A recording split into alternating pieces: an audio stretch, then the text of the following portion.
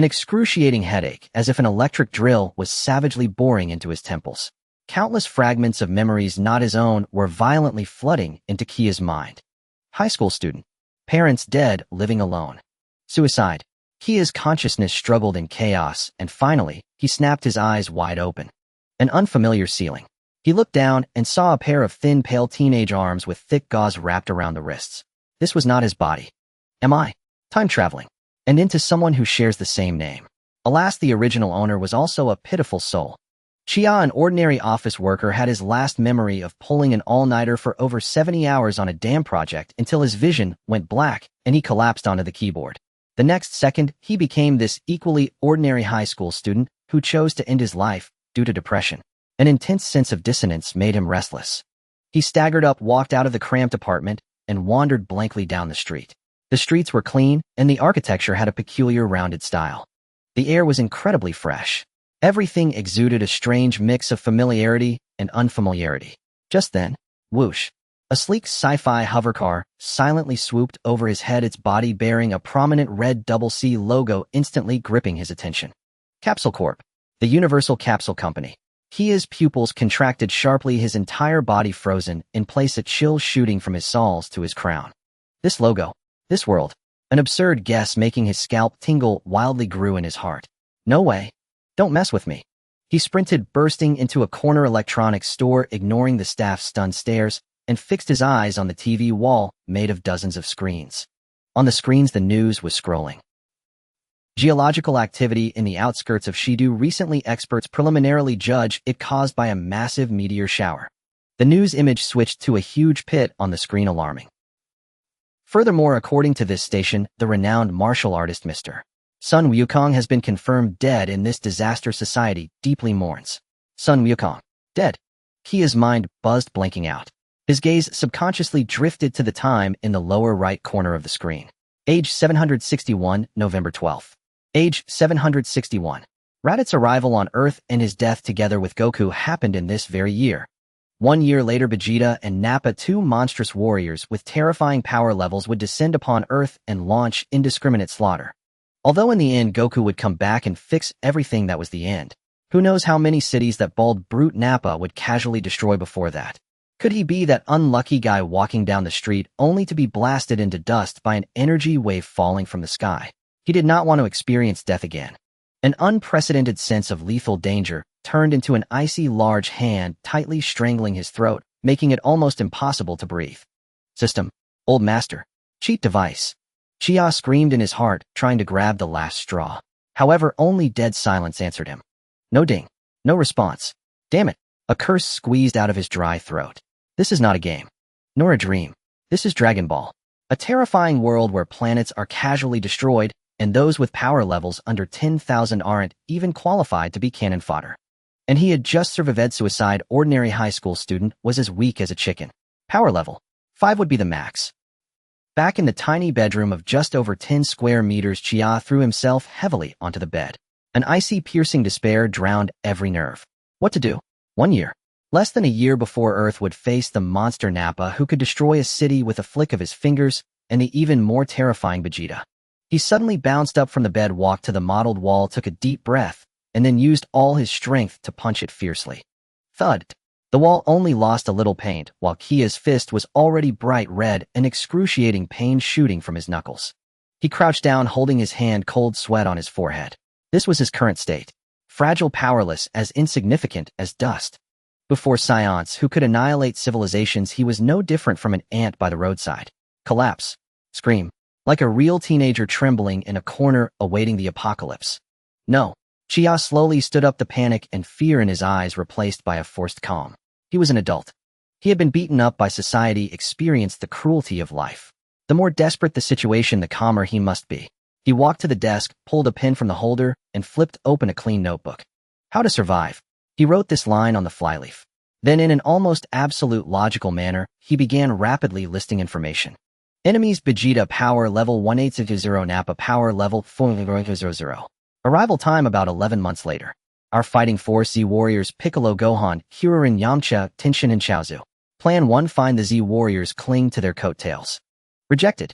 They train in the sky and wilderness. How can an ordinary person find them? Even if he did, why would they believe a stranger? Saying he is a time traveler. He'd probably be killed by Piccolo's Mechanicus Sapo as a threat. Plan 2, find the Dragon Balls and make a wish. Directly rejected.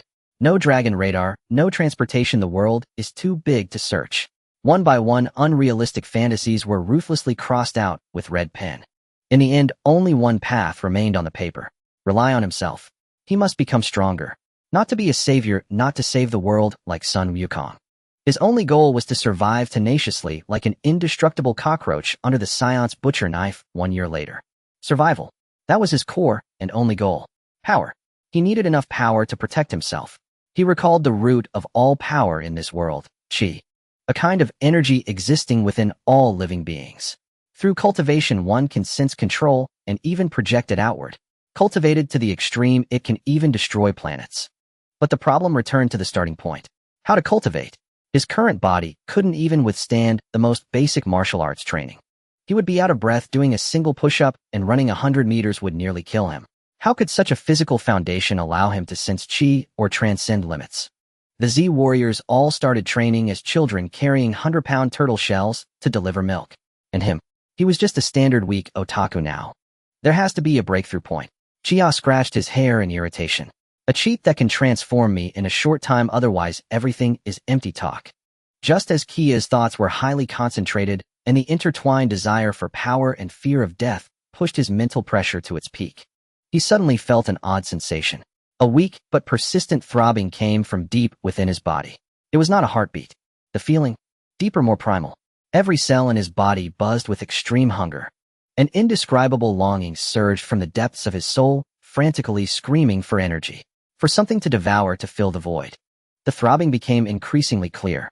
It was not an illusion. Chia could even hear the rumble emanating from the deepest recesses of his body. Every cell was roaring. Hunger. Maddening hunger. It was not an emptiness in the stomach, but a craving from the depths of the soul. Like a black hole forming inside him, it wanted to devour everything to fill the indescribable void. Reason was completely crushed at this moment. Food. Need food. Kia's eyes turned bloodshot and a beastly growl rumbled from his throat. Like a beast cornered by hunger, he staggered toward the kitchen. Bang! He yanked open the refrigerator door violently. The cold air mixed with the aroma of food hit him instantly, igniting the explosive called appetite inside him. The leftover half-box of pizza from last night. He grabbed the pizza, directly tore it open with his teeth along with the packaging, and wolfed it down. Cold crust, solidified cheese, dry sausage. Tasteless. That concept had vanished from his mind. He only knew that the moment food entered his body, a faint warm current surged, slightly calming his tormented cells. Not enough. Far from enough. A carton of milk. He twisted off the cap and tilted his head back to gulp it down. Gulp, gulp. The cold liquid slid down his throat. Before he could catch his breath, he finished it in seconds. Everything in the refrigerator, raw or cooked, was frantically swept away. A few raw eggs. He cracked a small hole and sucked them directly. Half a wilted cucumber. He crunched it into pieces. A bag of frozen dumplings. He couldn't even wait to thaw them and stuffed the icy dumplings into his mouth like popsicles.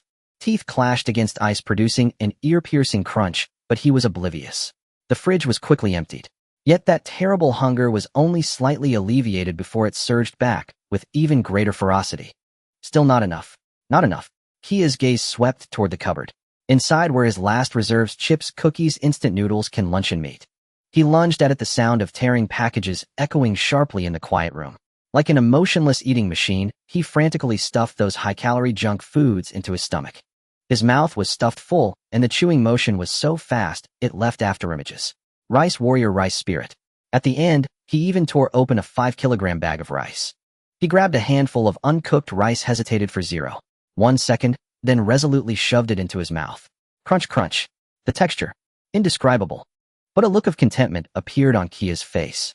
Because he could clearly feel that as these foods were digested, streams of pure energy surged from his stomach, flowing through his limbs and bones, nourishing his countless famished cells.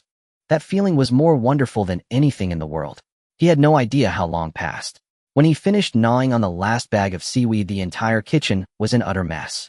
Packages, cans, food scraps covered the entire floor. And that hunger that had nearly driven him insane finally receded slowly. In its place came an overwhelming wave of drowsiness. Intense fatigue swept through every corner of his body. His eyelids were too heavy to lift. So sleepy. Chia mumbled, his body going limp and collapsing directly onto the messy kitchen floor. Before his consciousness sank into darkness, his last thought was, "This is bad, still have to clean up tomorrow." Morning. Sunlight streamed through the window, spilling onto the floor.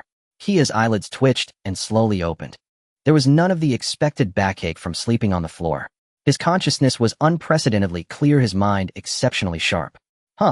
He sat up, rubbed his eyes, and looked around the surroundings in a daze. Did I just sleep in the kitchen yesterday?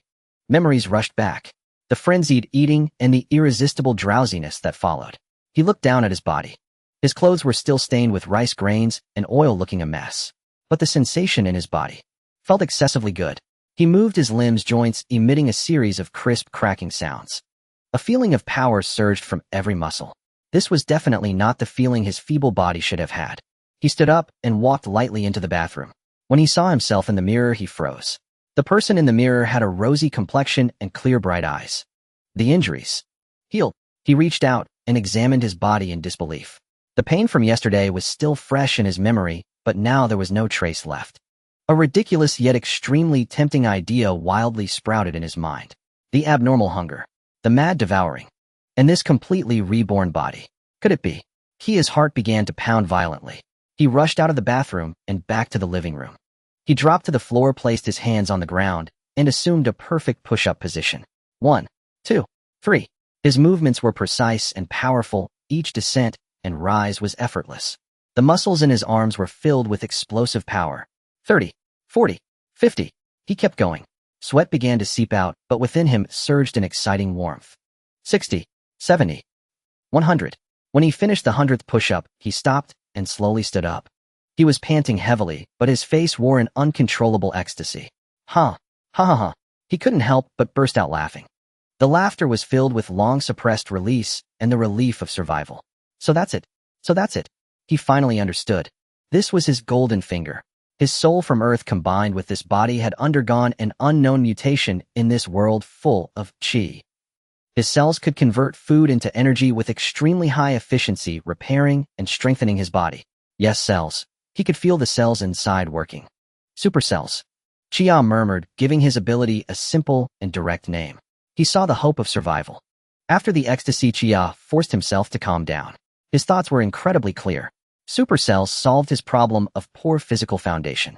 As long as his body could withstand it, cultivating chi in the future would be a matter of natural progression. Calm my ass.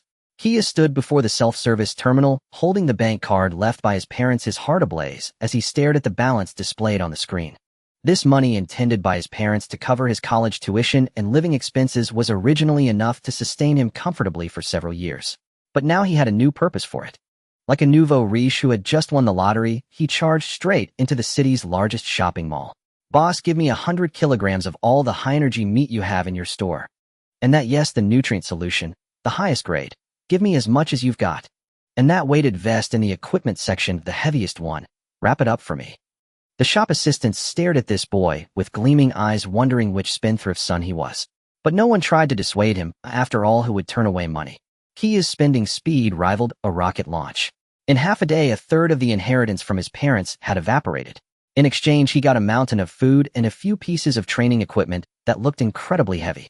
He didn't go home. Instead, he hired a truck and transported everything to his family's long-abandoned basement. The basement was thick with dust and the smell of mold. This had once been his father's workshop, with various tools still hanging on the walls. Kia looked at these tools, a complex emotion flickering in his eyes. It seemed some of the original owner's feelings for his parents still lingered. He shook his head, casting that hint of unwelcome sentimentality out of his mind. Now was not the time for melancholy. He had to survive. He had to grow stronger. He took down the tools one by one and began to remodel the basement. This place would become his training ground. The next day, a crude but functional extreme training ground took shape in the basement. Kia stripped to the waist, revealing muscles that were already beginning to show definition. He put on the newly purchased weighted vest. 200 kilograms. The moment the vest was fastened, a terrifying pressure bore down from his shoulders, coursing through his spine and straight down to his feet. His legs began to tremble uncontrollably. His bones groaned under the unbearable strain. This is the feeling. This is it. Kia's face showed no pain, only a morbid excitement. He clenched his jaw, his core muscles instantly tightening as he forcefully withstood the pressure. Then he began to squat. His movements were slow yet impeccably precise. With every centimeter he descended, he felt his bones and muscles wailing and tearing apart. Sweat instantly drenched his forehead, trickling down his cheeks. Not enough. Deeper. The muscles in his thighs bulged, veins standing out like tangled, old tree roots. When he reached the lowest point, crack! A dull sound of bone fracturing came clearly from his left thigh. Agony. Heart-wrenching, soul-splitting agony. Kia let out a muffled grunt, his body tilting as he collapsed to the floor. But he didn't scream. Instead, he grinned, baring his teeth. He had found it. He had found the limit of his body. Dragging his broken leg, he squirmed like a worm over to the pile of food, grabbed a piece of high-purity energy jerky, and shoved it into his mouth. Supercell's time to feast. With frantic, chewing, streams of pure energy surged from his stomach, racing directly to the site of the fractured bone. He could clearly see those cells repairing the crack in the bone at an inconceivable speed, filling and reinforcing it with tougher material. In just half an hour, he stood up, flexing his left leg. It was healed. Not only healed, but stronger and more powerful than before. On the third day, Kia secured his wrists and ankles with specially made ropes. The other ends of the ropes were connected to a mechanical winch he had found among his father's tools. What he was about to do was even crazier. Extreme stretching. He turned the switch on the winch. Creak, creak. The ropes tightened, applying a tremendous pulling force to his limbs. Muscles were stretched, ligaments were pulled taut, reaching a degree unimaginable for an ordinary person. Finally, he couldn't hold back and let out a roar. It wasn't born of pain, but of the ecstasy of breaking through shackles. He could feel his muscle fibers being forcibly torn apart one by one. That tearing sensation, penetrating to the very marrow, would be enough to shatter the sanity of any tough guy. But Kia was reveling in it, because every tear meant a more powerful rebirth. At the end of pain lies the sweet spring of power. Only when he felt he was about to be torn in two did he stop. Then he repeated the process from the day before. Eat, repair, grow stronger. This kind of self-destructive training. The most critical thing was the immense energy consumption was depleting his parents' inheritance at an alarming rate. The numbers in his bank account were diving every day. At this rate, he'd be begging for food within half a month. Poverty is the root of all evil. Kia slumped in the pile of food, munching on an energy bar while sighing. A week later, in an underground parking garage in West Capital, he bent down, gripping the underside of a sedan. Up! He let out a low growl, the muscles in his arms suddenly bulging with power. That car, weighing over a ton, was lifted clean over his head. The vehicle felt as light as a toy in his hands. His baseline strength had already far surpassed any so-called weightlifting champion on this planet. This rate of progress completely defied the laws of biology. It was simply cheating. Moreover, he discovered that the enhancement from the supercells was comprehensive. While dodging a falling barbell plate, he realized the world had slowed down. His neural reaction speed and dynamic vision had been upgraded in tandem. Another week passed. In the basement, Kia punched a specialized force gauge. The numbers on the screen skyrocketed before maxing out. But Kia frowned. He sensed a bottleneck. The growth of his pure physical strength was beginning to stagnate. He could feel a vast amount of energy accumulating within him, like a volcano on the verge of eruption, yet finding no outlet. Without a method to harness Ki, he'll forever be nothing more than a powerful beast, never a true warrior. He needed a teacher, or a place where he could learn to control Ki. He turned off the force gauge, walked to the wall, and unfurled an old world map. His finger slowly traced the mountains and rivers on the map, finally stopping at a specially marked point. The sacred land Karen. Legend spoke of it as the holy ground connecting the mortal world to the celestial temple. It was the pilgrimage site every martial artist dreamed of. The corner of Kia's mouth curled into a confident smirk. It's time to go see the world.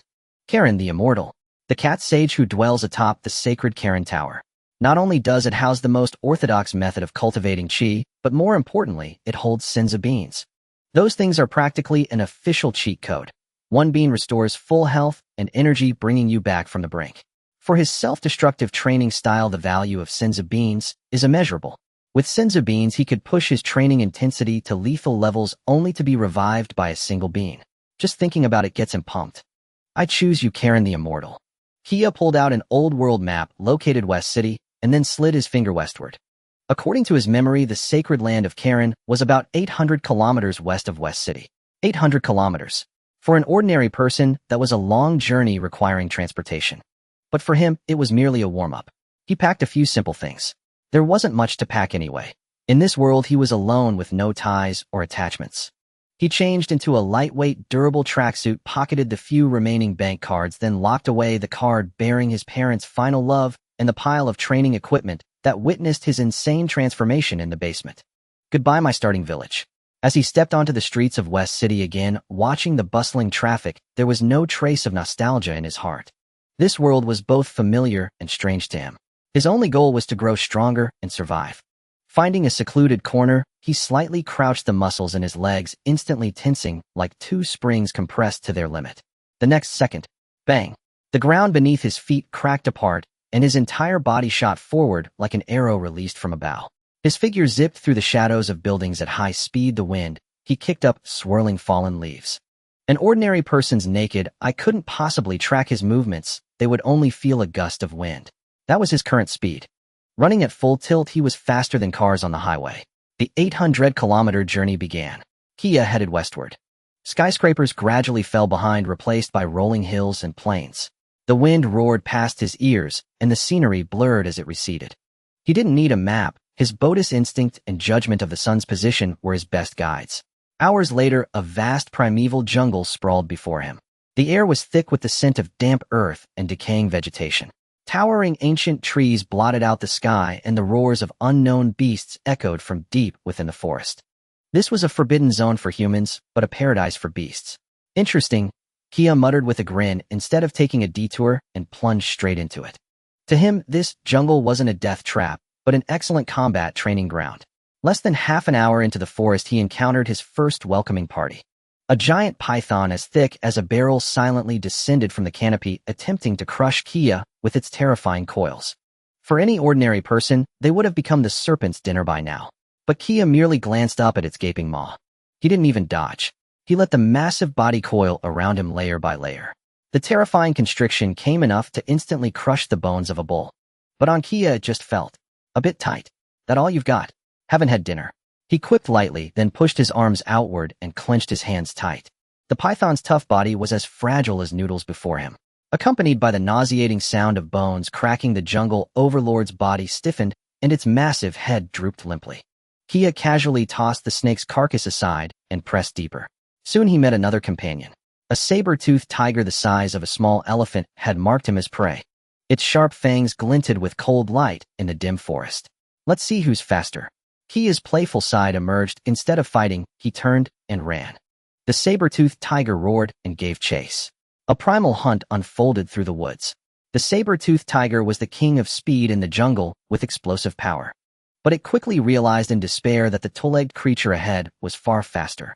No matter how it accelerated or cut corners, the other easily maintained a maddening distance.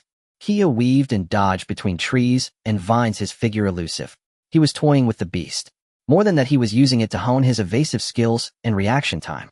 When he grew bored, he made a sudden stop, spun around, and facing the lunging saber-toothed tiger, threw a simple punch. Bang! The beast's enormous head burst apart like a smashed watermelon. Boring, he said, shaking the blood off his hand, his face expressionless. A fight of that caliber wasn't even a warm-up for him. Over the next few days, Kia completely transformed into a savage. When hungry, he'd hunt a few beasts, process them with crude methods learned in his past life, and cook them over a fire.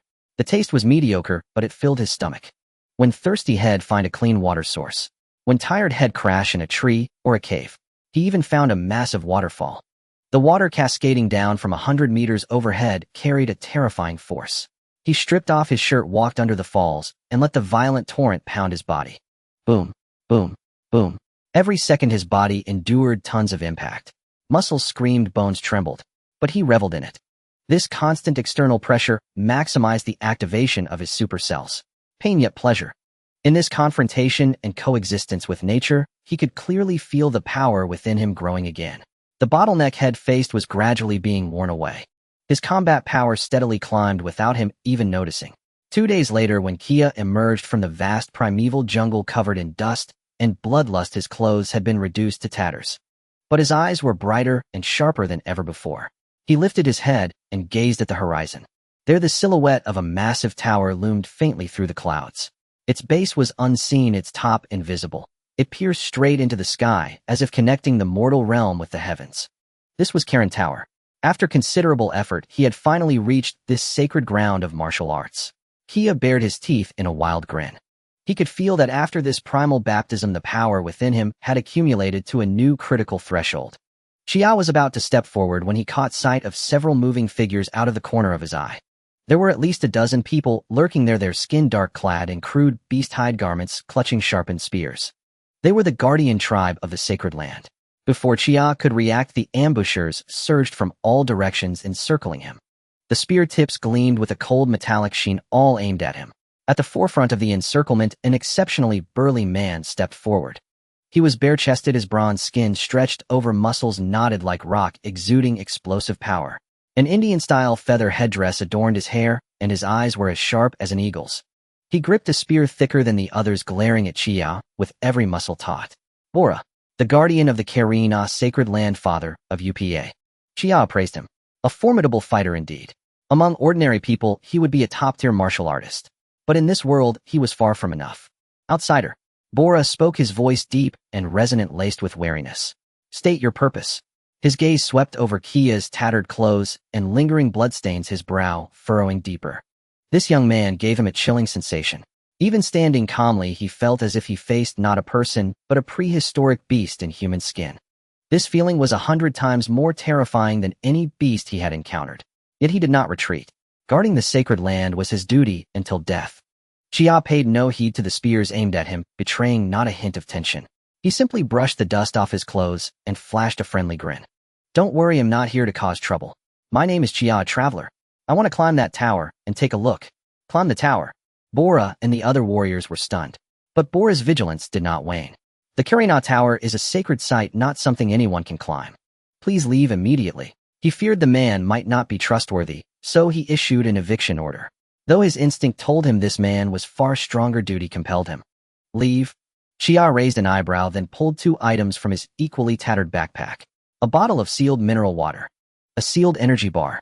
He had bought them on a whim when leaving the western capital. As a token of our first meeting, from afar, a small gift. Chia offered the water and energy bar with sincerity. Consider this. A bit of high-tech wizardry from the modern world. Want a taste? Boris stared at the crystal-clear water and the oddly packaged food, his face full of confusion and suspicion. He couldn't fathom what this terrifyingly powerful man was up to. First, he exudes a fearsome aura, then acts as if nothing happened and offers gifts. The contrast was too great. We don't need it. Boris said gruffly. Don't be shy. Chia twisted off the cap and took a big gulp himself. See, not poison. Then he tore open the energy bar wrapper, broke off a piece, and popped it into his mouth, crunching loudly. Not bad beef flavor, great for replenishing energy. Bora hesitated.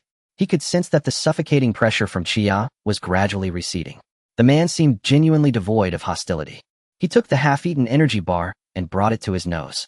A rich, meaty aroma wafted up.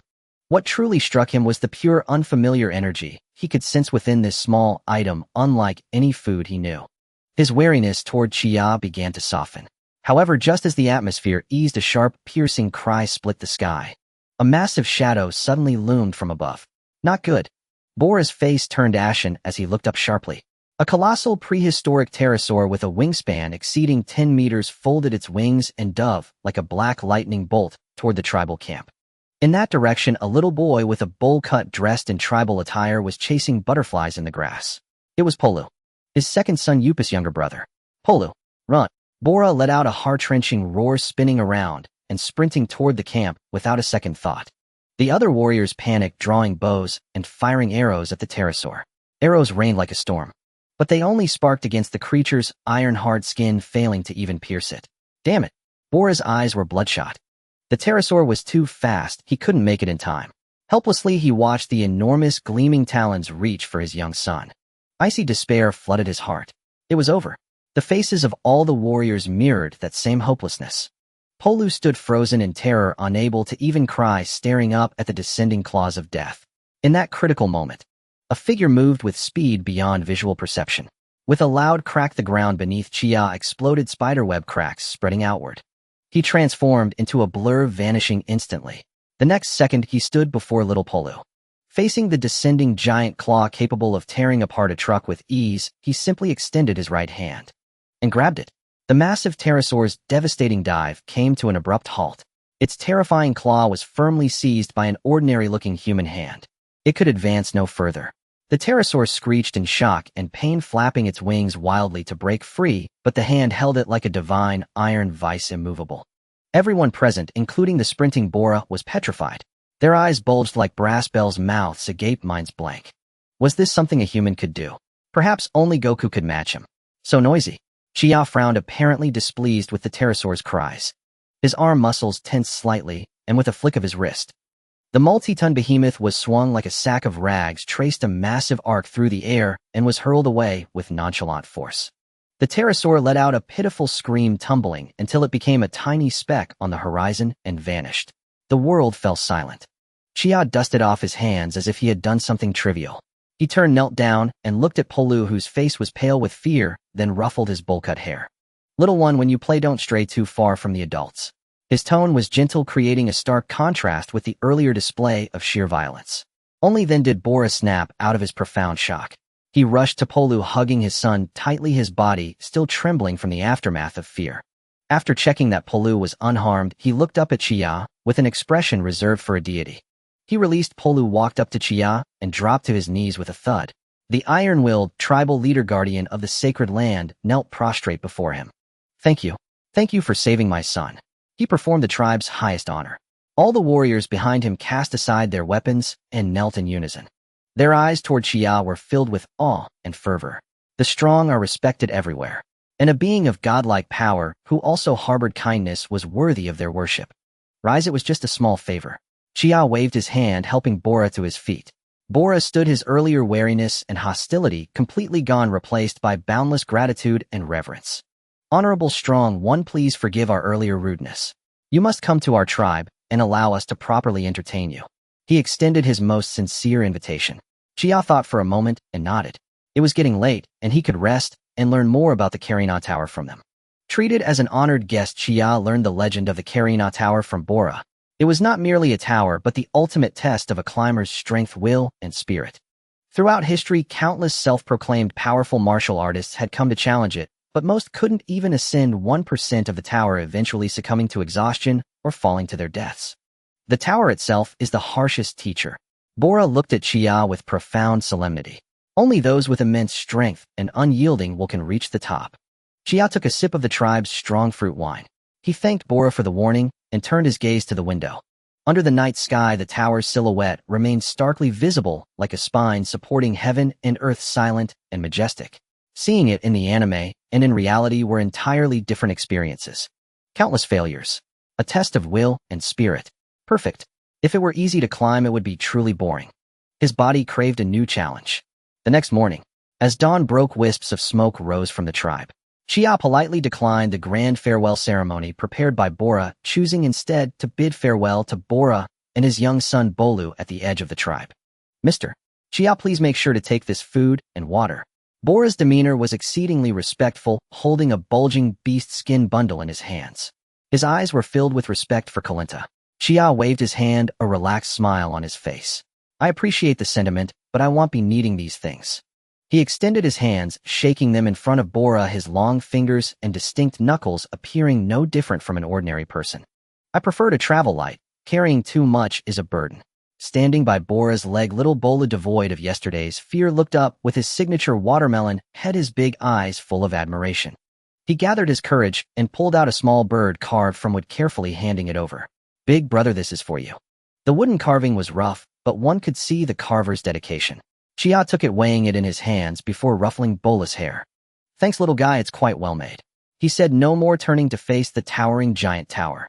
Without looking back, he simply waved his hand casually. "Farewell." In the instant those words fell, he vanished from sight. Bora felt a flash before his eyes, and when he focused again, Chia had already appeared several dozen meters away. "God!" Bora murmured, his eyes filled with unparalleled shock. Standing beneath the tower, one could truly feel its grandeur and oppressive presence.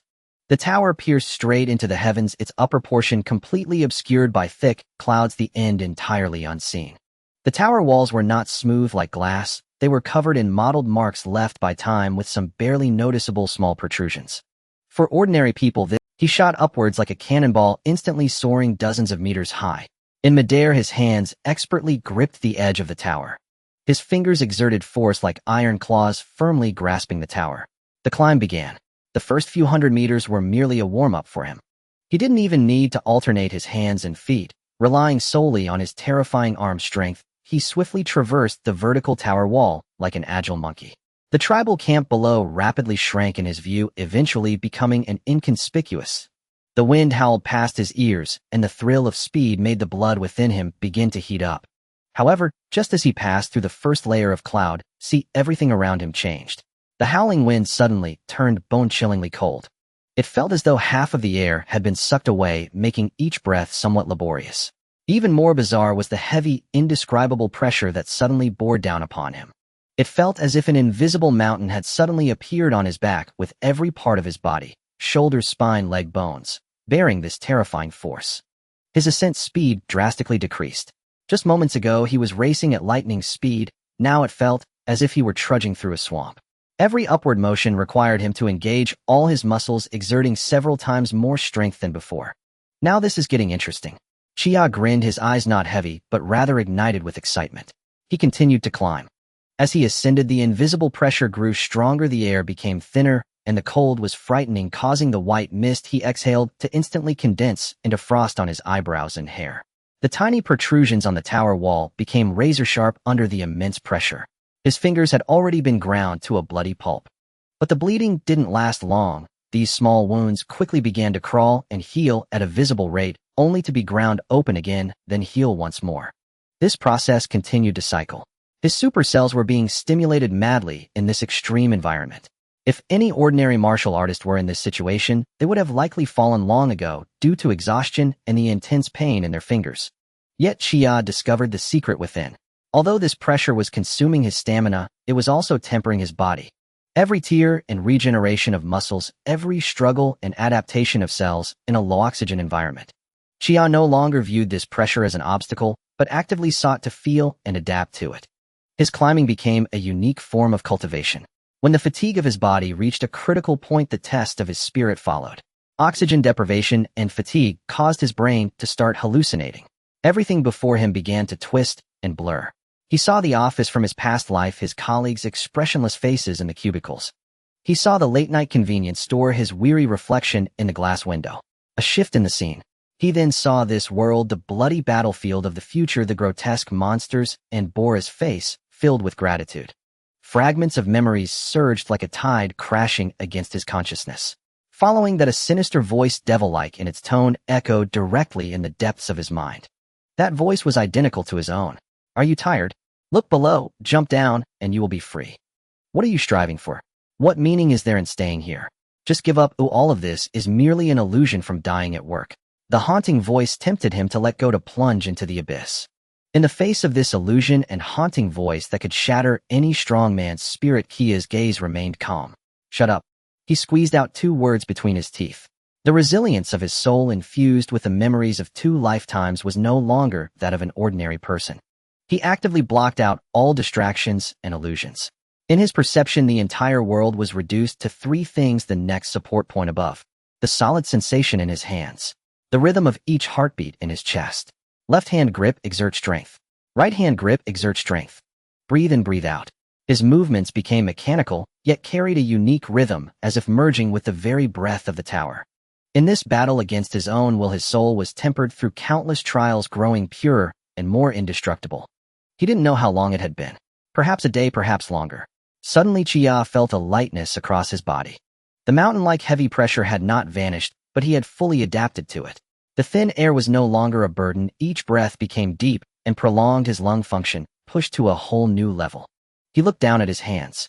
The wounds had long since disappeared, replaced by a layer of new skin glowing faintly. A warm current surged from the depths of his body, instantly flowing through his limbs.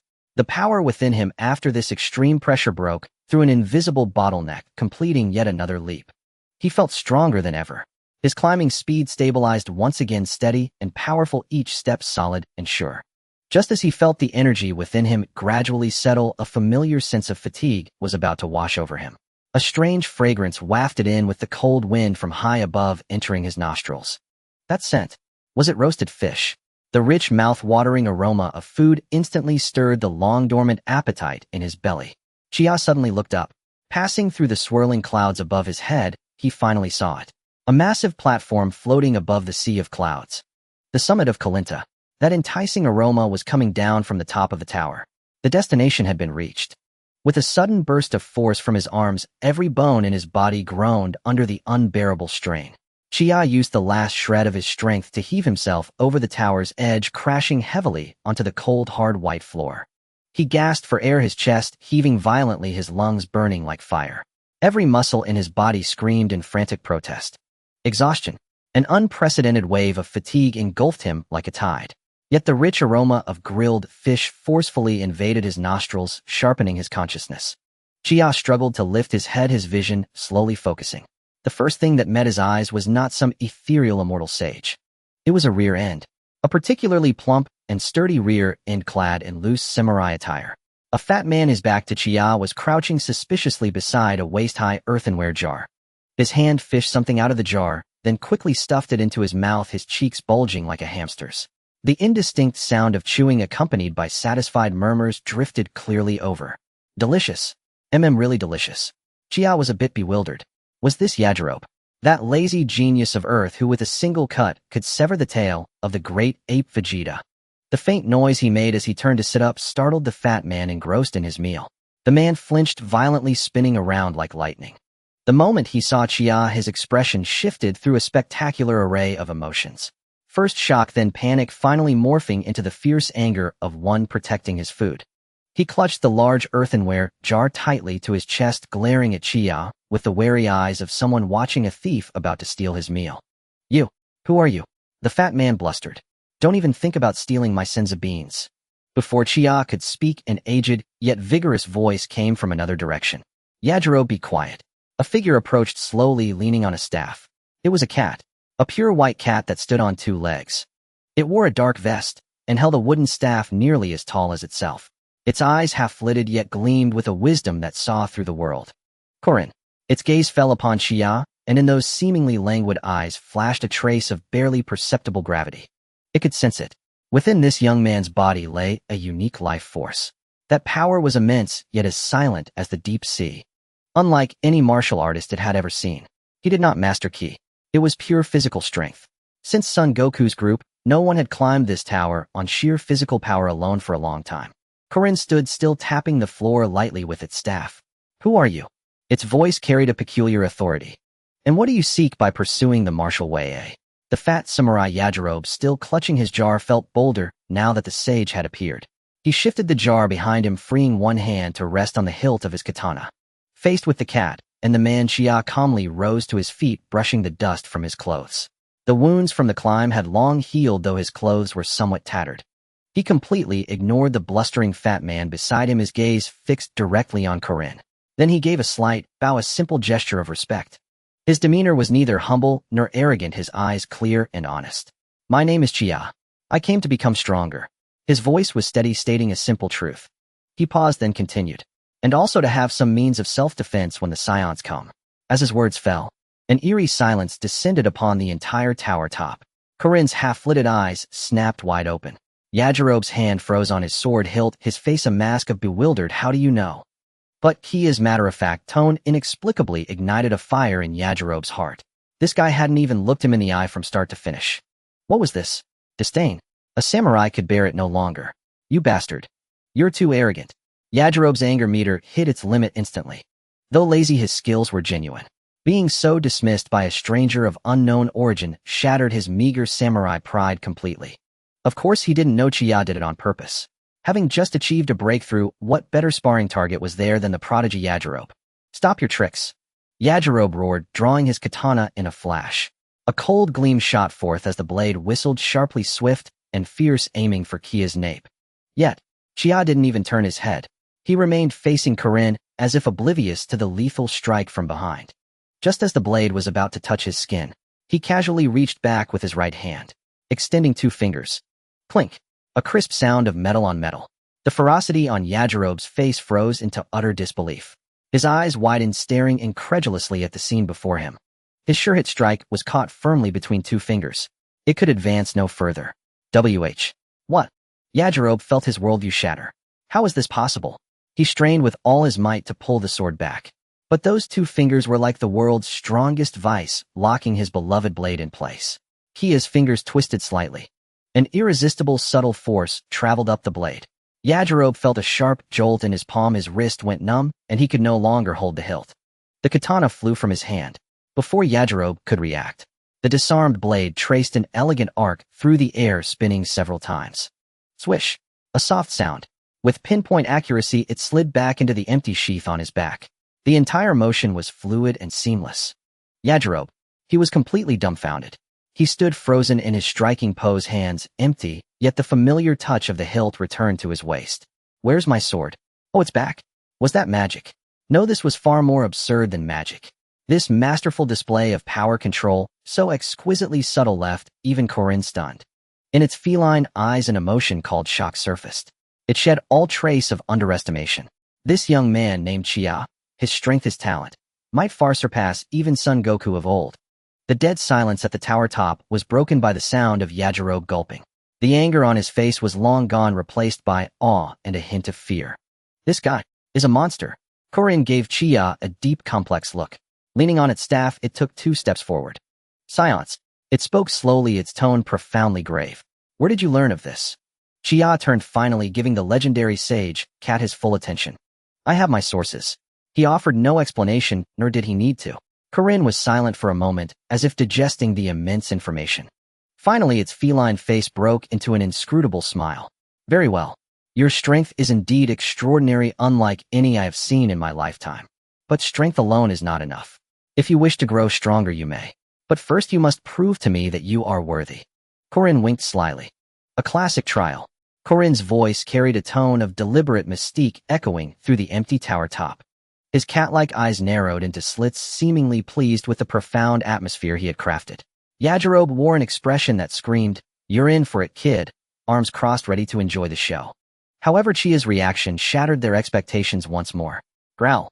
An untimely, unmistakably clear sound of a stomach rumbling broke the silence.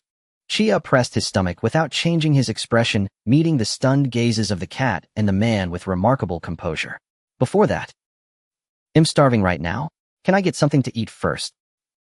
The air solidified once again. Corinne's inscrutable cat face visibly twitched. Yajirobe nearly stumbled and fell. The trial is paramount, mere carnal desires. Corinne began. No. Chia cut him off bluntly. Climbing Corinne Tower drained all my strength. I can't go on without a full stomach. His tone was calm. A few seconds of stalemate passed. Corinne gritted out through his teeth. Yajirobe, give him the freshly grilled fish. Huh. Corinne shot him a sharp glare. Yajirobe shrank back reluctantly, took a golden, crispy, steaming fat fish from the nearby grill, and tossed it over with a pained expression. Here, eat. Choke on it. Chia caught it steadily, unfazed by the heat, and bit right in. The skin was crispy, the flesh tender, and a rich, oily aroma exploded in his mouth. Delicious. This was undoubtedly the best thing he had eaten since his transmigration. In a few quick bites, the fish, longer than his forearm, was reduced to a bare skeleton. Chia smacked his lips, still wanting more, feeling some strength return, but still aware of the deep depletion left by the extreme exertion. Not enough. He looked at Yajirobe. Got more. Yajirobe, wincing, handed over another fish. Minutes passed. Gone. Really gone. Not a drop left. Seeing how protectively the fat warrior guarded his food, Chia didn't bother asking further. Just as he was considering asking directly for a senzu, being the portly warrior who had been hostile all along did something unexpected. Yajirobe wrestled with himself, his face cycling through shades of green and white, then, as if making a great decision, fumbled in his pocket and pulled out a small green bean. Without even glancing at Chia, he tossed it in his direction, muttering, "Take it. Don't say I'm stingy." Chia caught it instinctively. It was a plump green bean brimming with immense life force. A senzu bean. Chia paused, surprised, and looked at Yajirobe. This lazy, gluttonous man would give such a precious senzu bean to a stranger. Uncomfortable under Chia's gaze, Yajirobe turned his head away, stiffening his neck. What are you looking at? I just don't want you to lose too badly in the trial and disgrace Earth's martial artists. His words were tough, but his slightly reddened ears betrayed him. Chia smiled. This guy was at Sundara. Indeed, an interesting character. Without another word, he tossed the senzu bean into his mouth and gave it a light chew. The next moment, an indescribable warm and vast life energy exploded from his abdomen, surging through every limb and bone. All the fatigue from climbing Corinne Tower, the muscle soreness, the bonus depletion, all swept away in an instant. His entire being, like parched earth after a long-awaited rain, had every cell rejoicing. Power. An unprecedented, full, and abundant sense of power. The feeling was absolutely exhilarating. All right, I'm recovered. Chia stood up, stretched his limbs, and a series of cracking pops echoed from his joints. He felt so good he could kill a herd of cattle with a single punch. Corinne, what's the trial? Can we start now? Corinne, seeing Chia's instantly restored state, deepened the gravity in his gaze. My grilled fish, oh my grilled fish. Very well. Corinne, leaning on his staff, walked to a small platform in the center of the tower top and picked up an ancient kettle sealed with a talisman reading super holy water. This is your trial. He raised the kettle, speaking with an almost hypnotic tone. This is the super holy water. Whoever drinks, it will have their latent potential awakened, their power multiplied dozens of times. Long ago, Son Goku drank this very water to defeat King Piccolo. Your task is to take it from my grasp. Corinne wore an expression of, I'm doing this for your own good, a glint of cunning in his eyes. Of course it won't be easy. Countless challengers have come and gone empty-handed. If you can snatch it within 3 days, you pass. Yajirobe chimed in, his face pale with lingering fear. Hey, listen, even though the old cat looks harmless, his speed is no joke. Ahem, just watch yourself. He wanted to say had been toyed with like a dog, but swallowed the words, finding it too embarrassing. Listening to the cat and the man, Chia's expression turned odd. Super holy water. Awakening potential. No way. Isn't this just ordinary tap water from Corinne Tower? The real growth came from the intense chase and evasion, honing speed, reflexes, and perception. The so-called potential awakening was merely a natural breakthrough achieved by pushing one to their limits. As a transmigrator, he knew the drill. Sounds impressive. Chia's face adopted a perfectly measured expression of longing and anticipation. This expression pleased Corinne immensely. Yes, that's it. Now let the days-long chase game filled with wisdom and sweat begin. He was ready to properly instruct this brash young man. Then the trial. Corinne drew out his words, preparing to announce the start. Begins. The instant the words left his mouth, Chia moved. No probing, no hesitation, no wasted motion. In the moment Corinne's final syllable was uttered, Chia's body dipped slightly, and the hard white floor beneath his foot cracked into a fine web of fissures. Boom. He transformed into a black blur, barely perceptible to the naked eye, charging straight at Corinne. Too fast. Corinne's half-closed cat eyes flew wide open. All his predictions, all his countermeasures became a joke in that instant. He could only leap backward on pure instinct. But it was too late. A long, powerful hand sliced in at an impossible angle, bypassing his defense. Then with a light hook, Corinne felt his hand go empty. By the time he landed in the distance, the kettle of super holy water, which he treasured, was firmly in Chia's grasp. Wind swept across the tower top, stirring a few clouds. Yajirobe remained frozen, mouth agape, ready to watch the show. The sheath in his hand wobbled, his entire body petrified, as if under a spell. What just happened? It's over. Just like that. From the moment Corinne said begin to the kettle being snatched, did a single second pass. It didn't seem like it. He rubbed his eyes hard, unable to believe what he had witnessed. That kettle, which had taken him weeks of exhausting effort, though partly due to laziness, to never even touch, was just taken. Meanwhile, Corinne was utterly dumbfounded. He stood there empty-handed, his centuries-old staff slipping from his claws and clattering to the ground with a sharp sound. He had lived for 800 years. He had seen countless geniuses, including that Saiyan brat Son Goku. But he had never witnessed anything so absurd. This was no trial at all. An eerie silence fell over the tower top. Chia weighed the kettle in his hand, pulled out the wooden stopper, and sniffed it. Definitely water. He drank it straight. After finishing, he looked up at the utterly petrified Corinne and Yajirobe, flashing a brilliant smile. Cat Sage, the trial is over. So can the real training begin. Corinne the cat picked up his staff and stared at Kia with a complex expression for a long, while his deep feline eyes swirling with turmoil. Shock and bewilderment ultimately dissolved into a long, drawn-out sigh. Follow me. Corinne turned his steps, slightly faltering as he headed toward the central area. That silhouette exuded a desolate air, as if left behind by the tides of an era. Yajirobe snapped back to reality, staring at Kia as if he had seen a ghost. You? What kind of monster are you? Kia merely smiled and followed Corinne's steps. Sit down. Corinne gestured for Kia to be seated. His demeanor had regained its inscrutable depth, but a closer look revealed his whiskers still trembling faintly. Before I teach you combat techniques, you must first learn to perceive and harness an energy.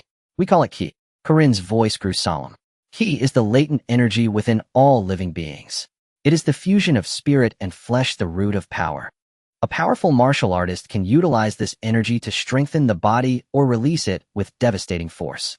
Kia listened quietly. Now close your eyes, empty your mind, and attune your heart to your surroundings and your own state. Corinne guided patiently. This process may take time. For a beginner, weeks or even months are normal. Be patient, do not rush. Before he could finish, Kia across from him had already shut his eyes. Yajirobe curled his lip, leaned against a pillar with his sword, and prepared to enjoy the show. Take your time, boy. By the time you sense Ki, my whiskers will have turned white. Yet only a few breaths later, Kia opened his eyes. His gaze held a strange light, the wonder of one who had glimpsed a new world. I can feel it. After Corinne explained the secret to mastering Ki, he effortlessly sensed what he had previously struggled to perceive. What? Yajirobe felt a lump in his throat. Corinne was also taken aback. What do you sense? So much. Kia organized his thoughts to describe what he had just seen. They aren't in one place, they're all through me like surging rivers. No vaster, more torrential. They flow and circulate within my body, brimming with power. An eerie silence fell over the temple again. Yajirobe nearly toppled the pillar he leaned on. What? What nonsense? Rivers. Corinne, however, fixed his gaze on Kia, his cat pupils shrinking to pinpricks. He knew Kia was not lying. For an ordinary beginner to even sense Ki within their body was a mark of extraordinary talent, and that sensation was merely a trickle. Rivers. Just how vast was the energy within this being? Excellent. Corinne suppressed the tempest in his heart. Since you can sense it, try to guide it. Channel a small stream of energy to your fingertip and make it manifest. He extended his furry paw, and at the tip of one finger, a gentle, grain-sized point of light appeared. Like this. This is the most basic application of Ki. The stronger your control, the steadier the light. He'll try. Kia closed his eyes again. Following Corinne's guidance, he carefully separated a negligible trickle from that surging ocean of energy. Then he guided it along the meridians of his arm toward the index finger of his right hand. The process was surprisingly smooth. He could clearly see the energy gathering at his fingertip. Yet the next moment, Kia's expression shifted slightly. Something was wrong. He intended to form a point of light, but the sheer magnitude of his internal energy was overwhelming. Even though he thought he had drawn the smallest amount, the accumulated energy instantly exceeded his control limit. At Kia's fingertip, no grain-sized light appeared. Instead, a head-sized, terrifying energy sphere formed its surface, crackling with arcs of electricity and wildly unstable. Holy crap! Yajirobe's eyes nearly popped out as he instinctively reached for his sword. Throw it away. Corinne let out a shrill cry. Kia had no time to react before the energy sphere detached from his finger. Boom! A deafening explosion shook the entire temple. A violent blast of air rolled up thick dust, sending Yajirobe stumbling back several steps before he fell to the ground. As the dust settled, the three stared at the scene in silence. In the corner of the temple, a massive stone pillar wide enough to require two people to embrace now bore a huge smoking hole in its middle. Yajirobe swallowed hard and turned to Corinne. Master, you call this a beginner? Corinne's whiskers quivered uncontrollably. He stared blankly at the hole, then at the innocent-looking Kia. His 800 years of training experience were being shattered repeatedly today. Conventional guidance was useless for this boy. Teach him how to release Ki. No, he must first learn how to shut the valve. Scrap the entire lesson plan. Corinne took a deep breath and made a decision that defied tradition. He walked up to Kia, his expression unprecedentedly grave. From now on, forget about releasing energy. Before you learn to strike, you must learn to retract. My first lesson for you is not release, but compression. It is control. This completely unorthodox teaching sequence was usually only explored by the most experienced warriors, those who had mastered Ki to perfection, seeking greater explosive power. Now it became a beginner's very first lesson. It was utterly absurd. But for Kia, it was the only correct path. Over the next 3 days, a scene unfolded atop Corinne Tower that shattered Yajirobe's worldview. Kia displayed inhuman learning ability and physical endurance. On his first attempt at compressing Ki, the energy ran wild within him, sending sharp pains through his meridians. For an ordinary person, it would take at least half a day to recover. Kia merely grunted, and after a few dozen seconds, he was as good as new. Then, without changing his expression, he began his second attempt. Third, fourth. He was like a super player with unlimited retries, charging into mastery with a brutal, relentless fervor. On the first day, he compressed a basketball-sized mass of Ki into a marble. On the second, He could already stabilize Ki over the surface of his palm, forming a thin energy gauntlet. On the third day, Kia stood at the edge of the tower facing the howling gale. He slowly raised his hand, and a torrent of Ki surged forth, covering his entire body like a transparent form-fitting coat. His entire aura transformed. Strength, speed, defense, all skyrocketed under the enhancement of Ki. He could feel his combat power had undergone another qualitative leap. Corinne, leaning on his staff, gazed at the reborn Kia with a mix of joy and concern. Joy because the Earth's martial arts world had produced such an unparalleled prodigy. Concern because this boy possessed godlike strength, but knew only the simplest straight punches and kicks, raw power with no technique. This would not do. Someone was needed to properly refine him. Corinne's gaze inadvertently drifted to a corner of the temple. There Yajirobe was furtively pulling a green bean from his pocket, glancing around guiltily before quickly tossing it into his mouth with a satisfied crunch. Corinne's cat eyes narrowed instantly. Well, Yajirobe. Sneaking my sense of beans. Yajirobe. Corinne spoke in a low, eerie tone. It's time for you to make a small contribution to protecting the Earth. Karen the cat sage cast a faint, knowing gaze toward the timid, portly figure cowering in the corner. Yajirobe, still chewing, felt the sage's eyes upon him and froze, hastily swallowing the senzu bean in his mouth. I'm done for. Busted. Yajirobe. Karen's tone was flat, yet it sent a chill down the fat warrior's spine. Sage, what do you command? Your grilled fish. Chia ate it. The senzu beans. Chia ate them too. Don't you feel wronged? Yajirobe nodded frantically. Wronged. He was utterly robbed. Now hey, race a chance for you to recoup your losses, even to profit handsomely. Karen's feline eyes gleamed with the cunning of an old fox. It raised two furry fingers.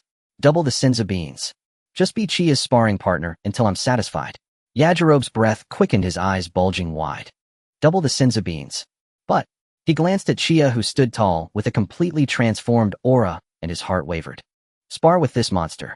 Head get beaten to a pulp. What, unwilling? Karen noticed his hesitation. Willing. How could I not be? Yajirobe slapped his chest with heroic bravado. For the future of Earth's martial arts world, I'll gladly step up. Before a good meal, dignity meant nothing. Chia watched the exchange between the cat and the man, a faint smile curling his lips. Karen was indeed a wily old cat, perfectly manipulating human nature. Excellent. Karen nodded with satisfaction, then turned to Chia. Before you begin sparring, I'll teach you some fundamental martial techniques. As it spoke, it drew on the ground with its staff. Bukujutsu, or the art of flying, involves releasing chi from the soles of your feet and controlling its flow to hover and fly. Karen imparted the most basic combat stances, power techniques, and the principles of Bukujutsu to Chia. Then it stepped back, leaning on its staff like an old man ready to watch a show. Yajirobe, go ahead. Remember, use the back of the blade. Got it. Yajirobe was already itching for action. He drew his katana, reversed his grip with the back of the blade facing out, and beckoned Chia with a finger. Kid, let me show you what real combat experience looks like. Chia flexed his wrists, feeling the surging power within him. Then please guide me. He deliberately suppressed his strength to a level comparable to Yajirobe's. After all, this was practice, not a massacre. The sparring began. Yajirobe showed no mercy, launching forward with a nimbleness that belied his bulk, his long blade arcing in a cunning strike aimed at Chia's ribs. Chia's eyes narrowed as he sidestepped to dodge. But Yajirobe's strike was a feint. With a flick of his wrist, the blade's back swung upward and smacked solidly against Chia's shoulder with a resounding thud. A sharp ache spread through him. Chia frowned, quickly creating distance before firing a ki blast. Yet like a slippery eel, Yajirobe anticipated his move before the blast was even launched, ducking low and dodging with ease. Too slow. Too slow. Yajirobe's taunt came from the left. Chia turned to face him only to receive another thud on his back. Is that all you can do with your ki? Straight lines? Thud. Your movements are too stiff. Full of holes. Thud. Hey, are you even trying? Is this your best? From the start, Chia was completely on the defensive. He had brute strength, but was outmaneuvered at every turn. The ki blasts he gathered couldn't hit the agile Yajirobe. In close combat, he couldn't keep up with the other's seasoned and cunning swordplay. Accustomed to overwhelming opponents with sheer force, he now faced a battle that relied on skill and experience, not power. It felt like all his strength was hitting cotton. The aches from various parts of his body constantly stimulated his nerves. Yet there was no frustration or impatience on his face. Instead, his eyes grew brighter. Every attack, every movement, every taunt from Yajirobe turned into invaluable experience in his eyes. So that's it. He has 3 habitual angles for his sword strikes. This fat man has a sharp tongue, but his swordsmanship is top-notch. Each blow landed precisely on his most painful muscle points. These pains were the cost of learning. Yajirobe, reveling in the fight, grew even more smug. See the difference? I told you fighting isn't just about being strong. He slid behind Chia, raising the back of his blade for another heavy strike. But just then Chia, who had been passively taking hits, moved. Without turning, he shifted his body slightly and threw a reverse punch, striking precisely behind him. This punch, he slightly released his power suppression. Yajirobe never expected such a sudden counterattack. He couldn't pull back his blade to block in time. A dull thud echoed. Yajirobe's round body was sent flying by the punch, rolling several times on the ground before stopping. Ow! He clutched his stomach, curling up like a shrimp, his face twisted in pain. You dirty trickster. Chia shook his hands at the soreness in his shoulders and back had nearly vanished thanks to his powerful recovery.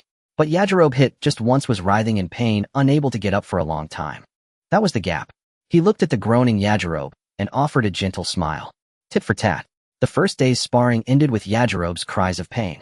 The next day, when Yajirobe stood before Chia again, blade in hand, his earlier smugness was gone, replaced by full vigilance. Again, the battle erupted once more. But this time the situation had dramatically reversed. Yajirobe's swordsmanship remained cunning. Yet every strike was anticipated by Chia and easily dodged. A crisp thud rang out. Only this time it was Yajirobe who took the hit. Your footwork is too predictable. Chia's voice sounded in his ear. Yajirobe was startled and swung his blade in a horizontal arc. But he hit nothing. Chia's figure appeared like a phantom on his other side, delivering a precise knife hand strike to his wrist. The katana clattered to the ground. Yajirobe clutched his numb wrist, his face full of disbelief. Just one day? Only one day. This guy had already matched my speed and could even predict my attacks. What kind of learning ability is that? The third day, Yajirobe's face had turned into a bitter gourd. He felt like he wasn't a sparring partner. He was nothing but a punching bag. From the start of the fight, he was firmly suppressed by Chia. Chia no longer used powerful ki blasts, but instead condensed chi onto his palms and toes. Every attack he made carried a sharp, wind-splitting hiss. His movements were crisp and clean, filled with the beauty of combined power and technique. 2 days ago, Yajirobe could chase Chia around. Yesterday, they were evenly matched. Today, he could barely even touch Chia's sleeve. Stop! Stop! I quit. Yajirobe plopped down on the ground, tossing his blade aside and panting heavily. How can I fight this? You're a monster. Karen the cat sage leaned on his staff in the distance, watching it all. His 800-year-old feline eyes were filled with shock. He had seen combat geniuses like Son Goku born with a frenzy for battle, but he had never seen a learning monster like Chia. This growth rate couldn't be described as mere genius. This was a monster among monsters. Chia retracted all his chi, and the overwhelming surge of power slowly faded. He felt his control over chi had reached an entirely new level. His combat power had undergone another qualitative leap. He lifted his head, his gaze passing the panting Yajirobe and focusing on the inscrutable cat sage in the distance, and the small jar filled with green beans behind it. Senza beans. Instant recovery from all injuries and fatigue. This brutal training method of his placed immense strain on his body. Though his recovery was strong, there was always a limit. If he could eat a senza bean each time he trained to the brink just before his body collapsed, wouldn't that grant him unlimited endurance for endless peak-level training? Chia's eyes suddenly blazed with intensity. Immortal, I want that. His tone was calm, yet carried an unwavering resolve. The air fell silent. Yajirobe's complaints caught in his throat, his eyes widened as he looked at Kia, then at the clay pot, utterly bewildered. What the hell? What's this kid up to? Robbery. Yajirobe leaped up and jabbed a finger at Kia, cursing, Hey, don't push it, kid. My reward's still in there. You trying to take it all? Kia remained unmoved by his outburst. He withdrew his finger, his expression turning grave. Immortal, let me ask you something. Not long ago, did a long-haired man come to Earth from outer space? Karin's expression froze. Of course he knew about it. Raditz's arrival and Goku's death had not escaped his notice. It was one of the greatest crises Earth had ever faced. About a year from now, 2 monsters more than 10 times stronger than that Raditz will come to Earth. Their goal is simple: kill everyone on Earth and sell the planet. Boom. These words struck Karin and Yajirobe like a thunderbolt, exploding in their minds. Yajirobe shuddered in fear. 10 times. You're kidding. Goku barely beat that long-haired guy with everything he had. Karin's cat body trembled violently. He stared hard into Kia's eyes, searching for a trace of deceit. But there was none. Those deep eyes held only solemnity. When that time comes, not even Goku, all the martial artists on Earth combined, would stand a chance against them. Kia's voice was cold and ruthless, stating a despairing truth. Earth will become a dead star. On the platform, silence reigned. Yajirobe's face had turned pale. Corinne's 800 years of composure were now on the verge of collapse. His whiskers quivered uncontrollably. Kia looked at them and finally delivered his core argument. He pointed again at the clay pot. So immortal, let's play a game of choice.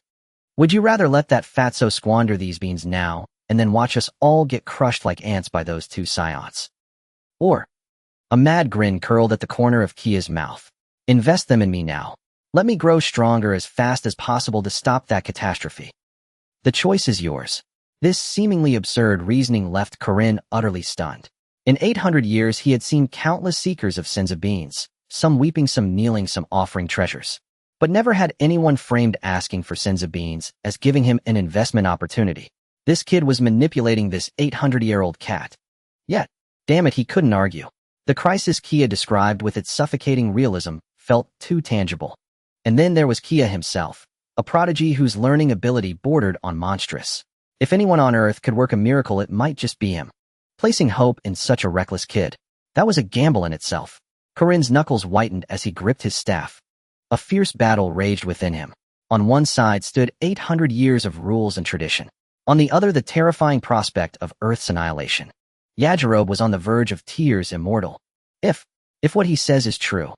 Kia didn't press further, he just watched calmly. He knew the old cat was tempted. After a long pause, Corinne let out a deep sigh, his silhouette seeming weary. 800 years of cultivation, and today you've ruined it all. He turned, shuffled to the clay pot, and lifted the lid. A fresh, bean-like fragrance wafted out. Carefully, he took out a single emerald green senza bean. One per day? Corinne's voice was deadly serious. Yajirobe has already eaten quite a few. This is the limit I can give. You must prove to me that your progress is worth this sacrifice. If you slack off even a bit, the deal is off. Kia's eyes blazed as he looked at the tiny bean. He reached out and took it solemnly. Deal. Thus an almost insane agreement was struck atop Corinne Tower. Yajirobe watched, opened his mouth, but said nothing. He only felt that the world was becoming harder to understand. With the senza bean in hand, Kia didn't waste a second. He walked to the edge of the tower and immediately began a self-destructive training regimen. Bukujutsu. He expelled all his ki from the soles of his feet, transforming into a streak of white light that shot skyward, performing high-difficulty maneuvers in the sky at supersonic speeds. Every change of direction placed immense strain on his body.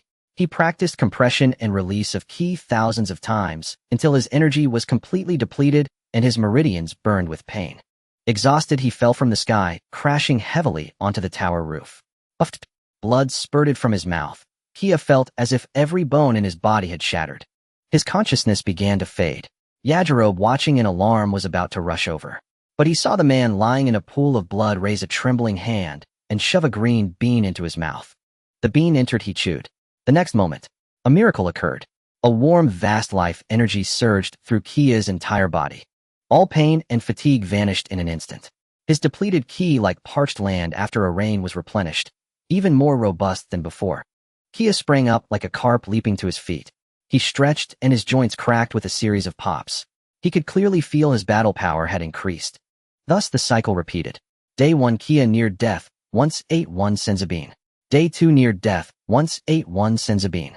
Day 3, Yajirobe went from shock to numbness and finally to sheer awe. He watched the man who repeatedly pushed himself to the brink only to recover fully and joyfully challenge his limits again. He finally understood. Monsters and geniuses were entirely different beings. Corinne just stood there leaning on his staff, watching in silence. He could feel Kia's ki swelling and rising at an unnatural, insane speed. This rate of growth had completely shattered his understanding. Time flew by in this hellish training. 3 months passed in the blink of an eye. Far away in the celestial temple, shrouded in clouds serene and holy, Mr. Popo, with dark skin and wearing Arabian attire, was carefully watering a flower bed. Earth's guardian sat cross-legged in the temple's center, eyes closed in meditation, sensing the mortal world. Suddenly, the guardian's tightly shut eyes snapped open. His face showed unprecedented shock and confusion. Popo. Yes, guardian. Mr. Popo stopped immediately and stood respectfully. The guardian's gaze pierced through endless clouds, locking onto a specific coordinate below. That was the direction of Corinne Tower. Do you feel it? The guardian's voice trembled faintly. Mr. Popo closed his eyes, sensed carefully, and his expression changed. Such powerful ki. The guardian's face was grim. Who? When had Earth produced such a terrifying being?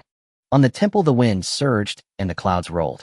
The body of the celestial god was inexplicably tense, and his usually calm face was now filled with suspicion and doubt.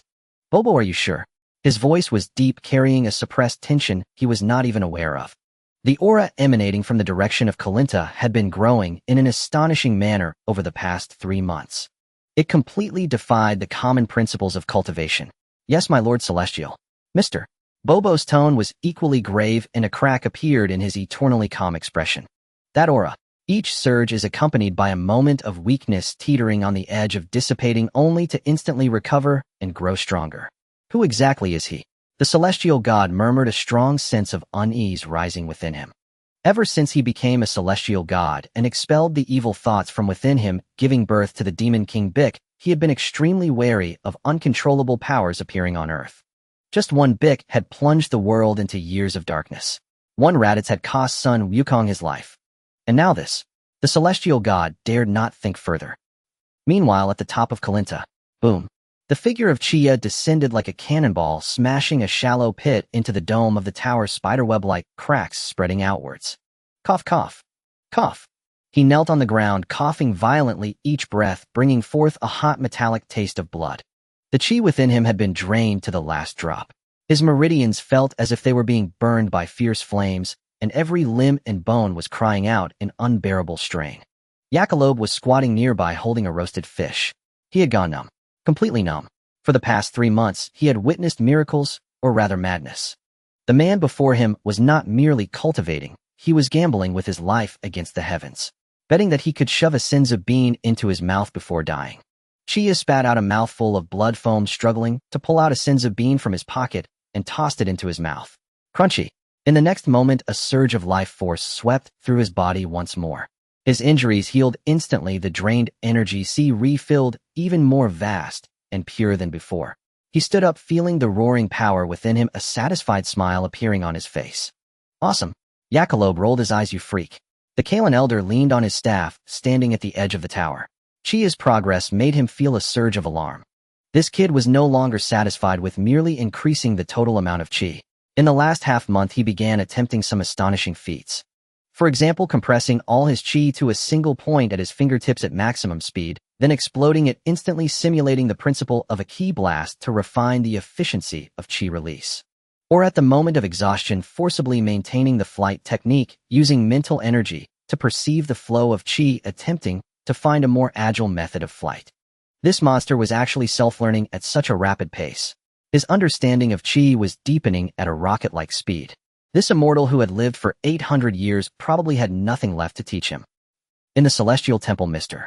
Bobo waved his hand, and a pool of clear water appeared out of thin air, the surface shimmering as the scene of Kalinta gradually emerged. The gaze of the celestial god was like that of a hawk fixating tightly on the black-haired youth in the water mirror. He saw Chia's frenzied cultivation. He saw him unhesitatingly swallow the senzu bean. He saw the Kalan elder's expression of life is too much to bear. He also saw Yakalob's salty fish-like complaints. Everything appeared so harmonious. The scene he had envisioned, filled with malicious intent and aimed at world destruction, had not materialized at all. In the image, the young man named Chia, in the midst of cultivating, even took the time to offer pointers to Yakalob. Hey fatty, your sword-drawing stance is wrong. Chia's voice came through the water mirror, clear as day. Yakalob was taken aback, refusing to back down, snorting, Huh? My sword technique is a family heirloom. What do you know? Your force application is too scattered. The power travels from your waist to your arms, then to the blade, losing at least 30% in the process. Watch closely, it should be done like this. Before his words fell, Chia flicked his wrist. The wooden stick in his hand produced a sharp sound of slicing air. Whoosh. An invisible sword chi erupted from the tip of the stick, crossing dozens of meters in an instant, leaving a clear white streak on the distant clouds. The air fell silent once again. The roasted fish in Yakalob's hand fell to the ground with a thud. His mouth was agape, wide enough to fit a fist, and his eyes nearly popped out. He cut out sword chi with a wooden stick. Is this martial arts? In the celestial temple, the celestial god and Mr. Bobo were equally dumbfounded. The celestial god's expression shifted from initial gravity and vigilance to confusion and bewilderment, eventually even carrying a hint of existential doubt. This atmosphere is all wrong. This kid not only lacked any evil aura, but instead seemed to blend in with the Kalen Elder and Jackalope as if they were one big family. My Lord Celestial. Mr. Bobo's voice was somewhat hesitant. He seems to have no malicious intent. The celestial god fell silent. He stared intently at that young man in the water mirror. In those deep-set eyes there was no madness, no evil thoughts, only an utterly pure desire for strength. No. After a long while the celestial god spoke, slowly, his voice hoarse. Let's watch a little longer. Observe the changes. He had a gut feeling that this young man's intentions were far from simple. Without understanding his true motives, any rash action could lead to unpredictable consequences. At this moment Chia, on Kalinta, was completely unaware of the surveillance from the clouds above. He had just completed today's extreme cultivation, lying on the ground gasping for breath. Feeling the surging power within him once again, he felt little joy. He could sense it. The bottleneck was approaching.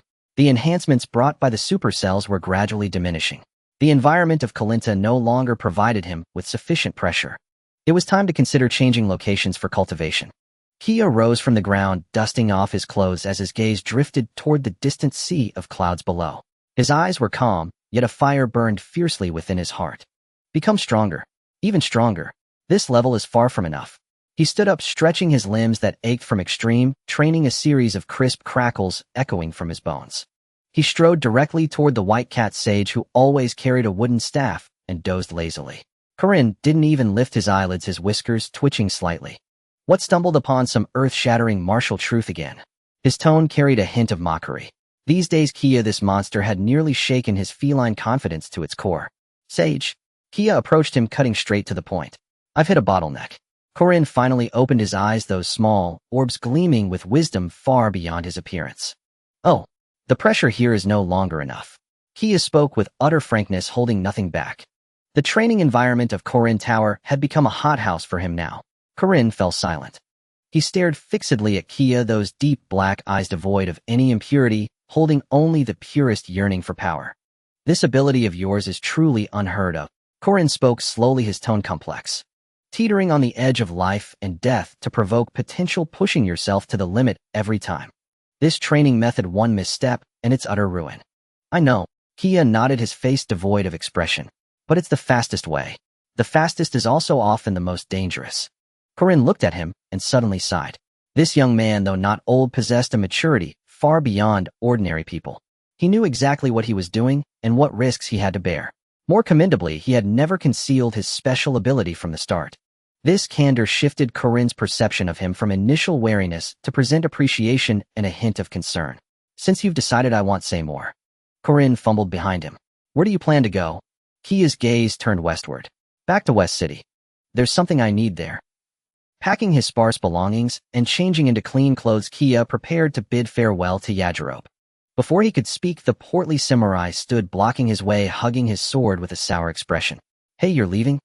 Yajirobe's tone was as prickly as gunpowder. Kia raised an eyebrow. What, going to miss me? Huh.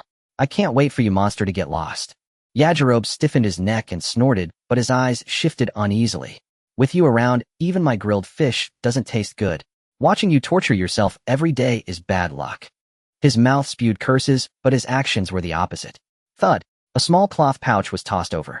Kia caught it. It felt heavy in his hand. Opening the bag, a peculiar fragrance assailed his nose. It was filled with emerald green senza beans. Kia froze for a moment, then looked up at Yajirobe. The soft-hearted, hard-mouthed fat man was awkwardly turning his head away, sneaking glances from the corner of his eye. Ahem. Yajirobe coughed loudly, trying to mask his embarrassment. The sage said your training method will eventually kill you. Take these beans so you don't starve to death on the road. That would be too shameful. A monster should die like a monster, not by starving. Kia looked at his tsundere demeanor and couldn't help but smile. Thanks, fatty. Who wants your thanks? Just get lost. Yajirobe, like a cat whose tail had been stepped on, bristled, instantly hugged his sword, and scurried away out of sight. Kia weighed the senza beans in his hand, his smile deepening. This bag of beans was probably several years' worth of Corinne stock. This fatty was rather endearing. He stowed the beans away and turned to leave. Kia. Corinne's voice came from behind. This time it lacked its usual languor, carrying an unprecedented solemnity. Kia turned back. The white cat sage stood quietly at the tower's edge, leaning on his wooden staff with the surging sea of clouds as his backdrop. Remember one thing. Corin faced the fierce wind at the summit, his whiskers fluttering. Power has no morality, but those who wield it do. Your way of pursuing power is almost insane, dancing on a blade's edge every time. This extreme behavior will amplify all your emotions, including desire and ambition. His gaze, sharp as a blade, pierced into Kia's deepest heart. Remember, don't let power devour your true self. Guard it. Otherwise, everything you pursue today will become the root of your destruction in the future.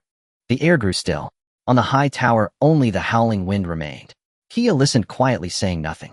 He could feel the weight of Corin's words, the most sincere counsel from an elder to a junior. After a long while, he bowed solemnly to Corin. He'll remember. No flowery words, no further promises. But those 4 words Kia spoke with utmost gravity. Corin looked at him and slowly nodded. That was all he could do. The road ahead was ultimately his to walk alone. Kia straightened up and walked to the edge of Corin Tower with a bottomless sea of clouds beneath his feet. He looked back, spotted Yajirobe peeking from a corner, and flashed him a brilliant smile. Yajirobe shuddered at the sight and quickly ducked back. Kia hesitated no more. He stood at the tower's edge, facing the vast world, his posture ramrod straight. The next second, boom. An indescribably terrifying aura erupted from within him. A white aura like a volcanic eruption surged skyward, completely engulfing him. Violent shockwaves radiated outward in all directions. The entire Corin Tower trembled slightly under this pressure. Yajirobe, hiding in the distance, was thrown off balance by the gale, clinging desperately to a pillar, his face etched with horror. Just how strong is this guy now? It's utterly unreasonable. Under the stunned gazes of Yajirobe and Corin, the blinding white aura suddenly contracted. Then, whoosh, a brilliant white beam shot forth from the tower top. At an extreme speed, it instantly tore through the thick clouds, leaving a long, lingering white trail across the boundless sky. The beam streaked toward West City. In the blink of an eye, it vanished beyond the horizon. Only the pierced cloud hole and that stark white scar remained, proof that what had just happened was no illusion. Silence returned to the top of Corin Tower. Yajirobe clung to the pillar, his mouth agape, frozen in that pose. Crack. His jaw had dislocated. Again, Corin walked to the edge, gazing in the direction Kia had disappeared, his ancient eyes filled with complex emotions. He extended a cat's paw and gently stroked his whiskers. This young man, like an uncontrollable meteor, had torn across the sky of this world with a resolute attitude. Would he fall, or become an unprecedented sun? I hope you will tread carefully. A soft sigh dissipated in the wind.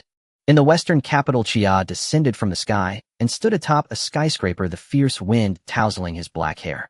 Beneath his feet, countless flying capsule cars wove into an unending river of steel in midair, humming with a low drone. Massive holographic advertisements flickered between the buildings, where a virtual idol singer beamed a sweet smile at the entire city. The glass facades reflected a cold light, and the crowds on the streets moved like a bustling colony of ants. This extreme prosperity gave Chia a strange sense of detachment. The seclusion and ascetic training on Corin Tower stood in stark contrast to the clamorous mortal world before him. Finally, I've returned to this place. Chia sighed. He did not rush down. He simply stood quietly, closing his eyes. The surrounding noise, the chatter of the crowd, the roar of traffic were instantly stripped from his perception. His world fell into an absolute silence. Then an intangible perception, like a pebble cast into a lake, radiated outward from him, spreading swiftly. He did not wander aimlessly like a headless fly asking around for a place called Capsule Corporation. That was too slow. His chi swept across the entire city. He was searching for the most extraordinary, the most immense, the most genius-filled energy field. The chi of ordinary people was calm and faint. The chi of a martial artist was condensed and powerful. The place he sought had a chi brimming with creativity and technology utterly unique. Seconds later, the corner of Kia's mouth lifted slightly. Found it. He snapped, his eyes open, his gaze precisely locking onto a colossal spherical building in the city center. That building was practically the city's landmark. Capsule Corporation headquarters. The next moment, his figure vanished from the rooftop. Capsule Corporation, the greatest tech enterprise in this world, had a headquarters of astonishing size. Chia, like an ordinary tourist, strolled leisurely along the tree-lined avenue leading to it. His gaze swept over the iconic giant sphere, sensing the technological power within that could reshape the world's landscape. The gravity chamber, the dragon radar. These were the keys to his future growth. He was approaching the exit of an underground parking garage. Just then a violent engine roar erupted from below. Vroom. A flashy red, streamlined hovercar, like an arrow released from a bow, shot out of the dark exit, with a piercing screech, almost teleporting into view. Its speed was extreme, utterly violating city safety driving regulations. At this distance and speed, an ordinary person wouldn't have time to react before being turned into paste. Yet Kia's steps only paused for a moment. He didn't even turn to look. Still facing the Capsule Corporation gates, he calmly extended his right hand toward the source of the sound. His 5 fingers spread open. The car, easily exceeding 200 kilometers per hour, crashed headlong into his seemingly ordinary palm. A brief, sharp screech of brakes. The roaring red car came to an abrupt halt. The entire vehicle, due to tremendous inertia, had its rear end lift high before crashing down heavily, tires scraping against the ground with a pungent burnt odor. But it could not advance another inch. It was frozen solid before Kia's palm, utterly motionless. Inside the car, a thud sounded. A blue-haired young woman, nearly 30, slammed her forehead hard against the steering wheel. Ouch, that hurts. Which blind idiot dares to block my way?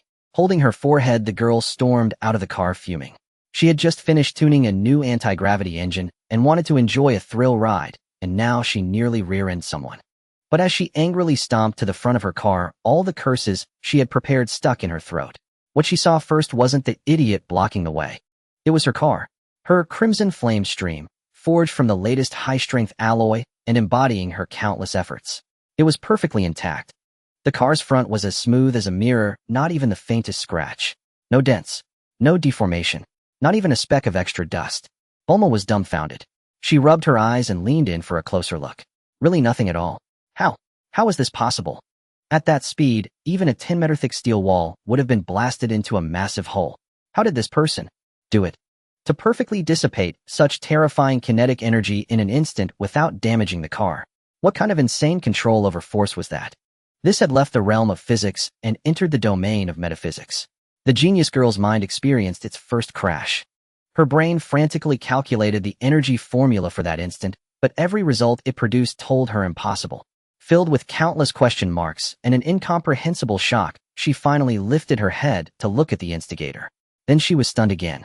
He was a tall, slender young man with short black hair and black pupils. His features were handsome, almost unreasonably so. What was most captivating were his eyes. They were as deep as the starry sky, as calm as a placid lake. He stood there quietly, as if he hadn't just stopped a supercar with one hand. The anger in Bulma's heart was doused like a flame by a bucket of ice water, vanishing completely. In its place, a feeling called curiosity. And infatuation began to grow wildly. Who is this guy? He's way too good-looking. Bulma cleared her throat, forcing herself to snap out of the shock of his looks. No, she couldn't just let it slide. She still had her pride. She put her hands on her hips, trying to muster a fierce, aristocratic demeanor. Hey, who are you? Don't you know how dangerous that was?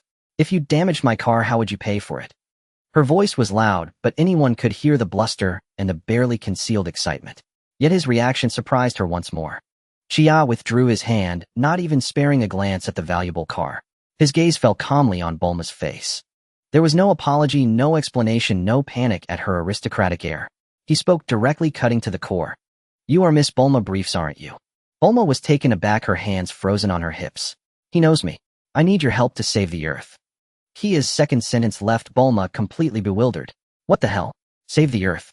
The guy looks decent, but is he a Chinibu? One with severe symptoms. She barely held back a laugh about to mock him and ask if he'd forgotten to take his meds. But Chia didn't give her a chance to speak, calmly adding a third sentence. This one struck Bulma's mind like a divine thunderbolt from the heavens. You wouldn't want the Saiyans to slaughter all the humans on Earth, would you? The mocking smile on Bulma's face instantly froze. Saiyans. How did he know? Apart from her Goku and the others, no one else on Earth should have known this news. Yet this absurdly handsome man had just uttered it so casually. Bulma's mental CPU instantly overheated. Countless thoughts collided wildly within her mind. Who was he? How did he find out? That one-handed stop of the car just now. It was something no ordinary person could do. Bulma instinctively stepped back, her back bumping against her flashy red sports car. The cold touch of metal helped her regain a sliver of clarity. Kia calmly observed this genius girl, outwardly tough, but inwardly in turmoil. He took a step forward. Bulma, like a startled cat, shrank back again. My name is Kia. Kia stopped and locked eyes with Bulma. His deep, penetrating gaze made her feel as if all her pretenses were laid bare. I need a variable gravity training room. At maximum, it must reach at least 100 times gravity. Kia's voice was low, but every word reached Bulma's ears clearly. Bulma was taken aback. A gravity room. Of course she knew what that was. It was a cutting-edge device her father had developed to simulate different planetary environments for material testing and astronaut training. But 100 times gravity. 100 times gravity.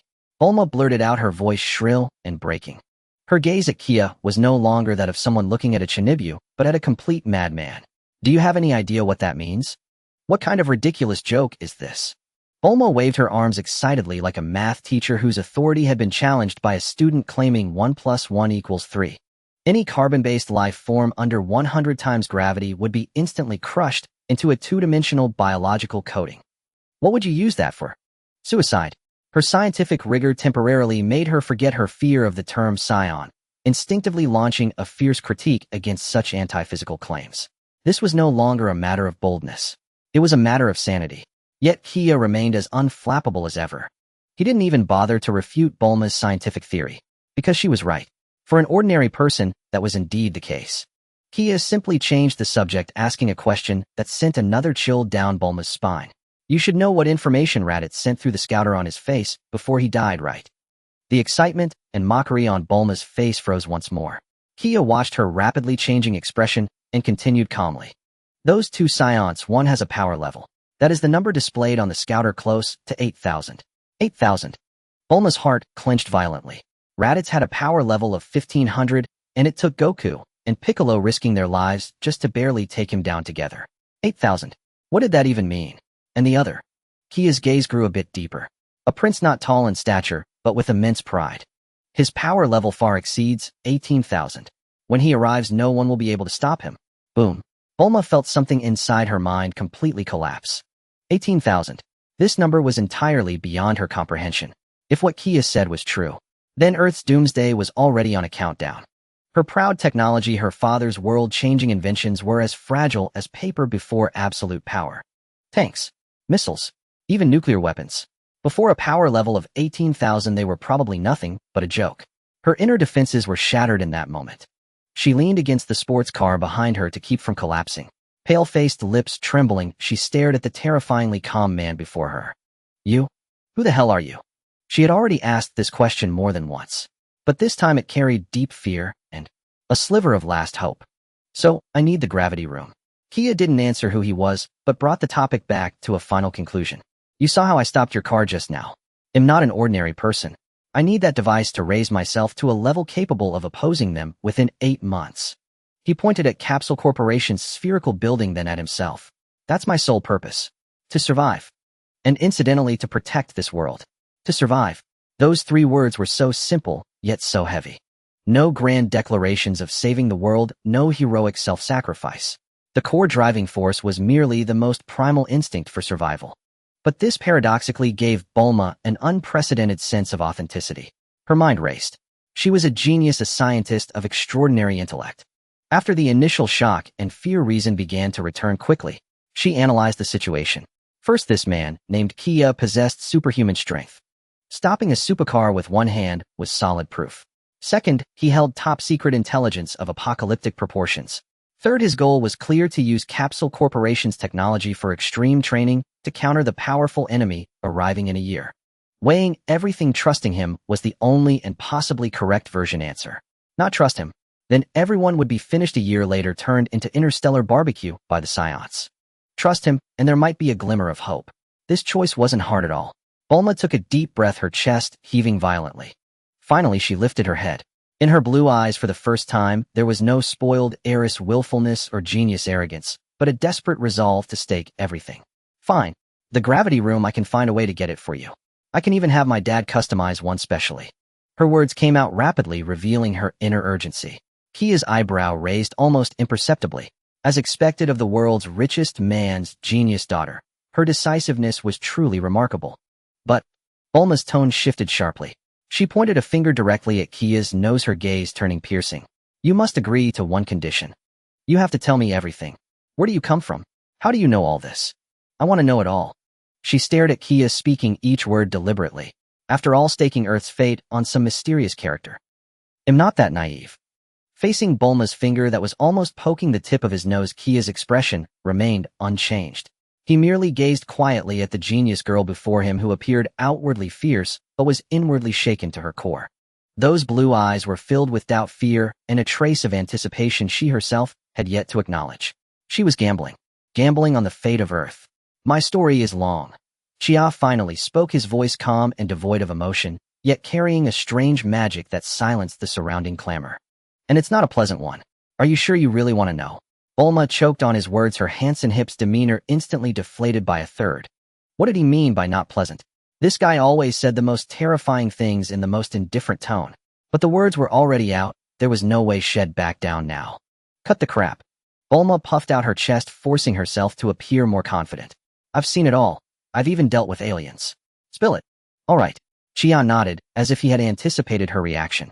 He didn't launch into a lengthy explanation or try to be mysterious. He simply stated a fact, dropping a bombshell with a matter-of-fact tone. I come from a future where everything has been destroyed. A future where you, your father's son, Goku Krillin. Everyone is dead. The expression on Bulma's face froze. You? What did you say? Is this time travel? Her voice was dry as she instinctively found it absurd, like a plot from a movie. Yet this man, and everything he knew, was violently challenging her scientific worldview. You could say that, Chia replied. He didn't give her much time to process. In that future we lost. We lost utterly. Son Goku fell in battle, Piccolo died too. God died, and the Dragon Balls vanished along with them. Those two Saiyans turned Earth into their hunting ground. Humanity's resistance was nothing but a joke to them. Kia's description was devoid of any emotional color. Yet that cold, detached narration brought the most extreme terror. The imagery was too vivid.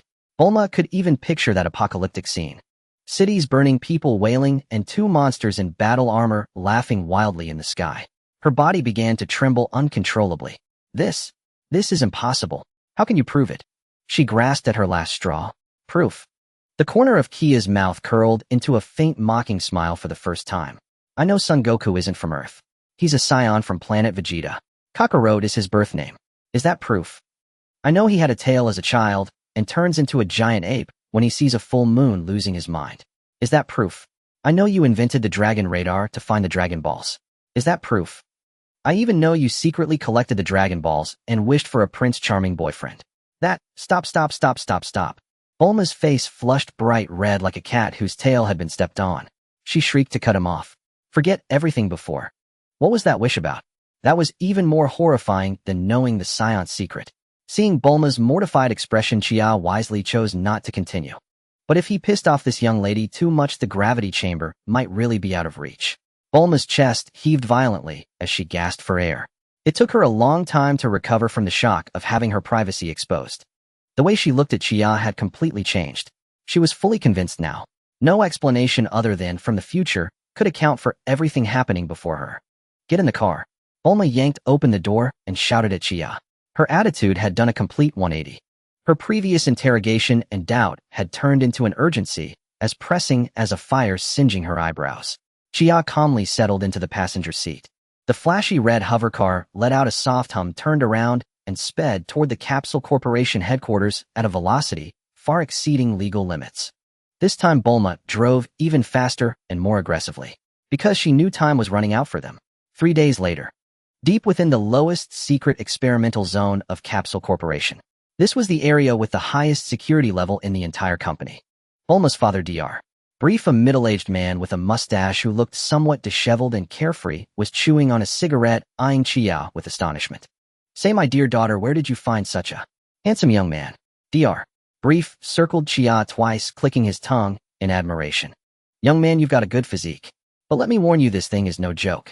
One wrong move and Pia, you're gone. He mimed a squashing gesture with an exaggerated expression. Bulma slapped her father's hand away in annoyance. Dad, focus. She turned to look at Chia, who had been living in Capsule Corporation for 3 days doing nothing but eating, sleeping, and meditating with his eyes closed. In her hand, she held a green monocle, a scouter recovered from Raditz which she had repaired and modified. Hey, before you go in there to court death, let me check your power level first. Bulma put the scouter over her eye and pressed the switch. I'm curious how high the battle power of a monster who dares to challenge 100 times gravity is. She had guessed many numbers. Raditz was 1500. This guy had to be at least 200 right. Or maybe 3000. That would already be a terrifying number. Chia shrugged indifferently, letting her scan him. Bulma pressed the switch. Beep. The scouter let out a soft sound. Then beep, beep, beep, beep, beep. The numbers on the lens began to skyrocket at a dizzying speed. 500. 1500. 3000. 5000. Bulma's breath caught in her throat. She watched helplessly as the number easily surpassed the limits of her understanding. 8000. The battle power of the Saiyan, named Nappa as Chia had told her. But the numbers kept jumping. 9000. 9500. 9900. Beep. Finally, with a clear, prolonged tone, the number stabilized. A number that completely short-circuited Bulma's brain. 10000. 10,000. A full 10,000. Dr. Brief leaned in curiously. What is it, my dear? Let me see. Bulma mechanically turned her head, her face pale, her lips trembling, unable to utter a single word. Her mind was a blank void. And that vivid, shocking number. 10,000. Before any gravity training, he already had a battle power of 10,000. Only 8,000 less than the incoming Saiyan prince. This was just the beginning. At that moment, Bulma finally understood the meaning of Kia's words. I need to use that thing to raise myself to a level where I can fight them within 8 months. So he wasn't bluffing. He wasn't delusional. He really did have the potential. A hope like never before, erupting like a volcano, instantly filled Bulma's entire heart. They could win. Maybe they really could win. She pointed at the massive white gravity chamber, her voice trembling with excitement. Whatever you need, just tell me. Unlimited energy. Even if I have to drain all the electricity from West City, I'll make sure you train. This genius girl was completely fired up. She could already picture it a year from now, this man punching Vegeta and kicking Nappa. Chia smiled, said nothing more, and turned to walk into the gravity chamber. The thick alloy door slowly closed behind him. Whoosh! The massive sphere began to emit a low rumble, heralding the start of a mad training regimen that would push beyond the limits of the human body. Time flew by in the monotonous and brutal training. 8 months passed in the blink of an eye. For those 8 months, the roar of the gravity chamber had hardly ever ceased. Every day Bulma came down to check the data, and each time she was utterly astounded by the gravity multiplier on the screen and Kia's vital signs. From 10 times to 2050, and finally 100 times. He really did it. This man had truly survived and trained intensely under 100 times gravity. He was an absolute monster. One day Bulma walked into the experimental zone, as usual, carrying a cup of coffee. But the moment she stepped through the door, she heard a piercing alarm echoing throughout the base. Beep, beep, beep. Warning. Detecting 2 high-energy reactions rapidly approaching Earth's orbit. Estimated time of arrival 10 minutes. They were here. The coffee cup in Bulma's hand fell to the floor with a sharp crack, shattering into pieces. She jerked her head up to look at the big screen. On it, 2 dazzling red dots were speeding toward this azure planet. 8 months of peace were shattered in an instant. And at that very moment, boom, behind her the alloy door of the gravity chamber, which had been running for 8 straight months, slowly slid open. A figure stepped out from within. The eastern wasteland. 2 colossal spherical metal objects trailing burning flames like malevolent stars falling from beyond the heavens tore across the azure sky. They descended with a piercing shrill roar, carrying an aura of utter annihilation, and crashed heavily onto the barren earth. Boom.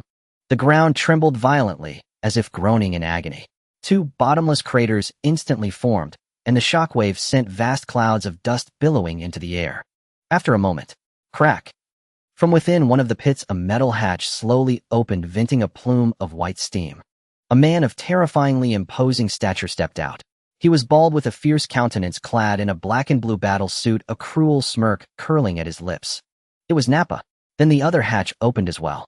Vegeta, shorter in stature, but radiating a much colder aura, stepped out with his arms crossed, his posture haughty. He swept his gaze across the desolate land, his eyes brimming with disdain and contempt. Humph. Vegeta pressed the green scouter against his ear. That waste Raditz getting himself killed by the scum of a planet like this. He's brought utter shame to us, Saiyan warriors. Nappa flew out of the crater, cracking his joints with audible pops. Forget that loser, Vegeta. He grinned savagely, gazing at the distant city skyline. I can't wait to hear the delightful screams of this planet's natives. Let's find a place and stir up some fun first. However, Vegeta raised a hand to stop him. His gaze over Nappa's shoulder locked onto a spot in the midair not far away. Oh, seems we have a welcoming party today. Nappa was taken aback, then followed Vegeta's line of sight. There, suspended silently in the sky ahead, were several figures. Leading them was a Namekian with green skin, antennae atop his head, and a stern expression. It was Piccolo. Beside him stood Krillin, Yamcha, Tien, Shinin, Kaiatsu, and Little Gohan. They hadn't arrived in a panic after the Saiyans landing, as in the original tale. Thanks to Chia's early warning and Bulma's intelligence, they had been lying in wait for a long time. On each face, there was no fear, only the solemn resolve and determination of those ready to face death. For the past year, they too had undergone hellish, rigorous training. Hey, Vegeta, look. Seeing the group, Nappa laughed, instead of showing anger, pointing a massive hand at them, doubling over with mirth. Quite a few insects have come to offer themselves up for death. Do they think their lives are too long? Ha ha ha. Vegeta, still with that indifferent expression, pressed his scouter. Beep. Beep. A stream of numbers flickered across the lens. Ha, a bunch of small fry. Vegeta turned off the scouter, not even bothering to take a second look. Nappa, don't waste time on these trash. Use that. Make it quick. You got it. Nappa excitedly pulled a test tube from a pouch at his waist containing a few seeds the size of mung beans. He tossed the seeds onto the ground. A bizarre scene unfolded. The earth churned as if alive, and 6 grotesque pale green humanoid monsters crawled out from the soil. Cybermen. Kikiki. They let out piercing shrieks, their crimson eyes fixed intently on Piccolo and the others. All right, my little ones, go have some fun with them. Nappa gave the order. Let's see who survives this little appetizer. The 6 Cybermen instantly sprang into action, turning into 6 green blurs that lunged at the Z fighters. Spread out, Piccolo shouted. The group immediately scattered, each engaging an opponent. Tien Shinhan's eyes sharpened. Facing the Cybermen charging at him, he didn't dodge. Instead, he sank his body and struck with his right elbow at a tricky angle, landing a devastating blow to the creature's neck. Crack. A crisp sound. The Cyberman didn't even manage a scream. Its body stiffened, and it fell stiffly to the ground, dead instantly. Clean and efficient. Elsewhere. Here goes. Kamehameha. Yamcha thrust his palms forward, sending a blue energy wave that precisely struck a Cyberman. Boom. That Cyberman was blasted to ashes. Hey, not so tough after all. After easily taking down an opponent, Yamcha started to get a little cocky. He wiped his nose, struck what he thought was a cool pose, and beckoned to the remaining 4 Cybermen with a finger. Hey, you guys stop coming one by one. Too slow. All of you come on. I'm in a hurry. Yamcha, don't let your guard down. Krillin warned from nearby. Relax. I've got this. Yamcha was brimming with confidence. But no sooner had he spoken. A Cyberman that had remained still flickered with red light in its eyes. It shot up from underground with an unbelievable speed, appearing right behind Yamcha. It wrapped its arms around Yamcha's waist, and its body began to swell rapidly, glowing with a dangerous red light. What a... Yamcha's face contorted in shock, every hair on his body standing on end. He tried to break free, but the creature's strength was immense. Its arms were like iron clamps, binding him tight. Yamcha! Krillin and Tien Shinhan screamed in terror. It all happened too fast. No one expected these monsters to have such a suicidal move. This is it. Yamcha's mind went blank. He could already envision his own body being blown to pieces. Was this joy turning to sorrow? Was his life going to end in such a ridiculous way, just at this critical moment? Just as everyone thought tragedy was about to unfold, a black silhouette appeared beside Yamcha without any warning. Incredibly fast, the figure merely extended a hand and gently placed it on Yamcha's shoulder. The next second, Yamcha's form along with the dark figure vanished from the spot instantly. Boom! Almost simultaneously, the Cyberman, swollen to its limit, exploded. The terrifying energy blast peeled back the ground for dozens of meters around, leaving a charred crater. In the distance, Nappa grinned widely. Ha ha. One's dead. What an idiot. But his laughter soon got stuck in his throat. Because 100 meters away at the edge of the explosion's shockwave, Yamcha was sitting on the ground, dazed and completely unharmed. In front of him stood a man with black hair and a slender build.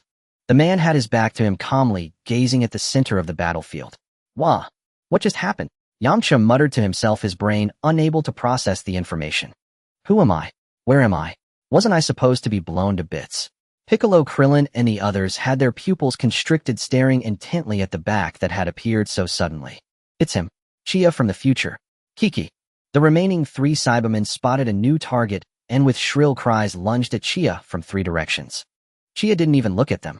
He merely waved his hand casually, like shooing away a few annoying flies.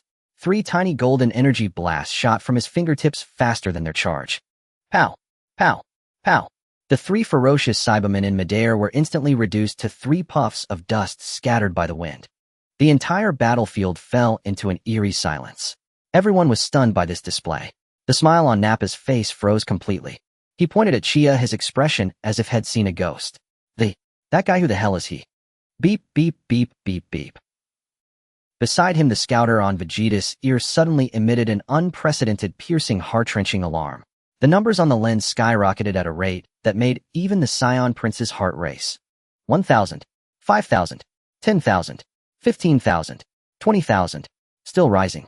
For the first time, an emotion called shock appeared on Vegeta's eternally icy face. He ripped off the still screaming scouter and crushed it in his hand.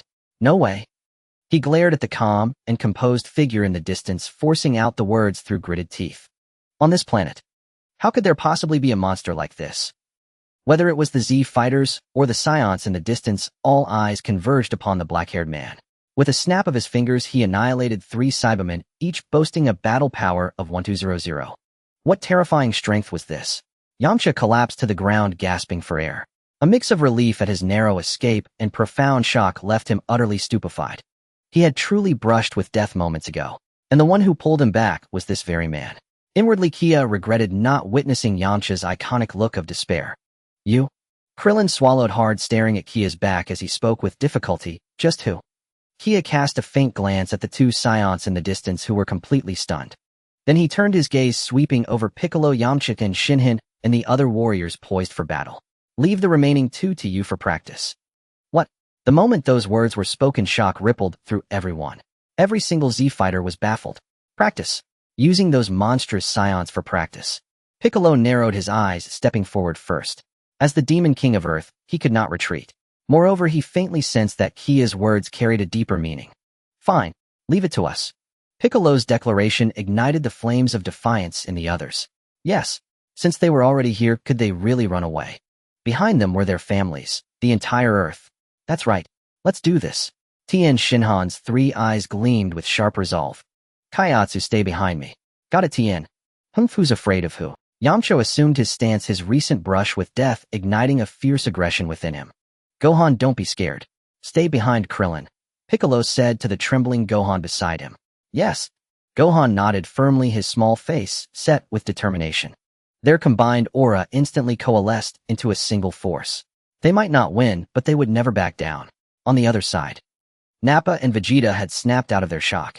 What replaced it was a volcanic eruption of blazing fury. Huh. Ha ha ha. Nappa burst into loud laughter, veins bulging on his forehead, his expression twisted in menace. Forget that mysterious figure whose power spiked and then receded. Even these insects dared to challenge him. Vegeta did not laugh. He merely stared coldly at the Z fighters, his killing intent nearly tangible. To be looked down upon by a bunch of rabble. This was the most vile, shameless insult to the Saiyan prince. Unforgivable. Absolutely unforgivable. At that moment, Nappa charged forward. He let out a furious roar, his massive frame turning into a cannonball that hurtled toward the Z fighters with a deafening whoosh. Insects ready to meet your doom. Scatter. Surround him, Piccolo shouted. The group instantly dispersed, encircling Nappa from all sides. Kikaho. Tien Shinhan struck, first his hands forming the familiar pose as terrifying energy converged. Die. A square energy beam with the force of annihilation blasted toward Nappa's back. Child's play. Without turning, Nappa swung his arm back, dispersing Tien's attack with a ki blast. But just then, Makanka Sappo. Piccolo, having finished charging, pressed his fingers together, sending a spiraling lethal energy beam straight at Nappa's chest. Teoken. Krillin unleashed a blinding flash of light from the other side. Damn it. My eyes. Caught off guard, Nappa's vision was flooded with white. He instinctively tried to dodge Piccolo's attack, but it was too late. Shriek. The Makanka Sappo pierced clean through Nappa's shoulder blade. Ag. The agonizing pain tore a beastly roar from Nappa. We did it. Krillin rejoiced. Don't let your guard down. Piccolo barked, well aware that this blow was far from fatal. Sure enough, Nappa clutched his gushing shoulder, his face twisted to the extreme. You damn insects. They'll crush every bone in your bodies. He suddenly opened his mouth wide. Boom. A thick energy wave erupted from his mouth, like an uncontrolled flood sweeping in all directions. The Z fighters' faces changed as they scrambled to dodge. In an instant, explosions, roars, and the thunderous clash of energy filled the desolate plain. Through seamless teamwork and a barrage of techniques, the Z fighters actually managed to hold their own against the enraged Nappa. Though perilous and bloodied, each of them had managed to stall the hulking Saiyan. At the edge of the battlefield, Kia watched the scene with a leisurely air, a satisfied smile on his face. Not bad. Better than he had anticipated. Just then he felt an icy, piercing gaze from beside him. Kia turned to meet Vegeta's eyes brimming with killing intent and vigilance. The Saiyan prince had not moved a muscle from start to finish. His entire focus was locked onto Kia. He knew full well that this black-haired man was the true threat. "Aren't you going to help your comrade?" Kia spoke suddenly, his tone light. Vegeta crossed his arms and snorted. "A waste is not worth mourning." "Oh." Kia raised an eyebrow. "Saiyans really are cold-blooded. Enough talk." Vegeta's patience was clearly exhausted. "Who the hell are you? A backwater planet like this couldn't possibly have a warrior of your level." "Me." Kia chuckled. He began to walk slowly toward Vegeta. Step by step. Though his pace was unhurried, every muscle in Vegeta's body tensed, beads of sweat forming on his forehead. Danger. Extreme danger. With every step the man took, the pressure on Vegeta multiplied. "I'm just an ordinary passerby who can't stand bullies." Kia stopped 10 meters from Vegeta. His figure suddenly vanished from Vegeta's pupils. "No." Vegeta's battle instinct screamed a warning, and without thinking he exploded his ki to shield his body. But it was too late. A fist moving at incredible speed slammed heavily into his abdomen. Vegeta's eyes bulged, his body curling up like a cooked shrimp as a spray of bile and blood flew from his lips. He hadn't even seen the move. The unstoppable force carried him like a meteor crashing through a massive mountain hundreds of meters behind them. Rumble. The mountain shook violently, sending countless rocks tumbling down, leaving a giant hole in its side. The entire battlefield fell into a brief lull at this sudden turn. Nappa, mid-battle with the Z fighters, froze and turned his head in disbelief toward the mountain. Vegeta, Piccolo, and the others felt their eyelids twitch. One punch. With a single punch, he had sent the Saiyan prince, whose energy was far more terrifying than Nappa's flying. Just what level was this guy's power at? Seconds later, crash. Rocks tumbled from the mountain's cavity. Vegeta crawled out bloodied and battered. His battle armor was tattered, blood trickling from his lips, his eyes burning with humiliation and madness. He stared intently at Kia in the distance, his chest heaving violently. Kia stood still, even picking his ear with a finger, looking utterly bored. He smiled at the disheveled Vegeta. "Too weak. You're making this boring. How about?" Kia beckoned with his finger, a malicious playfulness in his tone. "Transform into a great ape. Let me see if the legendary Saiyan great ape can spark a little interest in me." Boom. These words were like a fuse to a powder keg, snapping Vegeta's last shred of reason. "Too weak." He laughed in fury. A mad laugh born from being cornered and having his pride utterly crushed. Fine. Very well. You damn bastard. You've successfully pissed me off. Since you want to see hell, I'll grant your wish." Vegeta thrust his hand upward, palm open, as his ki condensed furiously. A blinding white energy sphere took shape in his hand, expanding with dazzling light. He hurled the sphere into the sky. That artificial moon hung high in the heavens, its light waves instantly engulfing the land. Roar! Vegeta howled at the sky, his heart pounding violently as his body began to swell and distort at a visible rate. Black fur sprouted wildly, covering his entire form. His frame grew massive, muscles, bulging jaw protruding into a monstrous snout. Within seconds, the diminutive Saiyan prince transformed into a terrifying great ape over 15 meters tall, radiating a savage, overwhelming aura. A crushing wave of destruction swept across the battlefield in an instant. Roar! A deafening roar erupted, unleashing a visible white shockwave that swept across the entire desolate plain. The earth groaned in agony, space itself twisted and warped. That savage, primal, and utterly destructive aura left everyone present, except Xia, gasping for breath. What kind of monster is this?" Krillin tilted his head back, gazing up at the colossal figure blotting out the sky. His legs trembled uncontrollably, and even his clenched fists lost all strength. SSO, so terrifying. Little Gohan, terrified, hid behind Piccolo, peering out with only half his face visible. Even Piccolo, normally unflappable, now wore an expression of utter grimness. This suffocating pressure bore no resemblance to the one he'd felt confronting Raditz years ago. This was no battle they could possibly intervene in. Excellent. Vegeta, elsewhere Nappa, who had been surrounded by the Z fighters, burst into ecstatic laughter upon witnessing the spectacle. He violently shoved aside Tien Shinhan and Yamcha, then pointed triumphantly at the giant ape Vegeta grinning savagely at the Z-fighters. Behold, this is the true form of a Saiyan. You wretched insects, do you now comprehend the magnitude of the being standing before you? The giant ape Vegeta slowly lowered his massive head. Upon that monstrous bestial face bloomed a chillingly human smile, cruel, calculating, and utterly merciless. His thunderous voice detonated within every mind present. Let me now show you what true despair truly means. My base power level, 18000, multiplies tenfold upon transformation into this great Saiyan form. 180,000. I now wield precisely 180,000 power. Ha ha ha. Feel this overwhelming might. Before such absolute power, every struggle you mount is nothing but pitiful farce. 180,000. That number struck the Z-fighters' hearts like celestial thunder, a shattering blow from the heavens. Nappa, the very foe they'd fought tooth and nail for an entire year, possessed merely 8,000 power. What did 180,000 even signify? It was an insurmountable peak, so towering that even gazing upon it felt like a luxury granted only to the desperate. All hope was lost. Those two words, all hope is lost, flashed through every mind present. Nappa's laughter grew even more deranged. Did you hear that? Prince Vegeta, power level 180,000, is invincible. You trash, and that smug bastard over there, shall all be reduced to stardust. Yet, in the face of power capable of making gods themselves quiver with dread, Chia, the black-haired man, stood perfectly still.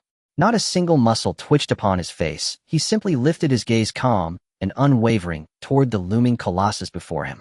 Oh, 180,000. Chia's tone remained utterly flat. Sounds passable, I suppose. Vegeta's laughter died mid-breath, abrupt, absolute, and hollow. Rage, incandescent and humiliating, blazed within his crimson bestial eyes. You fool, still mouthing off on the very brink of death. Died. Roaring, he raised a fist larger than any building, cleaving the air with a shriek as it plummeted down upon Chia's position. That single blow could flatten an entire metropolis. Chia dodged. Krillin screamed in panic. Every Z-fighter's heart leapt into their throats. Yet Chia did not move. He simply stood, still silent, unmoved. Beneath the crushing shadow of that titanic fist, his figure appeared no larger than an ant. At the instant the devastating fist neared contact, Chia raised his right fist and casually threw a single punch. The moment that diminutive fist met the colossal one, tum! A deep, soul-shaking detonation reverberated across the world. An indescribable shockwave exploded outward in a perfect ring from the point of impact. The ground peeled upward in layers, as if torn by some divine hand. The Z-fighters and Nappa were hurled wildly off balance by the violent blast, unable to plant their feet, every eye locked wide and unblinking upon the battlefield center. Then, they witnessed a sight seared forever into their souls. That arrogant, unstoppable beast, that self-proclaimed avatar of annihilation, boasting 180,000 power, had actually been knocked flat. Grrrk! Vegeta's roar choked off in his throat, dissolving into a pained grunt. He felt an incomprehensible, irresistible force surge from Chia's fist, so overwhelming that his mountainous frame staggered backward, stumbling step after step. Crunch, crunch, crunch. Each footfall carved a crater into the earth. Finally, balance failed him entirely. The colossal body crashed down with a thunderous impact, sending plumes of dust billowing skyward. The world fell utterly silent. Nappa's manic grin froze solid upon his face. The Z-fighters' despair dissolved into stunned, slack-jawed disbelief. Mouths hung agape, minds went blank, utterly incapable of processing the surreal scene unfolding before them. Slowly the dust began to settle. Chia remained rooted where he stood, withdrawing his fist. He gazed down at the dazed, sprawling giant ape Vegeta, his tone light, almost playful. Passable. At least enough to warm up a little. His calm, conversational tone landed like a series of stinging slaps across Vegeta's monstrous face. No, impossible. Vegeta struggled to rise, his struck arm completely numb, his crimson bestial eyes wide with shock and utter bewilderment. This cannot be. I transformed. I have 180,000 power. How could you possibly? Oh, forgot to mention. Chia replied, serene and unruffled. My current power level is roughly comparable to yours. Around 250,000, give or take. He delivered the figure, capable of shattering every soul present, with the casual ease of discussing the weather. 250,000. Nappa jolted violently, nearly losing his footing. Krillin and Yamcha collapsed outright, legs giving way beneath them. Insane. This world had clearly lost its mind. And Vegeta, the great ape, stood utterly petrified. 250,000. Roughly comparable. You call that comparable? I only reached 180,000 after transforming into this great Saiyan form. Damn you. A fury beyond all precedent roared from Vegeta's throat. He thrust himself upright using his uninjured arms surging to his feet with raw, animalistic rage. I'll kill you. I will kill you.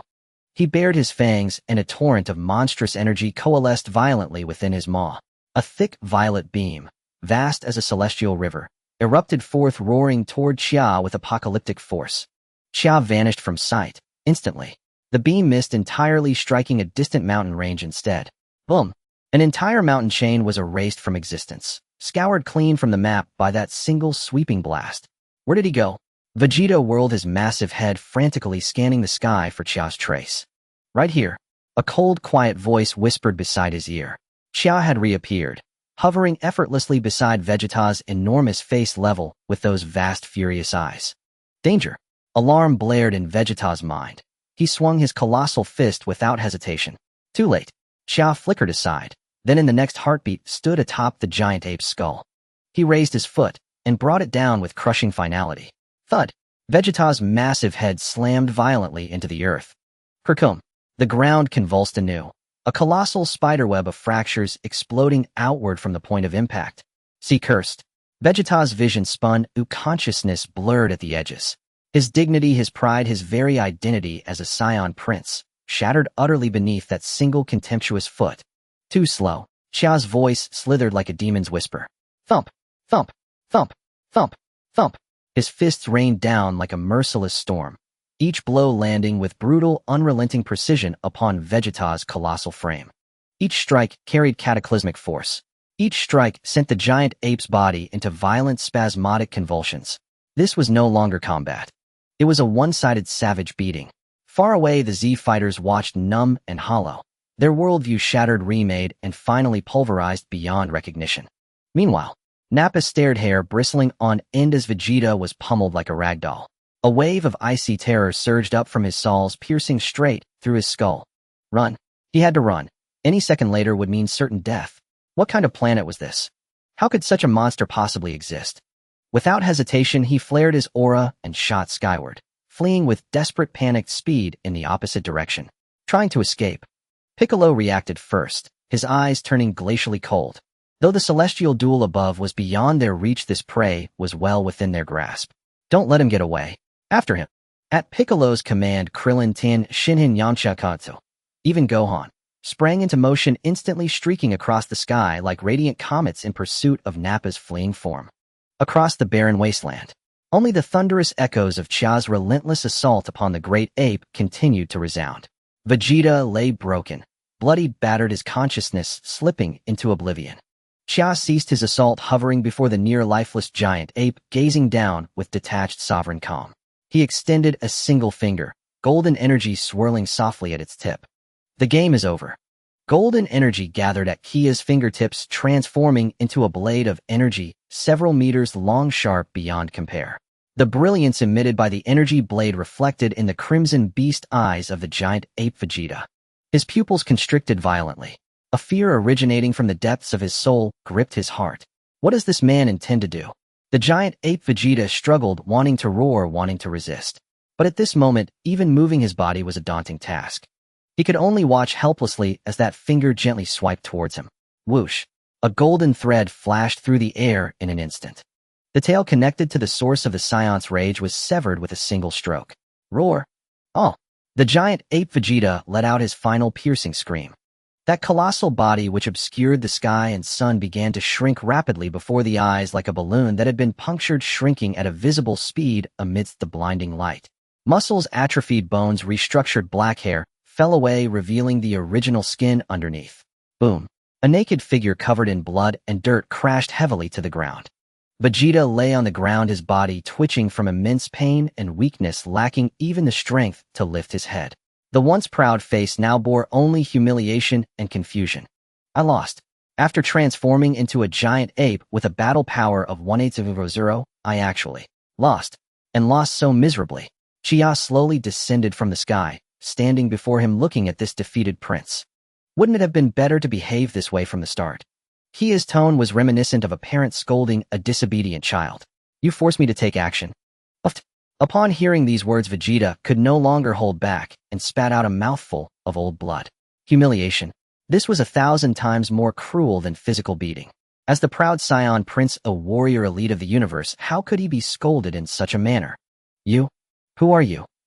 Vegeta used all his strength to tremble as he lifted his head, his eyes filled with bloodshot anger and unwillingness. Just then a gentle yet vibrant voice echoed from the horizon. Kintown, go faster. Huh? Chia raised an eyebrow and looked up at the sky. He saw a small yellow cloud racing towards them at an astonishing speed. On the cloud stood a man in an orange martial arts uniform with an unusual hairstyle. His aura, pure, powerful, and filled with indomitable fighting spirit. Son Wukong. He had finally arrived. It's Dad. Little Gohan was the first to shout in delight. Wukong. Krillin was so excited that tears welled up in his eyes, feeling that their backbone had finally returned.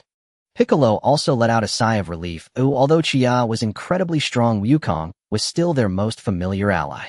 Kintown hovered above the battlefield. Son Wukong looked down and froze. What happened? The ground was littered with massive craters and cracks. The distant mountains had completely vanished, and the air still contained remnants of several powerful and sinister auras. A tall, bald Saiyan Nappa had been blasted to the point of being left with only half a body, dead beyond recovery. And another. Wukong's gaze fell upon the battered and barely breathing Vegeta. This aura, how powerful. Even now, when he was at his weakest, it was still far beyond that bald head. This must be the most terrifying enemy that Piccolo and the others spoke of. But how could he have fallen as well? Great. Wukong, you finally came back. Krillin waved excitedly at Wukong in the sky. The battle is over. We won. Huh? Wukong jumped down from Kintown, scratching his head in confusion. It's over. But didn't Raditz say that 2 Saiyans much stronger than him were coming? He said this while walking towards Vegeta. When he saw Vegeta's tragic condition, his pupils slightly constricted. Such severe injuries. This must have been an unimaginable fierce battle. Yes, it's those 2. Krillin pointed nervously at Nappa's corpse and the fallen Vegeta. We almost lost everything. Wukong listened to Krillin's account, and a look of relief spread across his face. Great. Everyone is still alive. However, deep down he felt an indescribable sense of loss quietly spreading. I hurried back from the King Kai's planet. And yet, the fight is over. Wukong's eyes began to scan the battlefield. Then his gaze froze on a man with black hair and black eyes who was calmly watching him. Chia. Boom. In Wukong's perception, Kia's existence was like the sun in the night. That immense, tranquil, unfathomable aura caused his blood to boil uncontrollably. Strong. So strong. Stronger than any aura he felt on King Kai's planet. It was him. He must be the one who won this battle. You? Wukong's gaze instantly changed. No longer confused, no longer lost. Instead, it was replaced by a raging flame known as fighting intent. He took a few steps towards Chia, his eyes sparkling with excitement. You're so strong. Let's have a match. Wukong, are you alright? You have no idea what he just did. He pinned that Saiyan who could turn into a giant gorilla to the ground and hammered him. A giant gorilla with a battle power of 18000. Fighting him is like fighting a child. And you want to challenge him now. However, Wukong didn't pay any attention to Krillin's warnings. His eyes were solely focused on Chia. It was a joy akin to meeting a worthy opponent. Come on, let's spar. I just learned a powerful technique on King Kai's planet. Wukong assumed a stance, his aura rising steadily, powerful energy radiating from him, expanding outwards.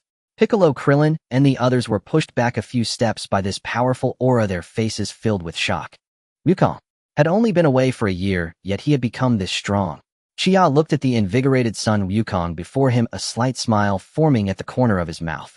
Truly it was Dog Kong, always on the path of challenging the strong. He didn't immediately agree, but instead observed Wukong with a scrutinizing gaze. Your body seems unable to fully bear your current strength. Chia pointed out the problem with piercing clarity. Wukong was taken aback, then embarrassedly smiled. You noticed. Lord King Kai said the same thing. But it doesn't matter. As long as I can fight with a strong opponent like you, taking a bit of risk is worth it. Looking at his pure eyes, Chia smiled. All right. He nodded. I'm up for a match with you, no problem. That's great. Wukong jumped excitedly on the spot. However, Kia's tone shifted as he extended a finger. I have a condition. What condition? You tell me. Wukong replied without hesitation, as long as he could fight, anything was negotiable. Kia's gaze fell on Wukong, his eyes seemingly able to see through the secrets hidden within his body.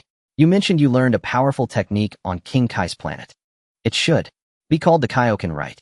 As his words fell, the entire area fell silent. The smile on Wukong's face froze. How could he know about the Kaioken? This was the ultimate technique of the North KO. What kind of person is this Chia? Why does he know so many secrets? You? How do you know? Wukong's expression became gravely serious for the first time. He felt that this man before him was filled with mysteries. Chia did not answer his question, but continued calmly to state his conditions. My conditions are simple. If I win this spar. His lips curled into a meaningful arc. You will teach me the Kaioken. What do you say? Chia asked, looking at the shocked Wukong with indifference. This deal is quite fair, isn't it? Using your ultimate technique in exchange for a chance to fight me with all your strength. Wukong came to looking at Chia, the fighting spirit in his eyes not only undiminished, but ignited even more brightly. Interesting. So interesting. All right. Wukong grinned widely, revealing a smile radiant to the extreme, and the fighting spirit and pride of the warrior race were completely ignited at this moment. I accept your challenge. As soon as the words fell, a crimson flame suddenly erupted from Wukong's body. A layer of red flame seemed to ignite on the surface of his body, his muscles slightly bulging, and his aura doubled in an instant. Double Kaioken. Wukong roared, stomping down hard, causing the ground to crack instantly. His figure transformed into a red flash, charging straight towards Chia. Crimson lightning tore through the dim battlefield. In the eyes of Krillin and Piccolo's son, Wukong's figure had already dissolved into a blurred afterimage. Under the amplification of the double Kaioken, both his speed and strength had doubled. So fast. Krillin's voice trembled. He could barely catch a glimpse of a red streak flickering madly around the man named Kia. Each flicker was accompanied by a dull thud that made even his heart skip a beat. Boom. Son Wukong's fist, carrying the terrifying force capable of shattering mountains, smashed fiercely toward Kia's face. He had poured all his power into this punch. He was absolutely confident that even a monster like Vegeta would not fare well taking this blow heat-in. Yet Kia's movement made Wukong's pupils contract to pinpoints. Without dodging or evading, Kia extended a single index finger. That finger, pale and slender, was wreathed in a thin, nearly invisible blue aura at its tip. Then he placed it before Wukong's fist.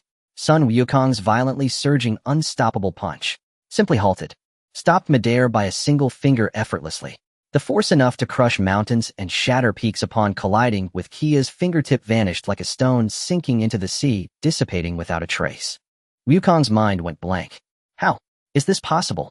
He couldn't comprehend the scene unfolding before him.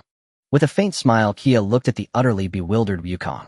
Is this all your full-powered attack amounts to? These words struck Wukong like a bucket of ice water.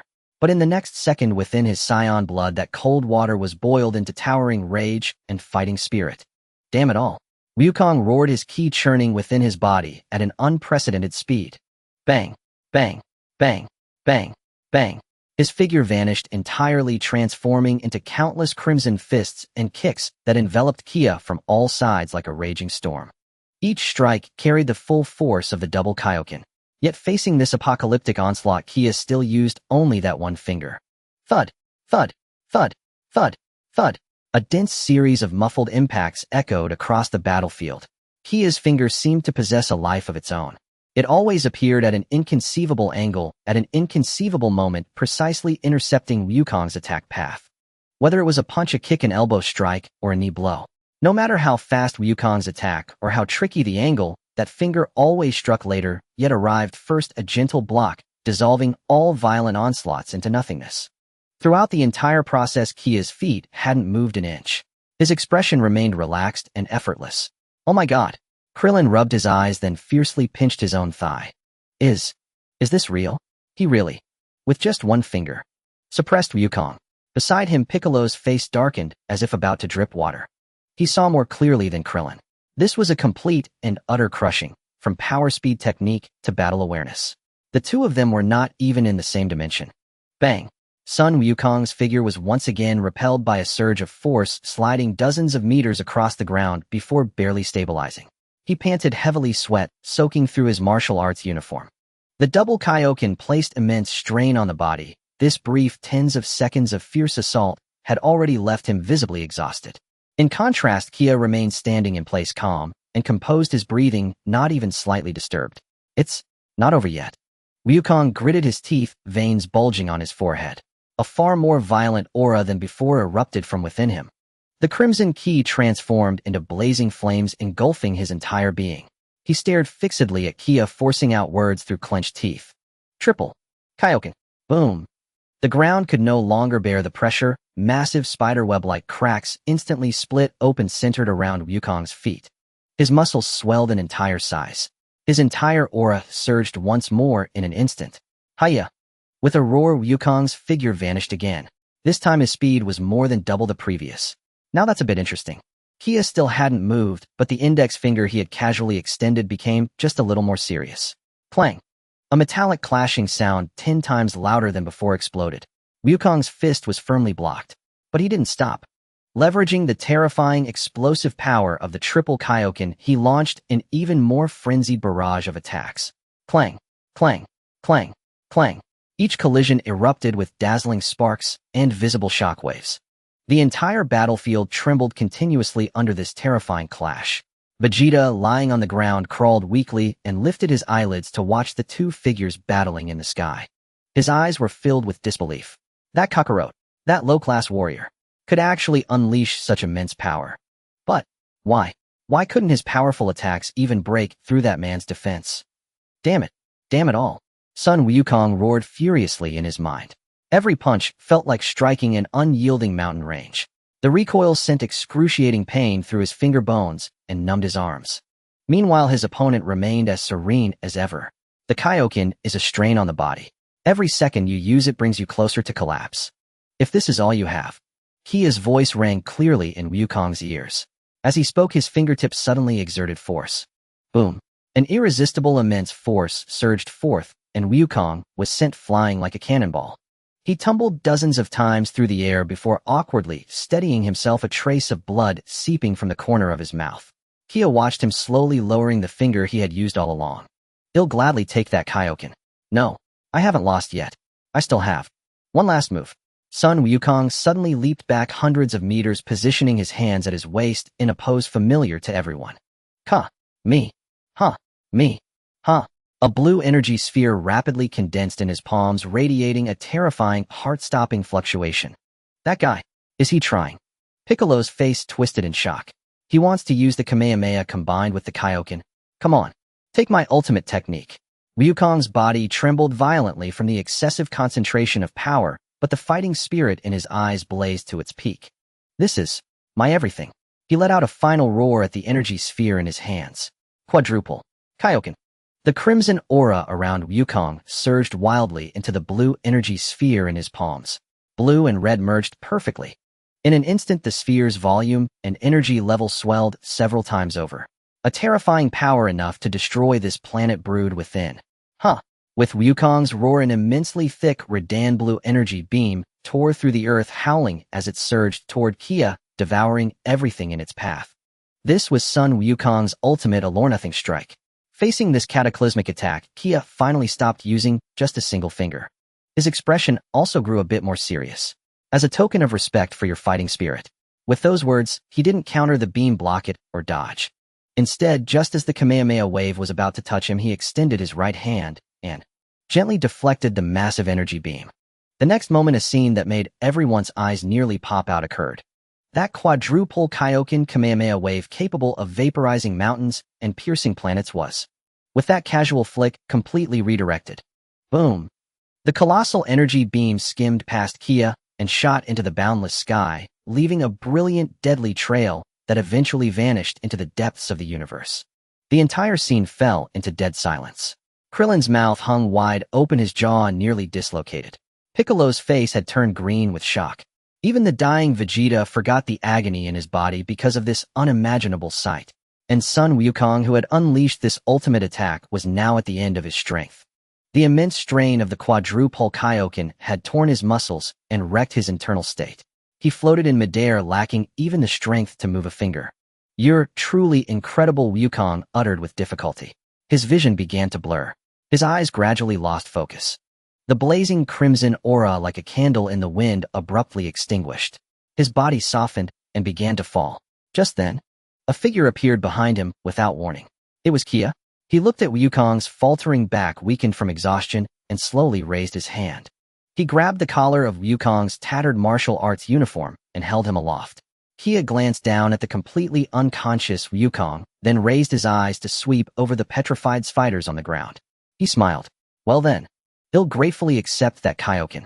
Kellen Bike Xiao Wufan. Every gaze converged on Xia. In those eyes were astonishment, fear, confusion, and an incredulous horror, as if staring at a monster. Xia paid those looks no heed. One hand began to search over Sun Wukong's ragged martial gi. Hey, you? What are you going to do? Kellen, seeing the scene, panicked and mustered his courage to shout. He feared this outrageously powerful man might do something to the unconscious Wukong. Xia ignored him. Soon he fished a small cloth pouch from Sun Wukong's waist. He opened it and emptied a single green bean. A Saiyan Do Senza bean. Xia pinched it between his fingers, pried open Wukong's mouth, and flicked it in. At that instant, the limp, shattered body of Sun Wukong convulsed. Muscles torn by the forced use of Jiawang Quan, fractured bones, damaged organs, all mended at a speed that defied the laws of life. The faint chi that had been ebbing rekindled in an instant and surged upward with even more ferocity. With a sharp exhale, Sun Wukong sprang awake and flipped from Xia's grip to land on his feet. He flexed his limbs, feeling an unprecedented overflowing power within him. Excitement made his whole body tremble. Wow, all healed. And it feels even stronger than before, he cried with delight, then turned to Xia with blazing eyes. Gone were the heaviness and unwillingness from before, only the purest admiration and a fervor that rose from the soul remained in that gaze. You're so strong, Sun Wukong exclaimed from the depths of his chest, his face breaking into that iconic radiant smile. I yield wholeheartedly. Xia met his smile and returned it. He extended his hand. My name is Xia. I come from the future. Wukong paused, asked no questions, and gripped Xia's hand with ready enthusiasm. Sun Wukong. Xia, you're the most formidable person I've ever met. Then Mr. Wukong. Xia tightened his grip and deepened his tone. Our bargain, shouldn't it now be honored? Oh, right. Jia Wang Quan Kaioken. Wukong slapped his forehead in sudden realization. He scratched at his trademark spiky hair and let out an awkward, sheepish laugh. The principle of Jia Wang Quan is actually simple, he said. It's like an explosion. For a brief moment, the chi in the body erupts at many times its normal rate. But the burden on the body is tremendous. King Kai warned me over and over to use it cautiously, or the body wouldn't endure. He spoke and gestured, explaining in plain, simple terms with no hint of secrecy. To him, sharing tactics with an opponent far stronger felt like a pleasure in itself. Kellen listened with his mouth opening wider and wider. Just that. The principle was so simple. Yet when Kellen saw Xia's reaction after Wukong finished, he felt his worldview being trampled again. Xia listened to Wukong's almost childlike explanation and only nodded quietly. I see, he murmured, then slowly closed his eyes. In truth, he had learned most of it the moment he watched Wukong's earlier eruption. The battlefield fell suddenly silent. Everyone's breathing unconsciously quieted. They waited. 1 second, 2 seconds, 3 seconds. Xia's body showed no change. Kellen began to relax, thinking the fellow might be putting on a show. Then, with no warning, boom. A crimson blaze of chi shot up from Xia's body toward the sky. That violent, scorching, oppressive aura instantly swept the entire battlefield. Kellen Bike and the others were driven back by the blast, faces written with horror. Double Jia Wang Quan. Sun Wukong's eyes bulged, his mouth opening wide as he let out a stunned cry. No mistake the texture of that ki, the way it amplified the body. This was undeniably Jia Wang Quan. Wukong felt as if his brain had short-circuited. What was the point of all his recent toil? My goodness. Kellen collapsed to the ground, muttering, is this even human? Xia slowly opened his eyes and tasted the roaring power within him, a hint of satisfaction lifting the corner of his mouth. For him, mastering Jia Wang Quan was not especially difficult. Years in the gravity chamber had honed his Buddhist control of chi to an exquisite degree. He had merely adjusted his method of control slightly. And so Jia Wang Quan worked. Xia felt a swell of emotion. A year ago, he had been an Earthling with a combat value under 5, helpless before Ladizi. Now he stood before these Z fighters with a strength they could only look up to. The gradual ascent in power was intoxicating. While everyone's attention was absorbed by Xia's incredible feat, On the other side of the battlefield, a figure caked in dirt and blood was using his last reserves of strength to crawl inch by agonizing inch toward the silver spherical craft. Vegeta's fingernails scratched bloody grooves into the hard rock. His lungs were like a torn bellows, every breath was a scream of pain. Yet his eyes burned with an unyielding unwillingness. Kakaroti, and that mysterious man. Wait for me. I will return. Click. With trembling effort, he forced the craft's hatch open. Vegeta, using hands and feet, clambered inside in a sorry state. The craft hummed as its engines came alive. No good. Bike was the first to react, his face draining of color. That bastard's escaping. He roared, his ki erupting as he prepared to rush and reduce the craft and its occupant to cosmic dust. But a hand stayed him. It belonged to Chia. Let him go, Chia said, his voice as calm as ever. What a... Bike spun, his green face contorted with fury and disbelief. Are you insane? Let him go. Do you know how dangerous that man is? Once healed, he'll come back for revenge and destroy the entire Earth. Kellen and Mucho were equally baffled and anxious. Yes, cut the grass and root it out. How could they allow such a terrifying enemy to escape?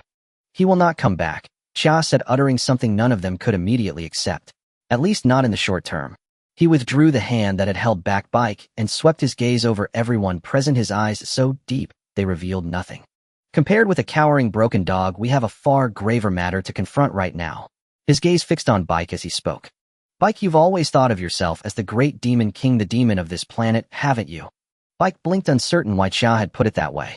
I always have, he answered stiffly. No. Chia shook his head and dropped a devastating revelation. You, like the so-called gods, are an alien. Your homeland is called Namek Planet. Bike's body convulsed. That forever impassive face showed shock for the first time. What? What nonsense are you spouting? Am I spouting nonsense? Chia gave him no chance to reply and spoke rapidly on.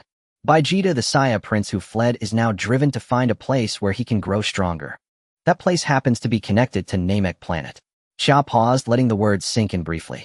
Then he continued, Vegeta and Nappa have long been in service to a cosmic emperor named Fuligia. Fuligia? Kellen repeated the unfamiliar name. Yes, Fuligia. Chia said, his expression taking on unprecedented gravity. A true demon of the cosmos who trades in entire planets as if they were merchandise and treats life like grass. The planet where the Saiyan lived, Vegeta Planet, was destroyed by his own hand. To eliminate the Saiyan threat once and for all, Fuligia will soon descend personally. When that time comes, what he means to a race will not be a single person. He will wipe this Earth and all of us upon it utterly from this universe. The small elation from their victory over the Saiyan was swept away in that moment. In its place came a deeper, more overwhelming fear that settled over every heart. Even the monstrous Vegeta was merely a subordinate. Then how incomprehensibly powerful must this cosmic emperor Fuligia be? Kellen felt his teeth chatter as he stared at the composed Chia, his voice shaking beyond control. Then, what should we do? What should we do? Facing everyone's gaze, Chia suddenly lifted the corners of his mouth. That smile was so carefree that it felt out of place in the current atmosphere. What else can we do? Of course we go to Namek and take down Frieza. What? Krillin was the first to shout, his eyes nearly popping out. Go. To Namek. You're not joking, are you? Setting aside whether we can win, how do we even get there? By plane. Piccolo also looked incredulous. He had just digested the explosive news that he was an alien, and now they were supposed to go to that so-called homeland. No planes. Chia shook his head as if stating something utterly mundane. We take a spaceship. After saying this, he glanced towards the direction of West Capital. Just follow me. With that, Chia soared into the sky like a shooting star, rapidly heading towards West Capital. Hey, wait for us. Sun Wukong reacted the fastest, shouting as he immediately followed. He was utterly in awe of Chia. He believed everything this guy said. Krillin and Gohan exchanged glances and quickly took off as well.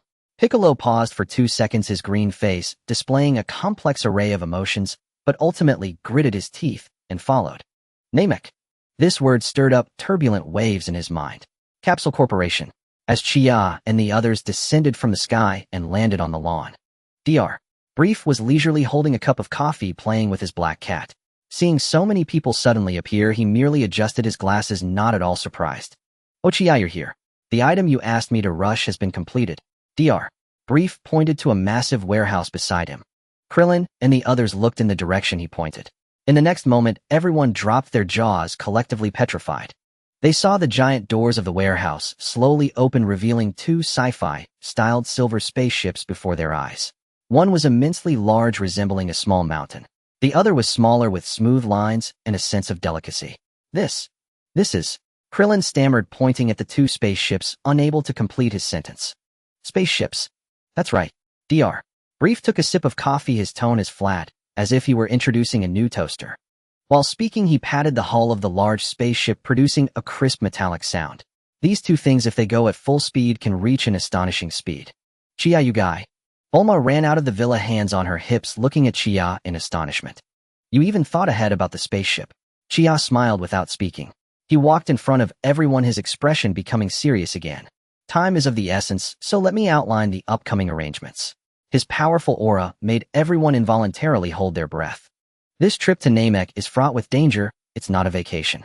Therefore, not everyone will go. His gaze fell upon Tianjin, Fan, Jiaozi, Krillin, and Yamcha. You four will stay on Earth. What? Tianjin Fan was the first to step up, his face filled with reluctance. Why? We can fight too. You're too weak.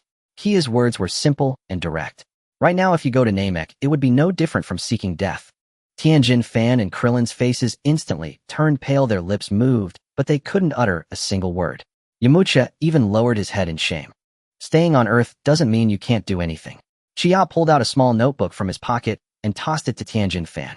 This contains some insights and methods from my training in the gravity chamber. Capsule Corporation has a gravity chamber. Your task for the next period is to train hard and push your strength to its limits. When we return, I hope to see your growth. Tianjin Fan took the notebook, flipped through 2 pages, and his pupils suddenly constricted. The training methods recorded inside were things he had never heard of or seen. Ingenious. Efficient. It was as if a new world had opened up. He tightly clenched the notebook, nodding heavily at Chia. I understand. We will never let you down. After settling the personnel left behind, Kia's gaze turned to Sun Wukong. Wukong, now you need to do something. Contact the North Kai. We need the accurate cosmic coordinates for Namek. Oh, okay. Sun Wukong immediately complied, closing his eyes and concentrating on communicating with the Kai far across the universe. Taking advantage of this moment, Chia looked at Bulma. Bulma, this voyage needs you to pilot the spaceship. Leave it to me. Bulma patted her chest, her face flushed with excitement. Going on an adventure to another planet. This had been her dream since childhood. The large one goes to Wukong, Gohan, and Piccolo. Chia pointed at the mountain-like spaceship. Inside, I've had Dr. Brief install a gravity chamber. It will keep those 3 occupied on the way. We too will take the smaller one. Huh, just the 2 of us. Bulma was taken aback, her cheeks inexplicably warming. Yes, Chia nodded. That smaller one also has a gravity chamber. I also need to continue training on the way. Moreover, having 2 ships is safer. We won't put all our eggs in one basket. His arrangements were logical and reasonable, leaving no room for criticism. At that moment, Sun Wukong suddenly opened his eyes. I've made contact. The Lord Kai gave me the coordinates. He also said, he said we must absolutely not provoke that monster Frieza. Otherwise, we won't even know how we died. Ignore him. Chia waved his hand, dismissively, looking unconcerned. The Kai is just a coward. He doesn't know a thing about Frieza. All right, we've got the coordinates up, prepare to set off. At Kia's command, everyone immediately sprang into action. Wukong, Gohan, and Piccolo boarded the massive spaceship. Piccolo stood at the boarding ladder, taking a deep, complex look at the blue planet one last time. Perhaps this trip would unravel all the mysteries of his lineage. On the other side, Chia and Bulma also entered the cockpit of the small spaceship. Inside the cockpit, it was filled with a sense of futuristic technology, countless screens and buttons flashing with a bluish light. Hold on tight. I'm about to start speeding up. Bulma sat in the pilot seat, excitedly rubbing her hands, her fingers performing a dazzling array of operations on the control panel. Vroom. The engines of both spaceships roared to life, emitting a deep rumble. The spaceship slowly ascended, hovering above Capsule Corporation. On the ground, Krillin, Tianjin, Fan, Yamcha, and others looked up, their gazes filled with worry and anticipation as they watched the 2 ships about to embark on their journey. Chia, do you really have confidence? In the cockpit, Bulma couldn't help but ask the man beside her, who had remained calm throughout. That Frieza guy, just hearing his name makes my heart race. Chia didn't look at her, his gaze was fixed outside the window, looking into the vast, deep universe. He smiled lightly, his tone relaxed. I've got a 98% chance. Bulma. She pressed the button to start the spaceship's main thrusters. The spaceship entered autopilot mode. In the boundless darkness, countless distant and brilliant stars dotted the void, while magnificent nebulae drifted slowly like a palette overturned by the gods. Wow. Son Gohan's little face was almost pressed against the porthole, his dark bright eyes shimmering with a light even more dazzling than the stars outside. Dad? Uncle Piccolo. Look, the universe is so beautiful. Indeed, it's stunning. Son Goku also came over grinning at the magnificent sight he had never seen in his life. But his gaze quickly reignited with fighting spirit. However, we're not here for sightseeing, Gohan. Humph. In the corner, Piccolo, who had been meditating with crossed legs, opened his eyes, his tone as icy as ever. Don't be fooled by these illusions. Beneath this beautiful starry sky lurks a monster 10,000 times more terrifying than you can imagine. His words instantly sobered the excited Gohan. That's right. They were here to fight. To face the cosmic Emperor Frieza. All right. Enough marveling. Son Goku suddenly clapped his hands, his joints cracking with energy as he brimmed with excitement. That guy Chia really knows me too well. He dashed to a tightly shut metal door, glancing at the label on it. Gravity room no. 1. He actually prepared 3 separate gravity rooms. Now we can all train at the same time. No one gets to slack off. Piccolo and Gohan also approached, seeing the equally sized gravity room no. 2 and gravity room no. 3 nearby. A flicker of approval passed through Piccolo's eyes. That man named Chia was terrifyingly meticulous. He had clearly considered the vast gap in their strength and their individual training needs. He'll go first. Son Goku had already rushed into the first gravity room. Let's start with 20 times gravity to warm up. With that, he pressed a number on the control panel. Whoosh! The lights in the entire gravity room instantly turned red as a warning, and an invisible, terrifying pressure crashed down from all directions. Whoa! Son Goku's body suddenly sank, his expression shifting from excitement to strain. Damn! This feeling. My boat is so heavy. But instead of dismay, he felt exhilaration. His legs trembled slightly, yet he forced his back straight, gritting his teeth with a wild grin. But, this feeling is so awesome. This is real training. Watching Son Goku already moving under 20 times gravity, Piccolo looked away. He turned to Gohan. Gohan, come with me. He led Gohan into the second gravity room. We'll start with 3 times. Yes, Uncle Piccolo. Gohan's face was filled with determination. As the 3 times gravity descended, Gohan felt a mountain pressing on his young shoulders. His legs gave way, and he fell to his knees with a thud. Stand up. Piccolo's voice was devoid of warmth. If you can't even endure this much, how can you face Frieza? Your potential is far beyond this. Focus your chi on your body, and use your will to fight this pressure. Yes. Yes. Gohan gritted his teeth, sweat instantly soaking the hair on his forehead. He pressed his hands against the floor, the muscles in his arms bulging from extreme effort, struggling inch by inch to stand again. Piccolo watched him, also adapting to the pressure himself. For him, 3 times gravity was no easy feat either. But this was a hurdle they had to overcome. And so a frenzied training competition unfolded within the massive spaceship. One man trained relentlessly under 20 times gravity, constantly pushing the limits of his body. 2 others struggled under 3 times gravity, honing themselves with unyielding will.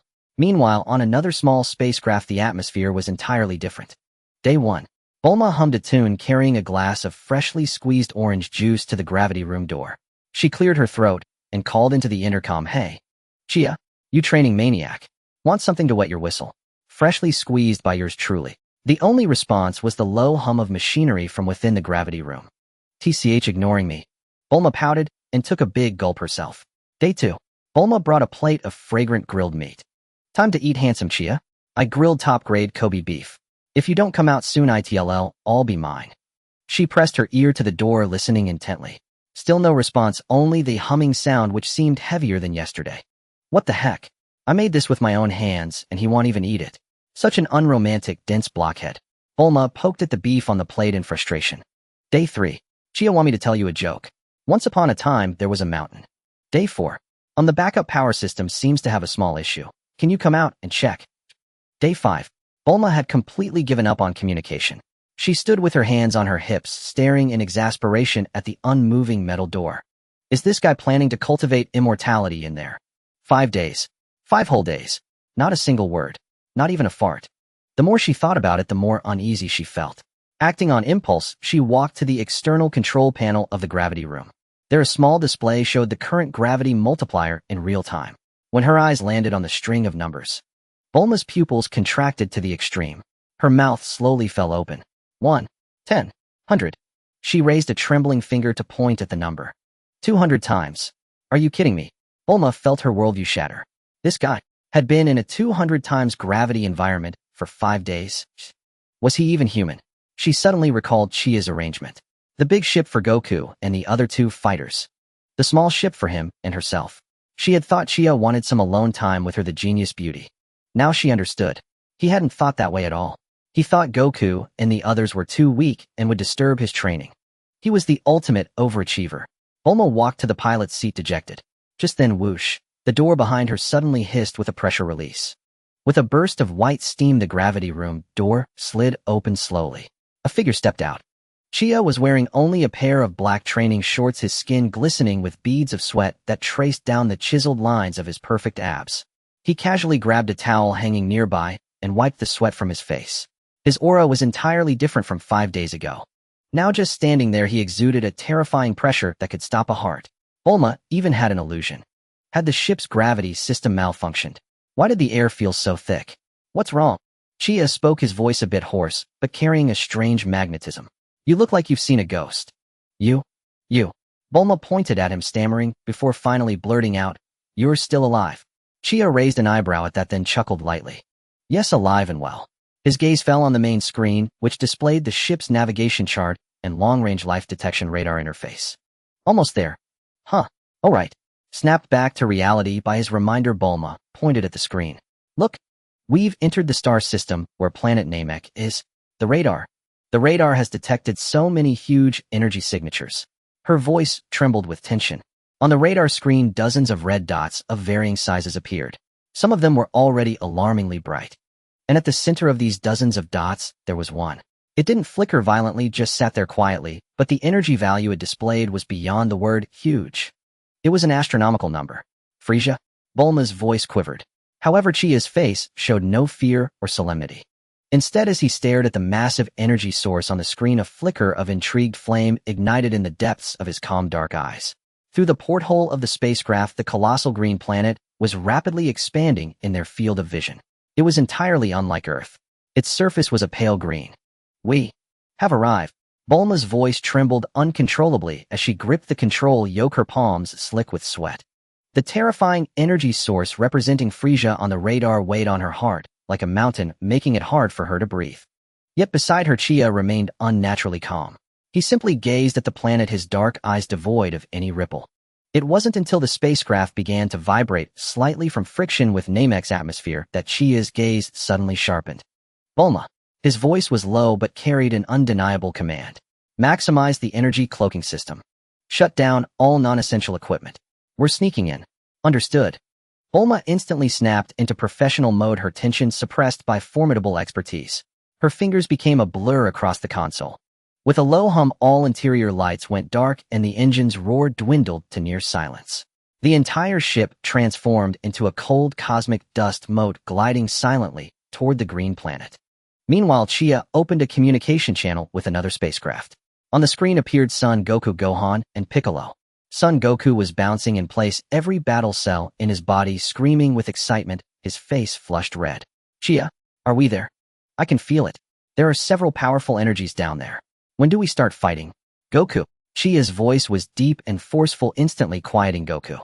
After landing, everyone immediately suppress all your energy. Huh? Suppress energy. Goku froze, instinctively scratching his head. Why? If we hide, won't Frisia and his men not find us? Chia's mouth twitched slightly as he said, our strength isn't sufficient yet. We need to take it step by step.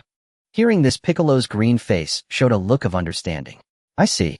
Piccolo spoke gravely. Goku, do as he says. This concerns all our lives.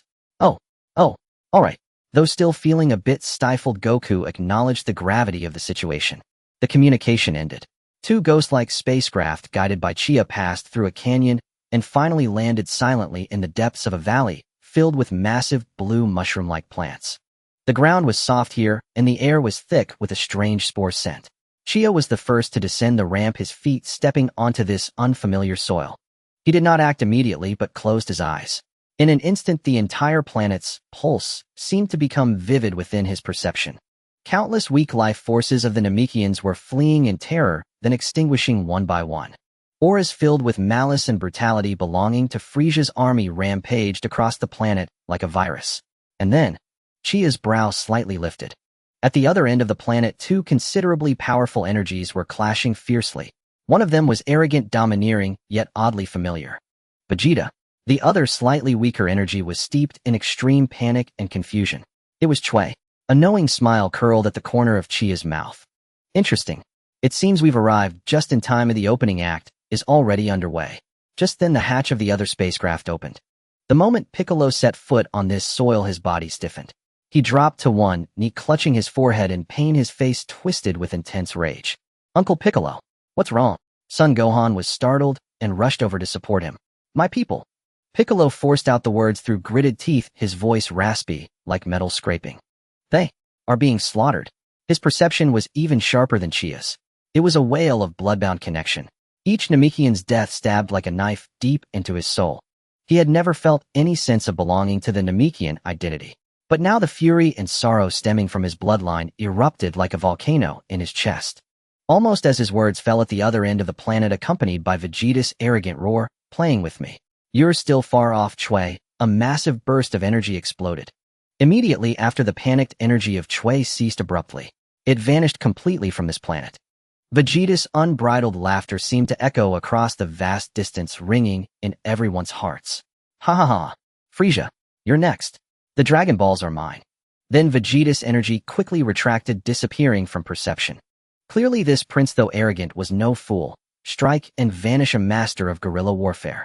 The canyon fell into dead silence.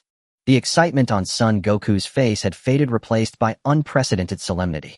Piccolo's fists clenched so tightly his knuckles cracked, nails digging deep into his palms. Everyone calm down. Chia's voice broke the heaviness. He turned slowly, his gaze sweeping over each person with composure. He looked at Piccolo. Piccolo, I understand your feelings. But anger solves nothing. It only clouds your judgment and gets you killed faster. Then he turned to Goku. Goku, itching for a fight. Don't worry, there'll be plenty of battles for you, but later. I promise this time you'll have your fill. His words forced the agitated Goku and the furious Piccolo to rein in their emotions. Chia raised his wrist, and a holographic projection screen unfolded before him. Displayed on it was a simple map of Namek along with several moving light points. This is a basic tactical map I made based on Dr.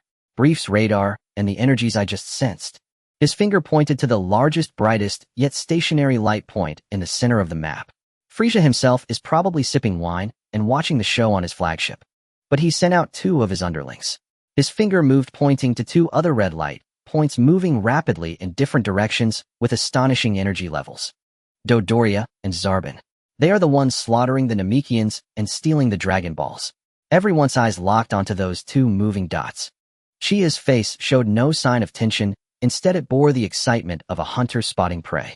Our first step isn't to clash with Frieza, who's sitting in his baby carriage. His finger traced an arc through the air before landing firmly on the light point labeled Dodoria. His voice, though low, reached everyone's ears clearly. Our first objective is simple. Snatch the Dragon Balls from Dodoria and Zarbin. This single sentence left everyone present stunned. Piccolo, Gohan, you're with me. Chia gave them no more time to react, handing them the modified radar map. Bulma, stay on the ship, activate all defense systems, and be ready to provide support or relocate. Don't follow. That's an order. And Goku, you should still have senza beans, right? Go train in my 200 times gravity room for a while. With that said, his figure left behind a faint afterimage as he vanished like a phantom, silently merging into the blue mushroom forest ahead. Gohan and Piccolo exchanged a glance, then without further hesitation suppressed their energies completely and followed. The hunt had begun. Chia and the two others moved like phantoms beneath the vast azure mushroom-like flora, their steps swift and silent, disturbing not a single creature dwelling in this surreal jungle. Up ahead, Bix suddenly halted, cocking his ear. His hearing far surpassed that of ordinary beings, and now fused with the planet's very lifeblood, his senses resonated with an uncanny primal awareness. Explosions and the screams of my kin. His expression darkened further. Beneath his emerald skin, muscles coiled tight and murderous intent surged, barely contained. Gohan clenched his fists tightly, his youthful face taut with dread and fury. Below the ridge lay a village reduced to ruin by brutal force. Circular white dwellings lay shattered, the earth pockmarked with colossal craters still belching black smoke. A grotesque alien, plump, pink-skinned, bristling with fleshy spines across his head and arms, floated midair, grinning savagely. Dodoria. Before him, several surviving Namekians fled for their lives. At their head staggered an ancient elder leaning heavily on a wooden staff, his wrinkled skin etched with centuries of sorrow. Clutched fiercely to his chest was an orange-yellow dragon ball inscribed with fur-crimson stars. Behind him stood 2 young Namekians shielding him, and a small child named Dend, clearly still untested by time. Run? Ha ha. Dodoria's shrill mocking laughter rang out. He relished this cruel game of cat and mouse. Faster. Run faster. Let me see just how far these green insects can push their limits. He casually raised an arm, aiming it squarely at one of the fleeing Namekian youths. Pop! A searing pink energy wave shot forth, precise, lethal, piercing straight through the youth's chest. No cry escaped his lips before his towering frame collapsed lifelessly onto the scorched earth. No! The elder cried out in anguish. Run, Dend. Run now. Another young Namekian roared in fury, whirling to face Dodoria, buying precious seconds for his comrades. Oh, spine, I see. Dodoria's grin twisted into something even more vicious. Pity against absolute power. Spine is the most useless thing imaginable. In a blur he vanished, reappearing instantly before the defiant Namekian. His thick arm swung like a battering ram wreathed in malevolent wind and struck with thunderous force. Boom. Another body fell. Now only the elder, still clutching the Dragon Ball, and the trembling child Dend remained. Dodoria had grown bored. He glided forward, grinning as he closed in on the last 2. Old man, hand over that orb, and I'll grant you a swift end. The elder shielded Dend with his frail body, whose deep-set wrinkles carved no fear upon his face. Only the quiet, unshakable resolve of one prepared to die. Never. You demon. Very well. Dodoria's smile vanished, replaced by a glacial, merciless coldness. He raised his palm, centering it upon the elder, and Dend as pink energy coalesced, crackling with annihilation. Then let this brat perish with you, reduced to stardust across the void. Stop, now. Vic, having just arrived, bellowed in outrage. His ki erupted like a volcano, roaring uncontainable primordial. A flash of emerald light, a streak of lightning, leapt from the ridge, landing between the elder and Dend in an instant. Uncle Piccolo! Gohan cried out, and without hesitation unleashed his own ki, hurtling down to stand shoulder to shoulder with Bic. Above on the ridge, Chia watched. He did not move. Instead, he stepped backward, deeper into the shadows, vanishing into their embrace. Below, Dodoria froze. He stared at the sudden appearance of Bic and Gohan, then broke into a slow, predatory grin. Oh, a pair of strays with surprising combat power. He glanced at the scanner on his wrist. 5,000, 5,800. TSK, come to die together. We'll see about that. Bic dropped into a battle stance, eyes sharp as honed blades. Just you two. Dodoria threw back his head and laughed, as if the very notion were absurd. Fine. Then witness true despair. He threw his jaws wide and unleashed a massive roaring pink energy cannon aimed directly at all 3. The blast tore across the land, carving a deep, smoking furrow through the earth. Bic and Gohan's faces blanched. They felt at the terrifying, overwhelming power surging toward them. It's over. That thought flashed through both their minds, when suddenly the impossible occurred. A violet energy wave, faster, denser, infinitely more focused, sliced across the horizon and struck Dodoria's cannon Hedon. Crockham! A cataclysmic explosion erupted midair, hurling debris skyward in a violent, expanding ring of shockwave and dust. Bic and Gohan staggered backward under the concussive force. From the swirling dust descended a figure clad in cobalt blue battle armor and gleaming white plating. Arms crossed, chin tilted high, a faint, disdainful smirk played upon his lips. Humph! Pathetic Dodoria. Struggling so desperately against mere vermin. You've regressed with every passing year. Dodoria's sneer froze. The moment he saw the newcomer, his pupils contracted violently, eyes wide with raw disbelief and terror. Vegeta, what are you doing here? Weren't you assigned elsewhere? Vegeta, the prince of the Saiyans. Bic and Gohan's hearts plummeted, like exchanging one tyrant for a far deadlier one. Do I owe you an explanation for my whereabouts? Vegeta scoffed, his gaze locking onto Dodoria's scanner. Read my power level, Dodoria, then kneel and beg. Dodoria reflexively pressed the scanner. Beep, beep, beep. When the final number stabilized on screen, his face drained of all color, and sweat drenched his back in an instant. Tufa 4000. Impossible. You were only 18,000 when you left Earth. Because Saiyans are a warrior race, forged stronger only at the very edge of death. Vegeta's grin widened, wild, triumphant. And you, Dodoria? Merely Frisia's bloated lapdog. Before the words fully faded, he vanished. Dodoria recoiled in panic. Too late. A searing pain exploded in his abdomen. Boom. Vegeta's knee drove hard into his gut, doubling him over like a shrimp, while erupting from his mouth in violent spasms. Then came a whip-crack spin kick, blasting across his jaw.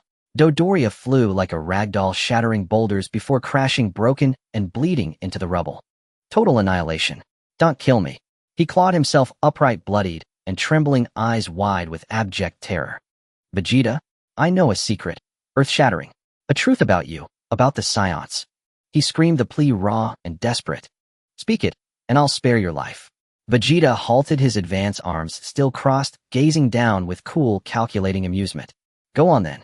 If this secret satisfies me, I may grant you a swift, painless end. Dodoria gasped for breath. He knew this was his sole chance to survive. Trembling, he began. The destruction of planet Vegeta was never caused by a meteor impact. Vegeta's pupils narrowed almost imperceptibly. It was a lie, a complete calculated deception. The one who raised your homeworld was Lord Frieza himself. Dodoria roared the final words. He destroyed planet Vegeta with his own hands, because he feared that among the Saiyans might rise the legendary Super Saiyan. Boom.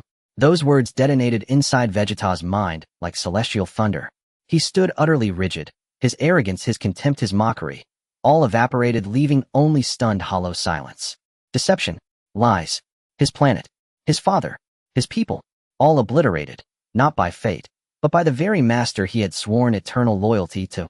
A fire unlike any before, incinerating, all-consuming, ignited in the deepest recesses of his soul. Every being present stood paralyzed by the revelation's sheer magnitude. No one noticed. In that singular suspended moment, when every eye was riveted upon Vegeta and Dodoria, a shadow swift beyond perception slipped soundlessly to the side of the shaken Namekian elder. Chia's hand gently lifted the warm star-inscribed Dragon Ball from the elder's stunned slack grasp. Thank you, elder. A whisper softer than falling ash brushed the elder's ear. Instinctively he looked down. His arms were empty. In the next heartbeat, Chia had vanished. And precisely where he'd stood, a subtle invisible force erupted. Whoosh! A torrent of sand hurled upward by immense pressure coalesced into a towering, impenetrable wall, engulfing the entire battlefield in blinding, suffocating dust. Who dares? Vegeta roared, jolted from his fury. The Dragon Ball. My Dragon Ball is gone. Dodoria shrieked in panic. Mission accomplished. Time to go. Damn it. Who dares? Vegeta's roar echoed through the swirling dust, thick with the fury of betrayal. He had just awakened to the horrifying truth of his planet's annihilation, his rage still unspent, when the Dragon Balls cherished above all else were snatched from right beneath his very eyes. An unspeakable disgrace. A torrent of explosive ki erupted from his body, scattering the dust storm far and wide, yet no thief stood in sight. Elsewhere, Dodoria let out a shriek like a slaughtered pig. The Dragon Balls. My Dragon Balls. Lord Frieza will execute me. Vegeta's eyes burned crimson, his teeth grinding audibly. Through the haze, his bloodshot gaze locked onto a trembling pink sphere. Dodoria, frozen in panic, not far away. Vegeta, let's search together. I'll give you all the Dragon Balls, if only you spare my life. Terrified by that glacial, soul-piercing aura, Dodoria wailed in abject desperation. Too late. Vegeta's voice rose from the depths of hell itself. Only the dead may keep my secrets, and live on in silence. No. What answered Dodoria was not words, but a devastating fist charged with apocalyptic wrath. Boom. A cataclysmic energy detonation tore through the sand wall, shaking the earth to its foundations. His agonized scream was severed midair. As the dust settled, only a colossal crater remained. No trace of Dodoria, not even a single hair. Vegeta hovered midair, chest heaving, his eyes blazing with fury so intense it seemed to coalesce into visible malice. Coldly he cast a glance toward Piccolo and Gohan, both standing petrified nearby. Two pitiful insects, mere 5,000 in combat power. Not worth a second's attention. Now his sole imperative was to gather all 7 Dragon Balls, wish for eternal life, and then slay Frieza. Without another pause, Vegeta shot skyward like a golden comet, vanishing beyond the horizon. He's gone. Gohan stared after the fading streak, legs still trembling. Yes, Piccolo affirmed, his expression grim and unrelenting. He approached the elder and denned. Both collapsed in terror upon the ground. Elder, are you unharmed? The Dragon Balls, they're gone. The elder whispered, staring blankly at his empty arms. I know. Piccolo spoke, voice low and resolute. Now is not the time for grief. Take us to the Grand Elder. We have come to aid you against Frisia. To the Grand Elder? The elder lifted his head, cloudy, eyes narrowed with suspicion and wariness. Yes. Piccolo gestured toward Gohan. We require the Grand Elder's power to awaken our latent potential. Only then can we stand against Frisia. This was the plan laid out by Chia before their arrival. Young Din watched Piccolo and Gohan, then recalled the shadowy figure who'd seized the Dragon Balls moments earlier, swift, precise, yet sparing every life. He bit his lip and tugged gently at the elder's robe. Elder, they don't seem evil. In the end, persuaded by Piccolo's resolve and Din's quiet plea, the elder nodded and agreed to lead them to the Grand Elder. Elsewhere aboard Frisia's colossal flagship, that useless Dodoria, he's gone silent. Frisia reclined upon his levitating throne, slender fingers tapping idly on the armrest, his scarlet eyes flickering with impatience. Zarbon, at your command, Lord Frisia. Zarbon bowed slightly, his handsome face adorned with practiced humility. You have 1 hour to retrieve another Dragon Ball. Fail, and you shall share Dodoria's fate. As you wish. Without hesitation, Zarbon turned and departed. His efficiency dwarfed Dodoria's. Within half an hour, he located a sizable Namekian village. Facing the Namekians' desperate resistance, he merely waved a hand, precise beams of lethal energy piercing their bodies one by one. Crimson blood stained the emerald earth. Swiftly, he wrested a Dragon Ball from the village elder's grasp. Mission accomplished. Wiping non-existent dust from his palms, Zarbon hoisted the orb, ready to return. Yet as he ascended, mocking laughter drifted up from below. Well, Frisia's prettiest lapdog rushing home to claim credit. Zarbon froze, snapping his gaze downward. There stood Vegeta, arms crossed atop a jagged cliff, smirking with undisguised contempt. Vegeta. Zarbon's pupils contracted sharply. What are you doing here? Wasn't your mission complete? Instinctively, he activated his scouter. Beep, beep, beep. Combat power, 24,000. Zarbon's flawless features twisted in disbelief. Surprised too. Vegeta bared his teeth in a feral grin. Your turn ends now, Zarbon. Before the final syllable faded, he vanished. Boom. Zarbon barely raised an arm to block, only to be hurled backward like a ragdoll. Cursed fool. He stabilized midair, face dark with humiliation. He could not fathom it. How could Vegeta's power surge so astronomically after merely visiting Earth? Vegeta's laughter grew wilder, each strike laced with venomous hatred, for Frisia channeled wholly into Zarbon. Fist met flesh, energy clashed with fury. From the first blow, the battle descended into utter annihilation. Vegeta's 24,000 power overwhelming Zarbon's mere 22,000 without mercy. Thud, thud, thud. Zarbon became a living punching bag, slammed from sky to soil, then kicked back into orbit. His once handsome face swelled grotesquely, greenish blood trickled steadily from his lips. Cough, cough. He crashed into the earth, carving a deep crater, every bone screaming in protest. Is this truly all you are, Zarbon? Vegeta descended slowly, gazing down with cold, unblinking disdain. You disappoint me utterly. Yet just as Vegeta believed victory assured, Zarbon, near death, let out a low, eerie chuckle. Yeah. What's so amusing? Vegeta frowned. I laugh at you, Saiyan monkey, your naivety. Zarbon lifted his mangled face, grinning, a monstrous guttural leer twisting features beyond recognition. Did you truly believe this was my full strength? What a... Then witness it. The cursed grotesque form I bear. Roar. A bestial howl ripped from his throat as his body convulsed violently. Muscles swelled, skin erupted with jagged scales and bone spurs, his face warped into a demon's visage. Unholy, unnameable, and utterly terrifying. A wave of malevolent, overwhelming power exploded outward. Vegeta's smirk froze rigid as stone. Now despair, Vegeta. Zarbon's voice now rumbled, gravelly, distorted, thick with slaughterlust. His clouded eyes blazed with unrestrained bloodlust. Whoosh. Despite his hulking frame, he moved with impossible speed. Danger! Vegeta's instincts screamed, but too late. A colossal fist slammed into his gut. Sputter! Vegeta curled inward like a shrimp, vomiting blood and viscera. In an instant, the tide had turned. Aoag! Zarbon's assault became a hurricane. Each punch, each kick capable of shattering mountains. Vegeta stood defenseless. One blow sent him rocketing, punching clean through 3 mountain peaks. Another kick drove him down, burying him deep within the earth. Finally, the transformed Zarbon opened his maw wide and unleashed a searing, massive energy blast straight into Vegeta's chest.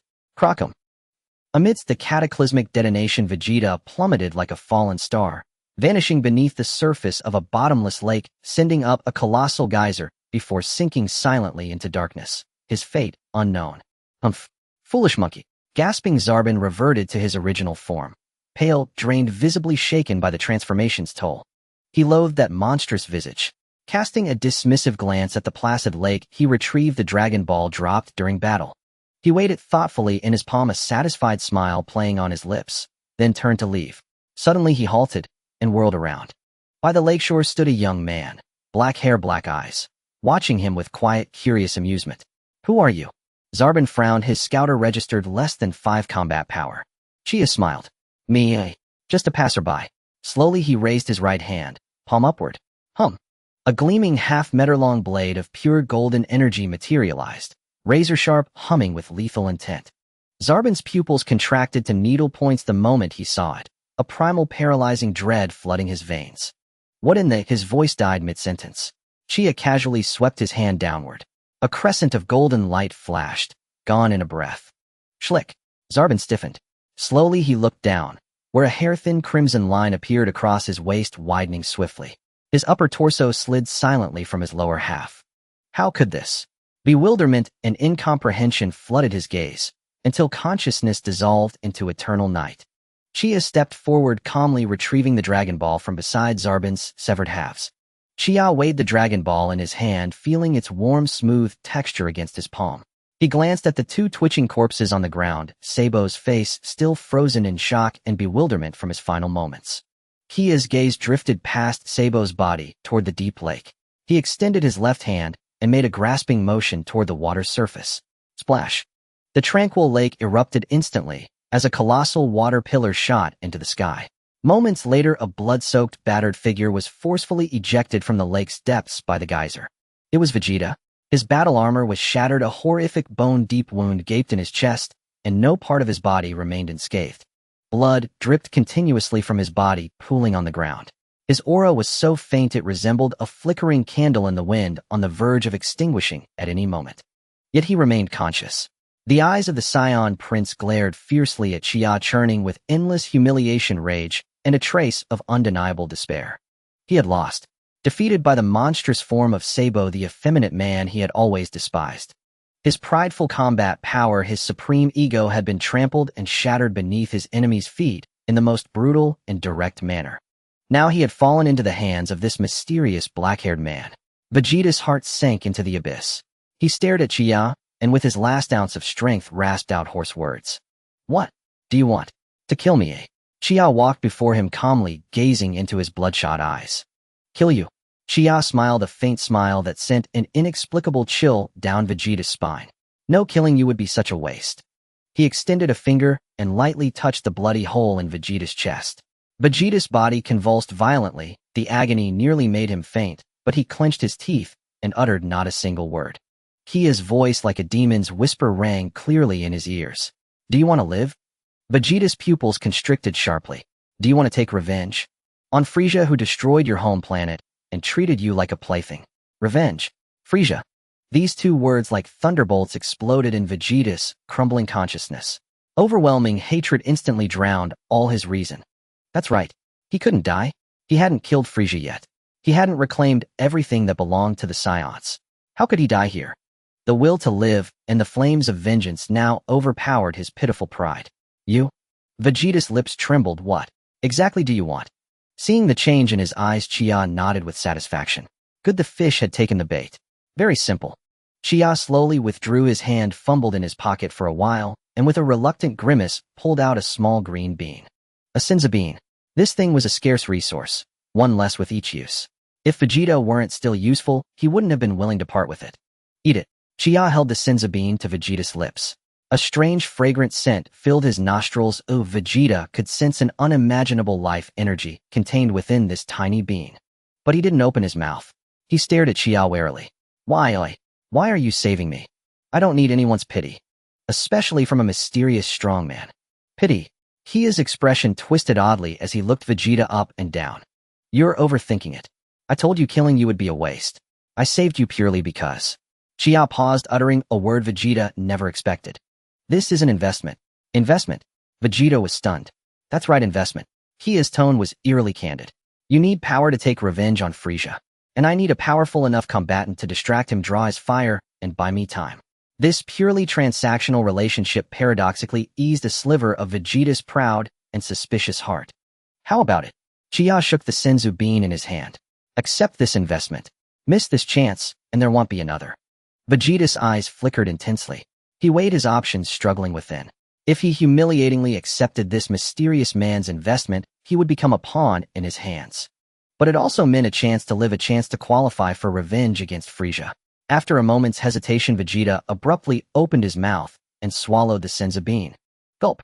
The bean dissolved upon entering his throat, and a warm current surged through his limbs and bones. The next second, an indescribable surging life energy erupted within him. Crack, crack. Broken bones mended in an instant, the horrific wound healed at a visible rate. Dried muscles swelled with explosive power once more. His previously withered aura skyrocketed like a rocket. Vegeta couldn't help but roar to the heavens, his cry shaking the clouds. He could feel it. He could feel it clearly. An unprecedented power so immense it made even himself tremble was surging and roaring through his body. This feeling was too wonderful. Was this the power gained from near-death recovery? Frieza, just you wait. Vegeta reveled in the ecstasy of his surging power, his fists clenched, feeling the energy about to overflow within him. How do you feel? Kia's calm voice snapped him back from his rapture. The Saiyan near-death cheat is truly worthy of its reputation. Vegeta looked down at his hands, then back at Chia, his expression immensely complex. Ecstasy, wariness, confusion, all emotions intertwined. Who was this man?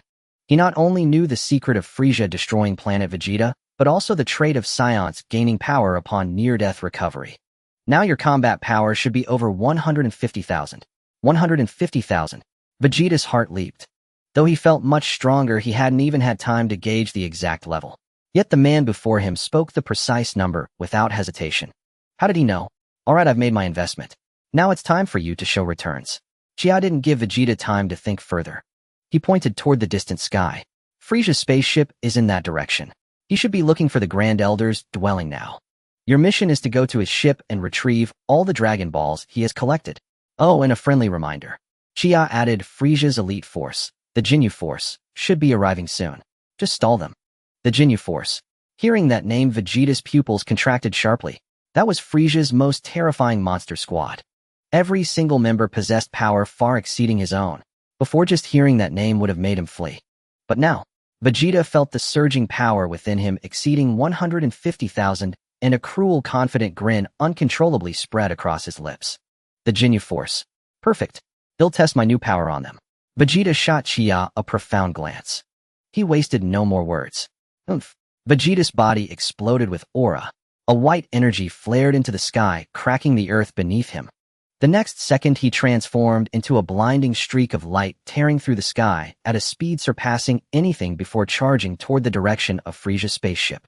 A cluster of uniquely shaped domed houses rested upon the verdant plains, exuding an aura of tranquility and peace. This was the abode of the Great Elder.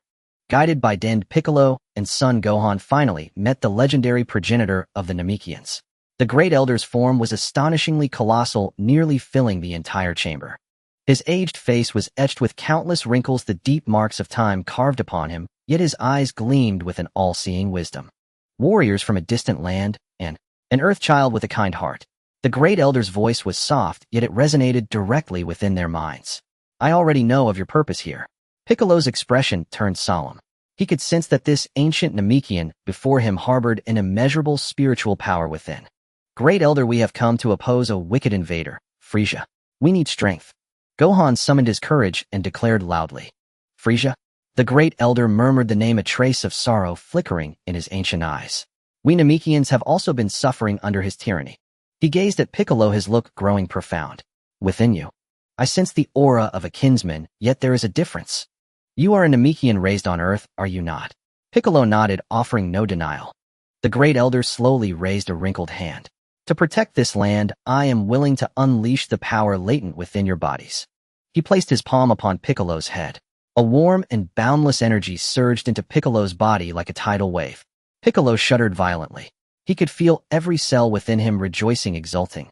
The bottleneck that had long constrained his power shattered under the torrent of this energy. Power. An unprecedented sense of might filled every fiber of his being. In mere seconds, Piccolo's aura underwent a earth-shaking transformation. Piccolo was utterly astounded by his newfound strength. This is merely the power you were always meant to possess. The Great Elder withdrew his hand, his breath somewhat weakened. Now it is your turn, child. His hand rested upon Denda head, awakening within him the power of healing. Then his hand came to rest upon Gohan's head. Do not be afraid, relax your mind. Gohan nodded nervously and closed his eyes. The very next second, the Great Elder's expression abruptly changed. How is this possible? A monumental wave of shock crashed through the Great Elder's mind. What lies dormant within this child's body? It is a pity that with my power, I can only unlock a portion of it. At that very moment, a figure descended from the sky, landing silently not far away. Who goes there? Nail instantly became alert, flashing before Kia in a defensive battle stance. He could sense that this man possessed an immensely terrifying energy far greater than that of his fellow clansmen from before. Relax, I'm not an enemy. Kia spread his hands, offering a friendly smile. The commotion inside had also alerted Piccolo, who had just completed his power awakening. He rushed out in a single bound, nodding upon seeing Kia. Gohan followed closely behind, and upon spotting Kia, he cheerfully greeted him. Mr. Kia, it seems you've both gained considerable power. Kia's gaze swept over Piccolo and Gohan before finally settling on Nail. I have come to see the Great Elder to request another favor. Meanwhile, at Frisia's colossal spaceship, a thunderous boom echoed. With a deafening roar, the ship's heavy hatch was violently blasted open, leaving a gaping hole. Amidst the horrified gazes of countless soldiers, Vegeta's figure strode in slowly. He was drenched in blood, his battle suit tattered, yet the soaring aura he exuded suffocated everyone present. Vegeta. A lowly guard stammered, his eyes wide with terror. How are you here? Before he could finish, a beam of energy shot from Vegeta's fingertip, instantly piercing through his skull. A cruel smirk curled on Vegeta's lips as his gaze swept over the densely packed soldiers within the ship. Kill this traitor. Open fire. In an instant, countless energy rays rained down upon Vegeta. Bring it on. Vegeta stood his ground, making no move to dodge as the attacks pounded against him. Violent explosions echoed within the ship's, smoke and flames consuming everything. Did we get him, He must be dead. No one could survive that. The soldiers panted heavily, staring intently at the center of the smoke. The haze slowly cleared. Vegeta stood perfectly unharmed, not a single hair out of place. He hadn't even activated his protective ki. Is that all you've got? A look of utter contempt spread across Vegeta's face. Pathetic. So weak. Now it's my turn. With those words, he moved. His speed was blinding, leaving a trail of afterimages through the crowd. Every flicker was accompanied by blood-curdling screams and flying gore. Vegeta reveled in unleashing his surging power, savoring the thrill of toying with his enemies. In mere minutes, hundreds of soldiers within the ship lay slaughtered. The entire hall was a river of blood littered with corpses. Vegeta waded through the viscous gore, advancing deeper into the ship. He recalled exactly where Frieza kept the Dragon Balls. Soon he arrived before two massive metal vaults. Frieza is quite arrogant, isn't he? Vegeta sneered, raising his hand and firing an energy blast at the door of one vault. The specially alloyed door was effortlessly blown to pieces. 4 orange Dragon Balls lay quietly within. Greed flickered in Vegeta's eyes as he unceremoniously gathered all 4 Dragon Balls. The Ginyu Force should be arriving soon, shouldn't they, Vegeta licked his lips, his eyes burning with battle lust. He then found a place to hide the 4 Dragon Balls, suppressed his aura, and waited in silence. Meanwhile, Frieza, who was collecting Dragon Balls in a Namekian village, suddenly halted. Through his scouter, he detected a violent energy reaction from the direction of his ship. Then one by one, the life signals representing his soldiers vanished from the screen. Finally, the entire screen fell into utter silence. Ooh-ho-ho. Frieza let out his signature laugh, but it held no mirth, only a chilling, murderous intent. How? To dare cause trouble on my turf. Before the words faded, Frieza's form had already vanished. His personal pod shot across the sky, racing back to his ship at astonishing speed. Minutes later, when Frieza returned, he was greeted by a scene of hell. In the hall, the bodies of his subordinates were piled high, blood staining the entire floor a dark crimson. The air was thick with the stench of blood and gunpowder. Frieza's face darkened bit by bit. He stepped through the mountain of corpses and sea of blood, arriving before the vault. When he saw the violently breached, empty vault, every trace of expression vanished from his face. He stood there silently, uttering not a word. The soldiers who had returned from outside and followed him, sensing this deathly stillness, trembled in fear, not daring to breathe. They knew this was the calm before the storm. Suddenly Frisia laughed. He laughed heartily, even to the point of tears. Ooh-ho-ho-ho. Ooh-ho-ho-ho-ho. Excellent. Truly excellent. So someone dares to steal from me. The Dragon Balls he had so painstakingly gathered, nearly complete, were gone. An inhuman, piercingly shrill roar erupted from Frisia's throat. An indescribably terrifying aura exploded outward from him. The colossal spaceship groaned under the immense pressure. Outside the ship, the sky over all of Namek darkened in that moment. The ground quaked violently, countless mountains crumbled, and rivers reversed their flow. The sky of Namek turned dark. Before the Grand Elder's dwelling, Piccolo, having just completed his power transformation, wore an expression of unprecedented ease. He abruptly raised his head, gazing into the distance. This energy, it's Frisia. Son Gohan's small face turned pale, his body trembling uncontrollably, his teeth chattering audibly. Nails, every muscle was taut to the extreme, under his green skin veins bulged. As Namek's mightiest warrior, he could perceive more clearly than anyone else what this power signified. It was absolute annihilation, enough to effortlessly erase this planet. Kia's black hair rustled violently in the gale. Seems like that brat Vegeta succeeded. His voice was low yet unusually calm, standing out distinctly amidst the chaos. Succeeded? Piccolo abruptly turned to him. What do you mean? Nothing, Kia replied without further elaboration. Above the wreckage of Frisia's spaceship, the earth-shattering roar finally ceased. Frisia slowly straightened himself, the muscles on his face twisted by extreme rage gradually relaxed. Finally a smile curled at the corners of his lips. Oh-ho-ho. Oh-ho-ho-ho. Frisia's signature laughter rang out once more, soft yet piercing. How amusing. Most amusing. This tiny planet has given me so many surprises. He extended the fingers of his right hand and gently pressed the communicator. Jinyu. A vibrant voice immediately responded from the other end. Yes, Lord Frisia. We are speeding toward your next destination. Change of plans. Frisia's tone was casual, yet brooked no dissent.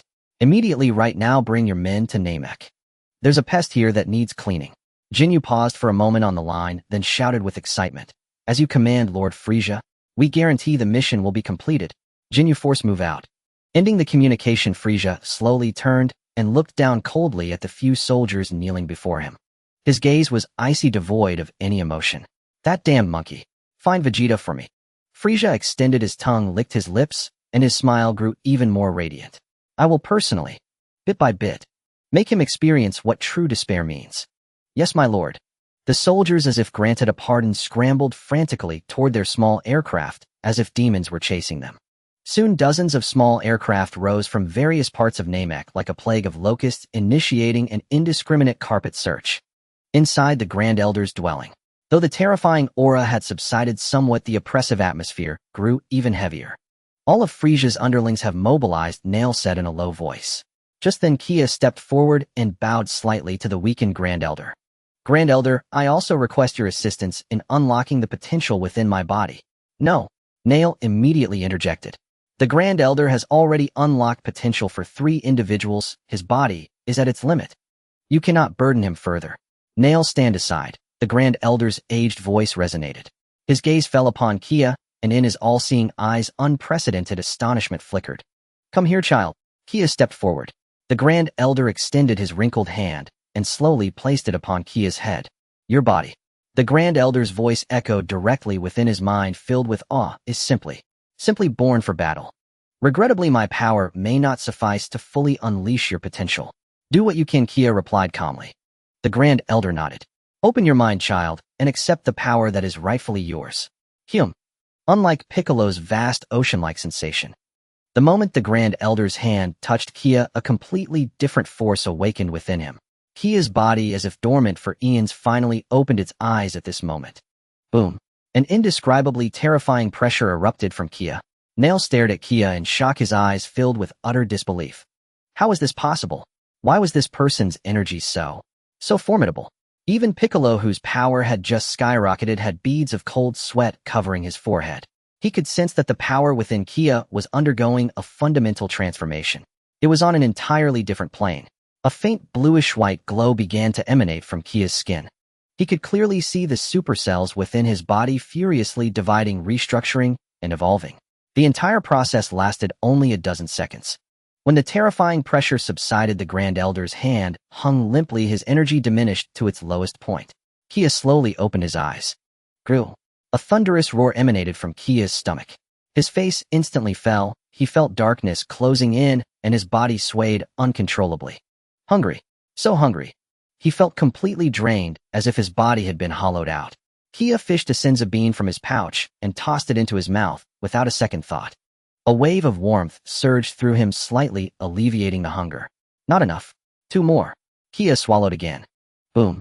The immense life energy of 3 senzu beans exploded within him. Those supercells, having just completed their evolution, and in a state of extreme hunger, devoured this energy completely, like a glutton that hadn't eaten for 800 years. Huh.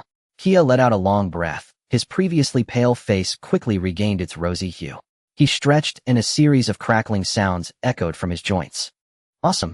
Finally alive again. Nail watched Kia from the side, as if looking at a monster. You?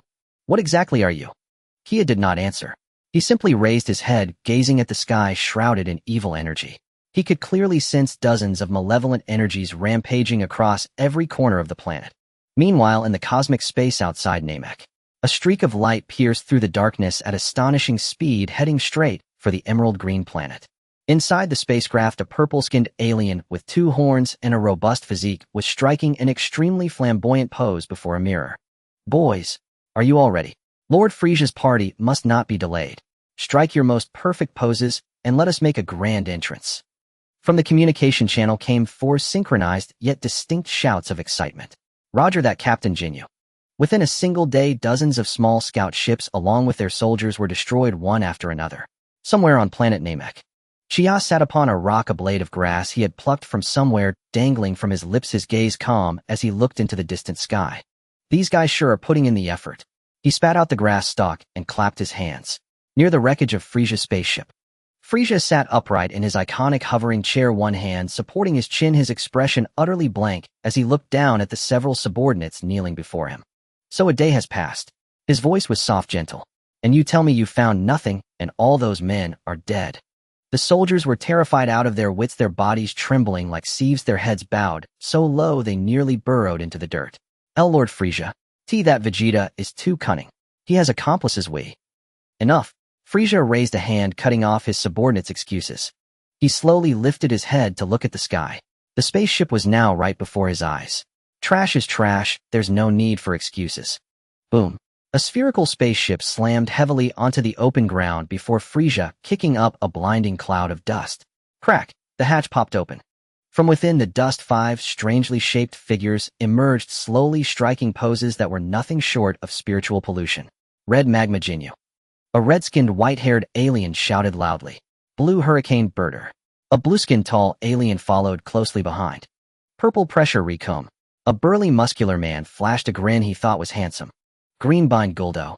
A short creature with 4 eyes puffed out his chest. Finally, a purple-skinned, horned, muscular alien walked to the center of the group, twisting his body into an impossible curve, pointing his right index and middle fingers toward the sky. Your Captain Jees. The 5 of them simultaneously struck their final combined pose, as if explosions and rainbows erupted in the background. We are the Jinyu Force. The air fell silent. The kneeling soldiers twitched at the corners of their eyes, wanting to laugh, but not daring to, their expressions barely under control. Even Frisia's mouth twitched almost imperceptibly. Captain Jinyu made a dashing turn, dropping to one knee and saluting Frisia with a salute that was both ridiculous and precise. Lord Frisia, the Jinyu Force has arrived ahead of schedule to report for duty. Frisia's face returned to its usual icy stillness. He was pleased with the Jinyu Force's speed, but their entrance made him want to gouge out his own eyes. Good, you're here. Frisia's voice was devoid of emotion. I need you to find something for me. And a few pests. Mission guaranteed. Jinyu stood up confidently, thumping his chest. There's nothing in this universe the Jinyu Force can't find. I want 7 orange balls, a monkey named Vegeta, and every single being on this planet who dares to oppose me. Murderous intent blazed in Frisia's eyes. Find them and kill them all. Jinyu let out a strange laugh. A piece of cake. Lord Frisia, just leave it to us. He turned and waved grandly at his team. Men, You heard the mission. Yes, Captain. Excellent. Then rock, paper, scissors to decide the teams. Rock, paper, scissors. A few minutes later the teams were formed. Jinyu announced solemnly, Rikum Birder Jinyu, you three handle Sector A. Guldo, and I will handle Sector B. Now move out immediately. Let us present victory to Lord Frisia with our most magnificent style. Roger. 5 figures shot into the sky, splitting into 2 groups and flying in different directions. A barren rocky area. Vegeta leaned against a massive boulder, a cold smirk on his lips. He could sense 3 not insignificant presences descending.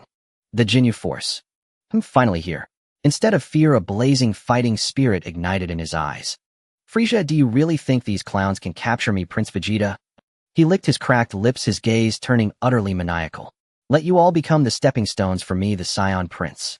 He stopped suppressing his energy, and a violent aura erupted skyward. This energy was a beacon in the dark, instantly drawing the attention of the searching enemies. Oh, found one. Birder's voice rang out from the distant sky. That energy signature. It's Vegeta. That bastard actually dares to reveal his position. Jinyu said in surprise. Who cares? Saves us the trouble of hunting him down. Ha ha ha. Rikum laughed boisterously. 3 streaks of light changed course and dove toward Vegeta's location at astonishing speed. Vegeta looked up at the 3 rapidly approaching lights, his smile growing more savage. Come on, let me see how many of my attacks you scum can withstand. Meanwhile, in a valley near the Grand Elder's dwelling, they split up. Piccolo opened his eyes, his expression grave. 2 energy signatures are heading our way. Gohan swallowed nervously but nodded firmly. Having undergone gravity training and then the Grand Elder's potential unlock, he now had some confidence in his own strength. Piccolo stood up directly, his purple martial arts robe fluttering without wind. They're almost here. Jinyu and Guldo appeared at the entrance to the valley. My. Jinyu stopped, looking somewhat surprised at Piccolo and Gohan blocking his path. He raised his hand and tapped his scouter. Beep, beep, beep. The numbers on the scouter jumped wildly, finally settling on a figure that mildly surprised him. Oh, a Namekian with a power level over 10,000, and a brat under 5,000. Jinyu stroked his chin, looking intrigued. Guldo peeked out from behind him, his 4 eyes darting around. Captain, should I just take care of them? Hold on, Guldo. Jinyu waved a hand. First ask them if they've seen a Saiyan named Vegeta or 7 orange balls. Piccolo snorted coldly. Save your act, you Frisia lapdog. We're here to kill you. Oh. Jinyu raised an eyebrow, his expression turning amused. Big words for a Namekian. Since you're so eager to die, I'll grant your wish. The great battle was about to erupt. At that very moment, however, Frisia, who had been lounging in his hovering chair awaiting good news from the Jinyu force, suddenly frowned. He jerked his head up. My. Frisia's gaze sharpened. Another pest. He slowly rose from his seat, stepping onto Namek soil for the first time. A man in an orange martial arts GI, with short black hair, landed from the sky. Son Goku's gaze quickly locked onto the short alien, exuding an overwhelming evil aura not far away. Frisia looked back at him. Their eyes met. Your energy is incredibly evil. Goku's expression turned serious. You're Frisia, aren't you? Frisia studied Goku, a dangerously sharp smile curling at his lips. Oh ho ho ho ho. Marvelous, simply marvelous. What a wonderful day this is. All the surprises are just delivering themselves to me. Frisia pointed a finger at Goku from afar. Tell me your name, monkey, as a reward for your impending death. Goku was not intimidated by his aura. Instead, he assumed the Turtle School's opening stance, his eyes more serious than ever. My name is Son Goku. I'm a Saiyan raised on Earth, and I'm here to defeat you. The voice of Sun Wukong was not loud, yet every word clearly reached Frisia's ears. Frisia was momentarily stunned. Then he covered his mouth and let out an exaggerated laugh. Oh ho ho ho ho. You think you can defeat me? Just you? A monkey that suddenly popped up from nowhere dares to speak such words to the Emperor of the universe. Frisia's laughter was filled with contempt and disdain, and he laughed so hard that his body swayed. In his eyes, this was the funniest joke in the universe. A being whose combat power was slightly higher, but still merely a bug, actually dared to challenge him. Frisia. Truly, utterly clueless. It seems I must make you see the light. Let you understand the insurmountable chasm between us. Frisia's laughter abruptly stopped. His gaze instantly turned icy cold. However, Sun Wukong's response was simple and direct. Almost the moment Frisia finished speaking, Sun Wukong's figure vanished from the spot. My. Frisia's pupils constricted sharply. So fast. His dynamic vision barely captured the opponent's movement. In the next second, a feeling of indescribable crisis struck him. Hedon. Sun Wukong's figure appeared out of thin air in front of Frisia. His expression remained calm, yet his eyes burned with the flames of martial arts. With a punch thrown, at that moment Frisia's complexion completely changed. His brain was in a frenzy issuing alarms. Extreme danger. He wanted to dodge, but his bonus reaction could not keep up with the opponent's speed. That fist grew larger and larger in his field of vision. No! Frisia's heart let out a terrified roar. Boom! A dull and thunderous sound echoed. Sun Wukong's fist firmly struck Frisia's face, which was filled with astonishment. Time slowed at that moment. Frisia's precious hoverchair along with him was sent flying by an overwhelming force. Crack, crack. The hovering seat began to disintegrate in midair, its intricate shell covered in a web of cracks. Boom. Frisia and his chair like a cannonball crashed violently into a distant towering mountain. The entire mountain shook violently. At the mountainside a bottomless pit appeared. Smoke and dust filled the air and fragments fell like raindrops. Sun Wukong slowly withdrew his fist, standing in place, somewhat surprised. Frisia, is that all you've got? In the shadows, Kaiatsu sat on a rock witnessing this absurd scene. His mouth slightly agape. What the hell? Wukong, this guy. Skipping the talk and going straight to action. He actually took him and his chair out. Doesn't Frisia care about his pride? He could even imagine that Frisia's current mood was undoubtedly worse than eating excrement. Meanwhile, Vegeta, who was confronting Guldo and the others, suddenly trembled all over. He turned his head sharply, looking into the distance. That energy just now. Is it Kakarot? And Frisia's energy suddenly weakened drastically. Could it be that Kakarot, that low-level warrior, severely injured Frisia with one blow? This is unscientific. Vegeta's face was filled with shock and disbelief. On the other side, Jinyu, who was preparing to deal with Piccolo and Gohan, also halted his movements. He looked down at the detector in his hand. On the detector, Frisia's combat power value plummeted to the bottom in an instant. Frisia? Guldo's 4 eyes widened like copper bells. Jinyu's complexion also became unprecedentedly serious. He knew something big had happened. When did such a monster arrive on Namek? Cough. Cough, cough. In the ruins of the mountain, Frisia struggled to crawl out. He was disheveled, his white battle armor tattered. His hover chair had turned into a pile of scrap metal. But what he could not tolerate the most was the fiery pain on his face and the inner flame of humiliation that had been ignited. He, Frisia, the emperor of the universe. Since birth he had never been injured. Today, he was actually sent flying by a monkey in his eyes with a single punch. Unforgivable. Absolutely unforgivable. You want to die. The voice squeezed out from between his teeth, filled with endless resentment and murderous intent. Frisia raised his head, his eyes bloodshot. His body began to undergo drastic changes. Accompanied by a piercing roar, Frisia's body suddenly grew taller. His muscles bulged, tearing through the remnants of his armor. The double horns on his head became longer and more curved, resembling the horns of a bull. A power several times stronger than before erupted violently. Frisia had transformed. Second form. Bull-headed humanoid form. Combat power breaking 1 million. Monkey, I will tear you to shreds. The transformed Frisia's voice became rough and savage. He pushed off the ground, and the earth instantly cracked. His whole person turned into a purple shadow, shooting towards Sun Wukong. Sun Wukong's gaze sharpened. He also charged forward. Bang, bang, bang, bang. The two figures engaged in intense clashes in midair. Every time their fists and feet collided, visible shockwaves exploded through the air. The transformed Frisia's power and speed received a tremendous boost. He laughed maniacally, throwing punch after punch at Sun Wukong's vital points.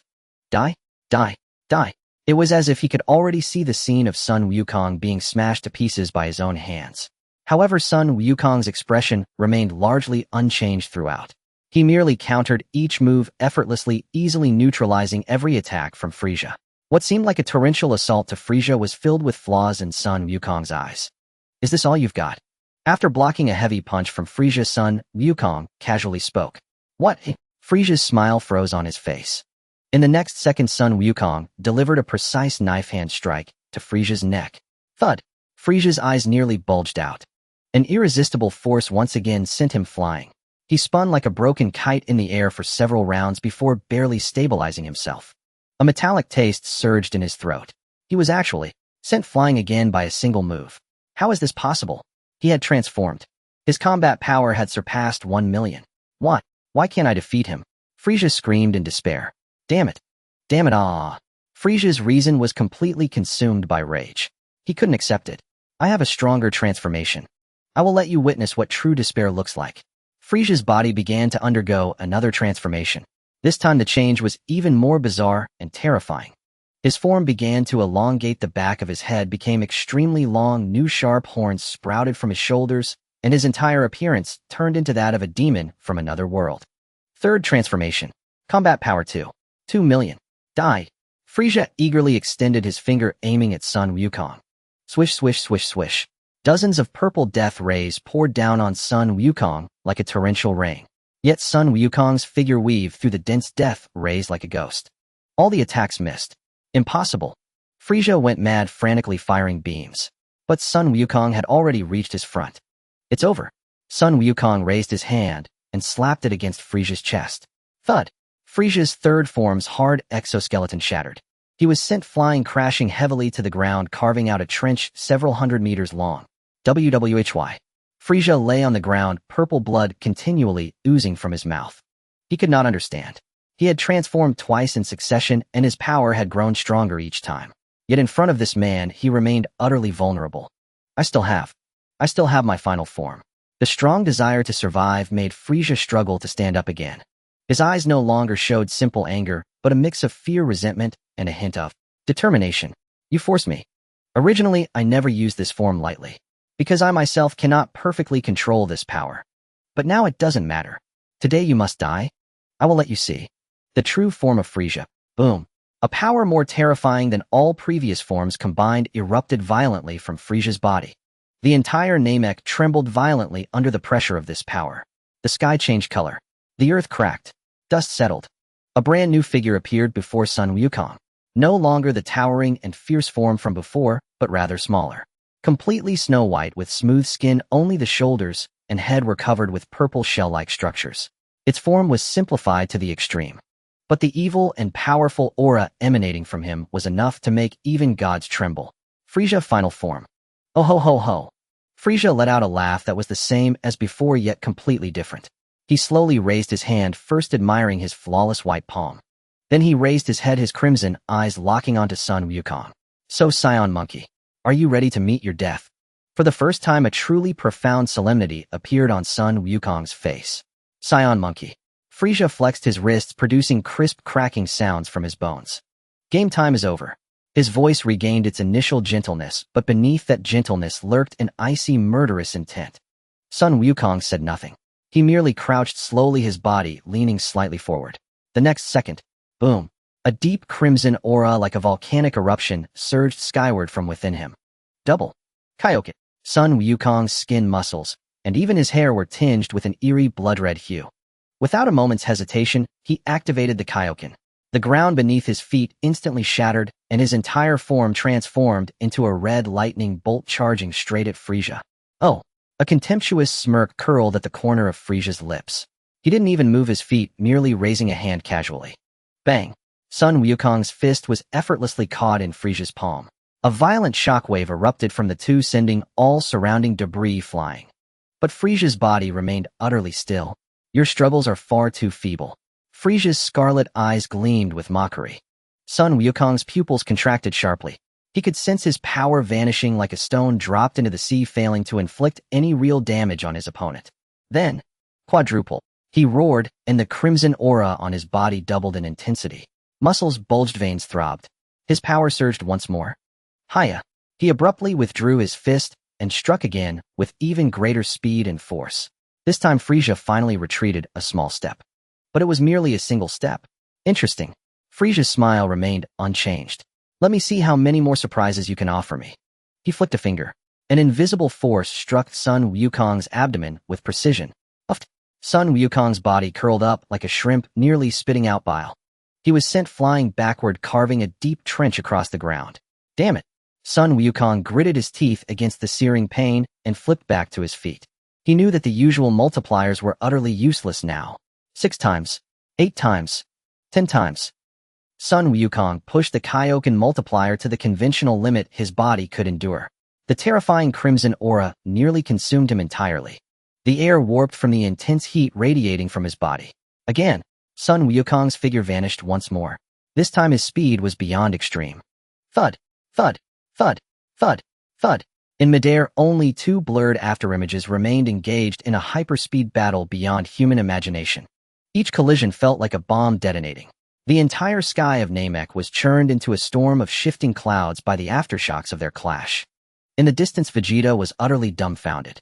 He stared blankly at the two specks of light in the sky. Kakarot, that low-class warrior. Could he actually be fighting Frieza to this extent? This truth was even harder for him to accept than being killed by Frieza. The battle in the sky grew ever more intense. Sun Wukong fought like a demon unleashed, executing the Turtle School's techniques to their fullest. Every punch, every kick contained all the power he could unleash at that moment. But Frieza stood like an immovable divine mountain. He began to savor this game. Not bad. Not bad. Yes. Amuse me more.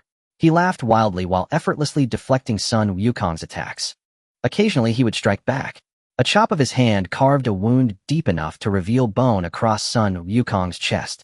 A whip-like kick sent Sun Wukong hurtling from tens of thousands of meters high, crashing violently into the ground. Boom. Sun Wukong's body slammed heavily into a mountain range, kicking up 100-meter-high plume of dust. Cough. Cough. Sun Wukong crawled out of the rubble drenched in blood, gasping for breath. The strain of the tenfold Kaioken had pushed his body to its breaking point, groaning in protest. He could feel his stamina draining away at an alarming rate. Yet Frieza in the distance remained unscathed and composed. What's wrong? Is this the end? Frieza's figure slowly descended before Sun Wukong, looking down at him from above. Your performance has truly been an eye-opener. But it's time for the curtain to fall. Frieza? Sun Wukong slowly straightened his body, his voice hoarse. I admit you are strong. But I haven't lost yet. With his final roar, the dwindling energy within him blazed with unprecedented ferocity.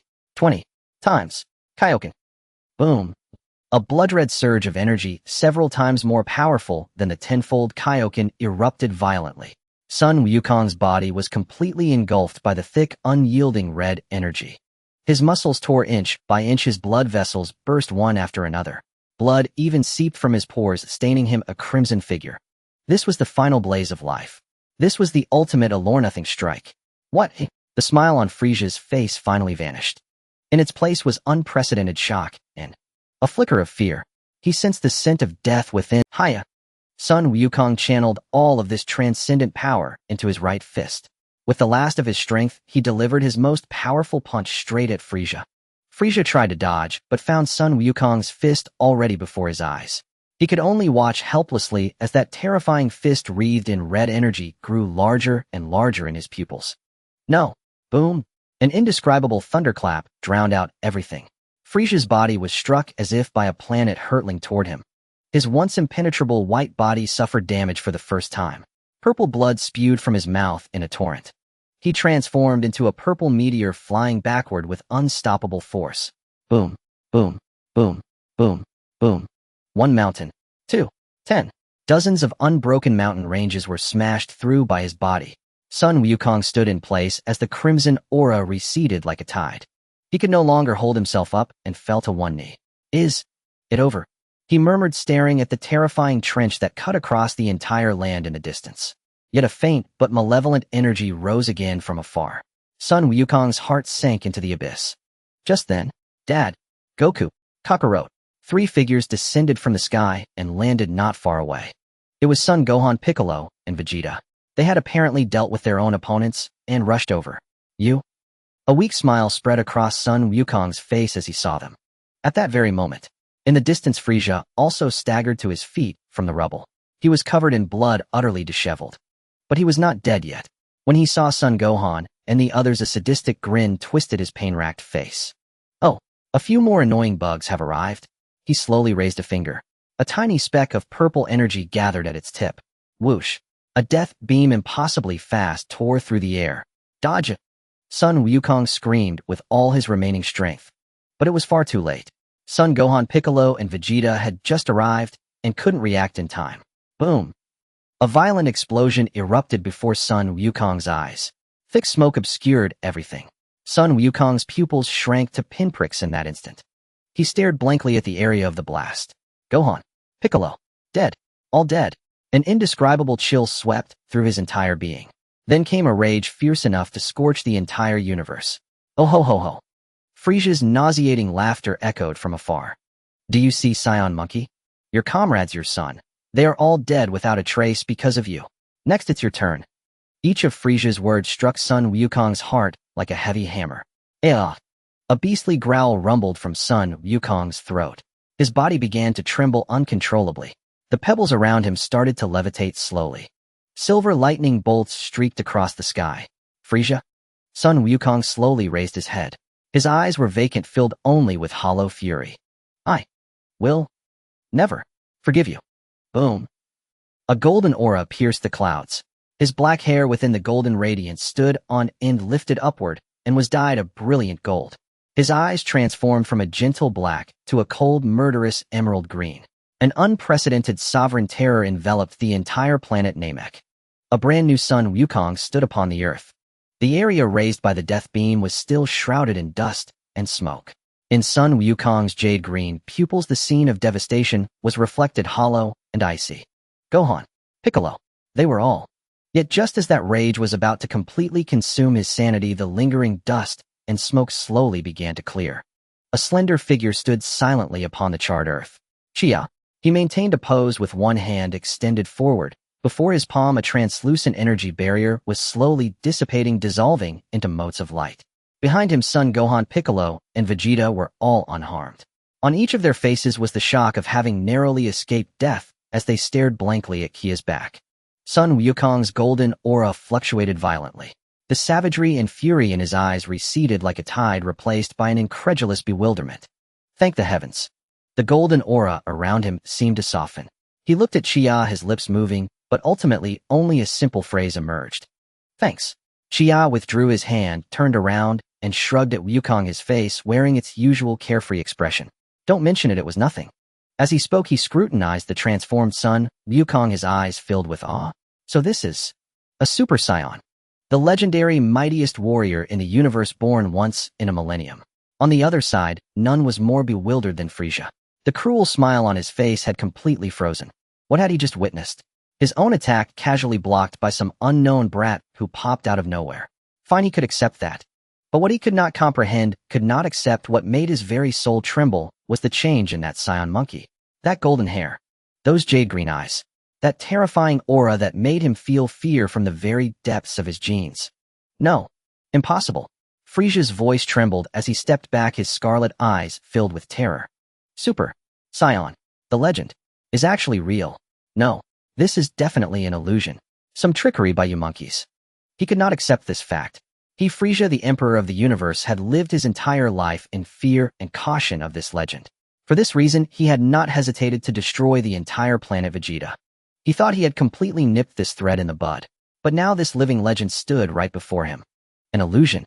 Sun Wukong slowly turned his head, his jade green eyes locking onto Frisia with cold indifference. A faint smile curled at the corner of his mouth. It was a smile of absolute confidence. Then let me let you experience it for yourself. Just how real this illusion truly is. The moment the words fell, Sun Wukong's figure vanished from the spot. What? Frisia's pupils contracted to pinpricks. Sun Wukong's form appeared before him like a phantom. He concentrated that power which defied all logic into a single point, and then he struck. Boom. The fist connected solidly with Frisia's abdomen. Frisia's terror-stricken face contorted instantly. His eyeballs bulged as if they would fly out of their sockets. 2. A massive gush of purple blood mixed with fragments of internal organs spewed violently from his mouth. Frisia could clearly feel a terrifying force exploding within him. His entire body, like a cannonball fired at high velocity, was sent flying backward once again. Boom. This time was more exaggerated than any before. His body lost control midair, spinning wildly like a top, and slammed violently into the distant earth. The ground was plowed open into a bottomless, massive trench that stretched to the horizon, plowing through countless mountains.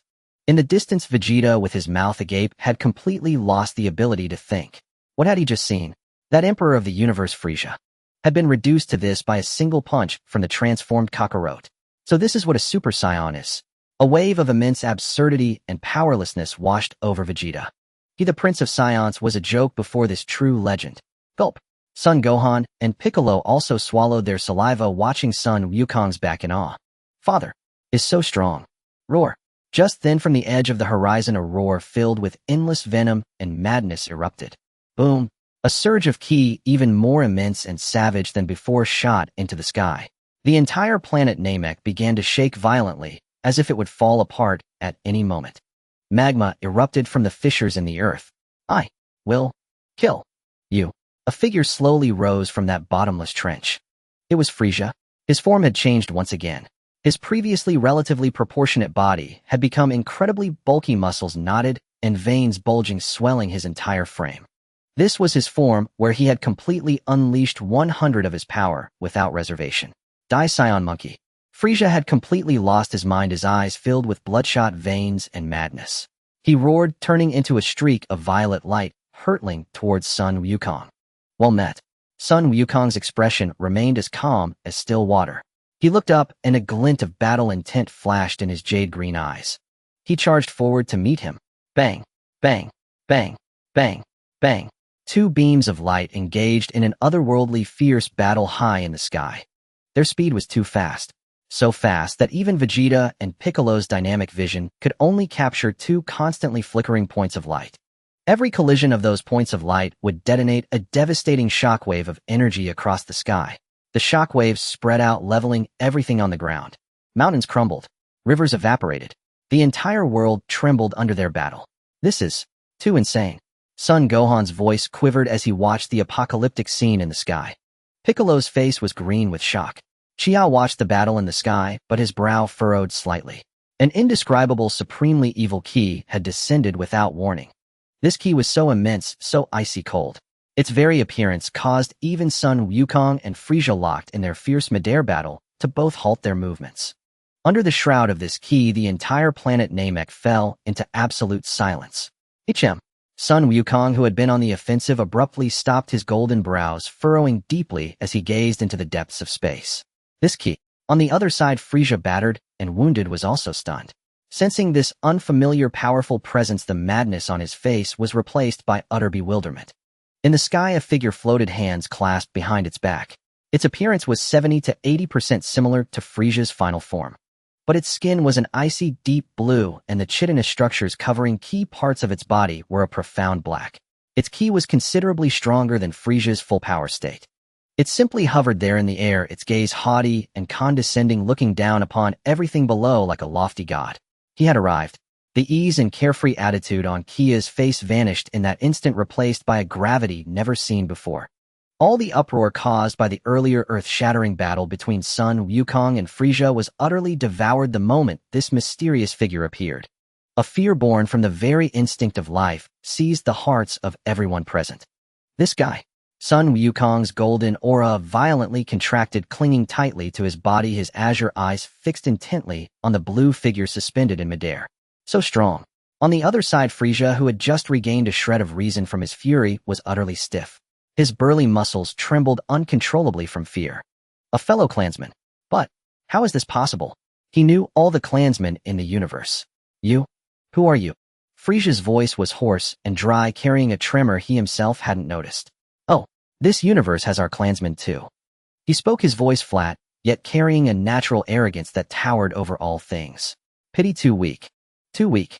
Those few words, light and airy, instantly shattered Frisia's pride into dust. He was Frisia, Emperor Frisia of the universe.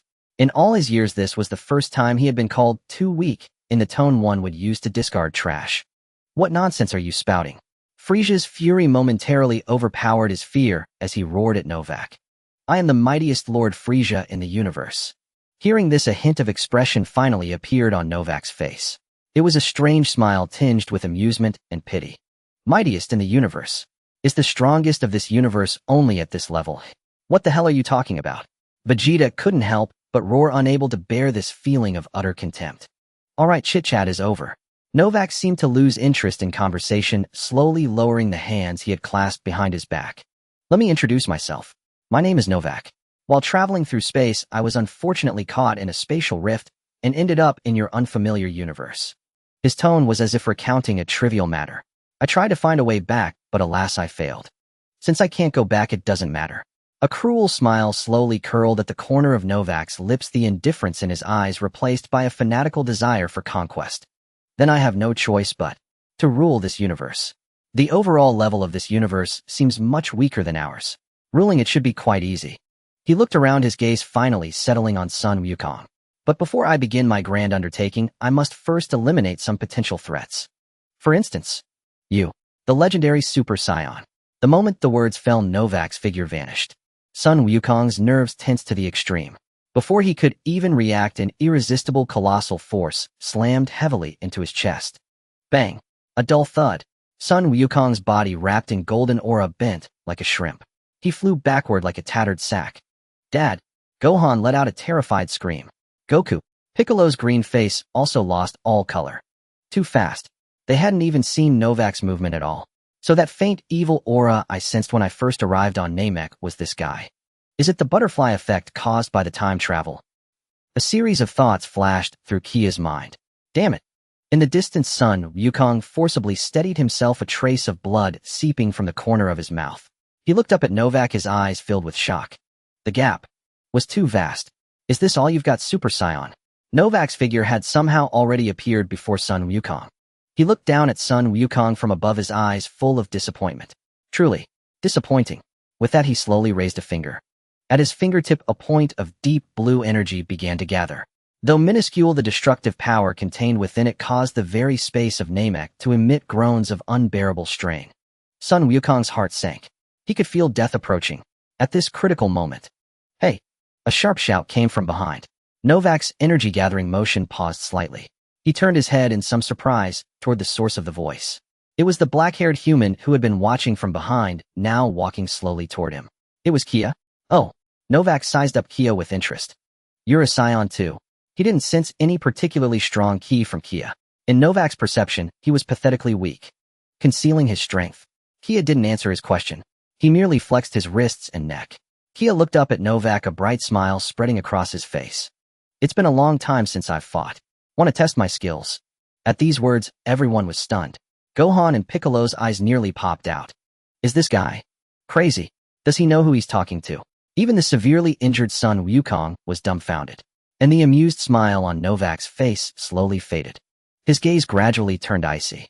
Human, are you provoking me? A terrifying killing intent locked onto Kia, but Kia seemed not to hear. He just slowly crouched, leaning his body slightly forward. Don't be reckless. Sun Wukong used all his strength to warn Kia, but it was too late. Boom. A deep red aura like a volcano dormant for 10,000 years suddenly erupted from within Kia. That violent ki instantly swept across the entire battlefield. 10 times. Kaioken. Kia's body was enveloped in rich crimson energy, muscles bulging, veins popping.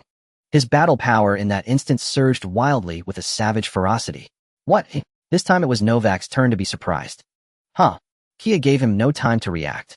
The ground beneath his feet exploded with a bang, and his whole body turned into a red meteor, carrying an overwhelming momentum as he threw his strongest punch at Novak. The wind from the punch howled, even tearing the air. Yet faced with this earth-shattering blow, Novak merely extended his palm slowly.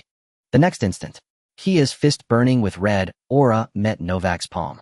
But Kia's fist just stopped in midair, unable to advance an inch. The terrifying power on his fist, enough to shatter mountains, vanished like a stone sinking into the sea. Novak looked at Kia, who was giving his all, and a mocking smile curled again at the corner of his mouth. His voice, cold and cruel, clearly reached the ears of everyone present. Is this all? Truly unexciting.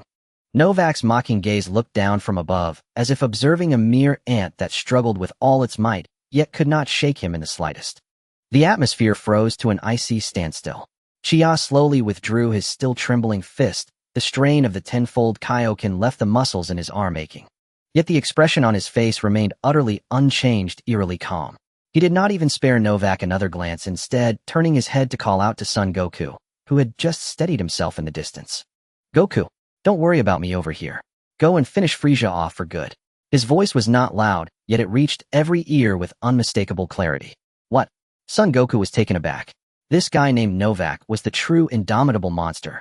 Only by joining forces could they have any hope. But, no buts, Chia interrupted, his voice carrying an unyielding resolve. Leave this one to me. You take yours as high as possible, or Namek will be blown to bits by you too. Kia's tone even carried a hint of mockery.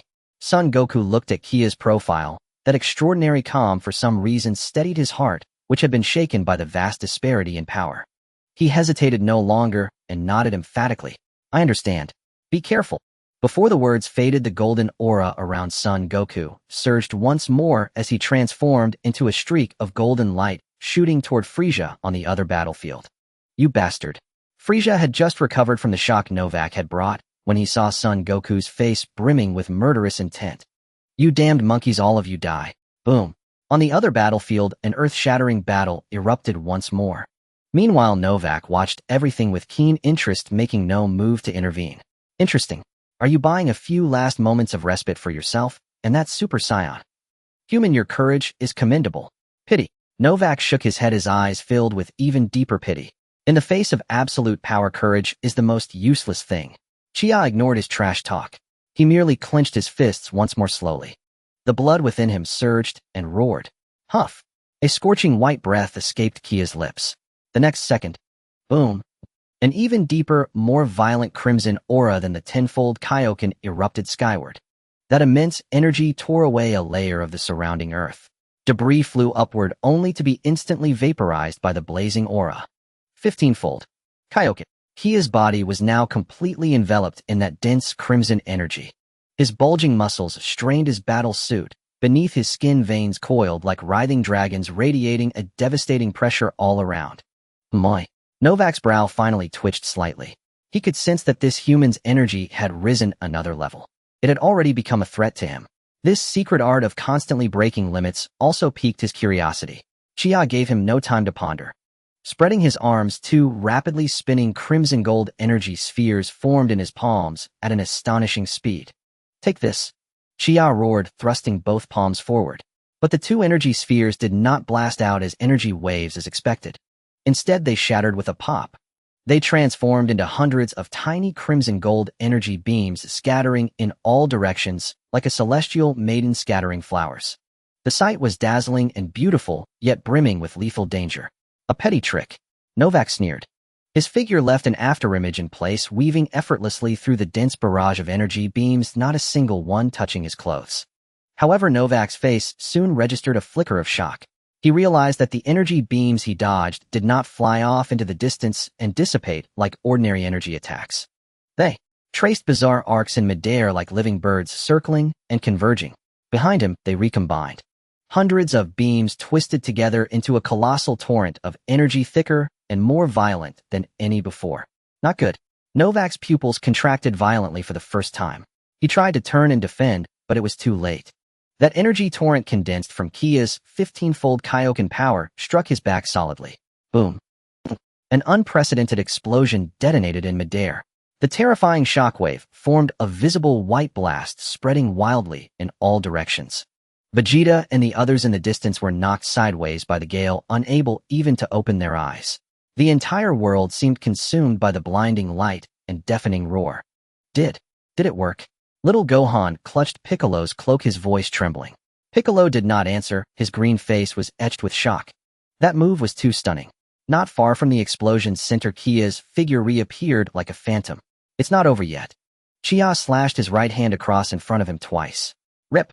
Two condensed golden energy blades flew from his hand. Those blades, shaped like crescent moons, carved two intersecting arcs in the air, tearing through everything with razor sharpness as they slashed into the churning smoke. Boom. Another violent explosion. After that, Chia landed back on the ground, panting heavily, his chest heaving violently. The 15-fold Kaioken, along with two unreserved finishing moves, placed a tremendous burden on his body. Sweat had already soaked his clothes, and every muscle screamed with tearing pain. Yet he paid it no heed. His gaze remained intensely focused on the spot where the smoke was clearing. The smoke slowly dissipated. A figure still hovered silently in the same spot. Upon closer look, a trace of blood seeped from his ice-blue skin, and the black carapace on his shoulder showed a few fine cracks. He was injured, though it was only a minor wound. In the distance, Son Goku, who had just beaten Frieza half to death, also stopped, staring in disbelief. Vegeta's eyes nearly popped out, his mouth wide enough to fit a fist. What the hell?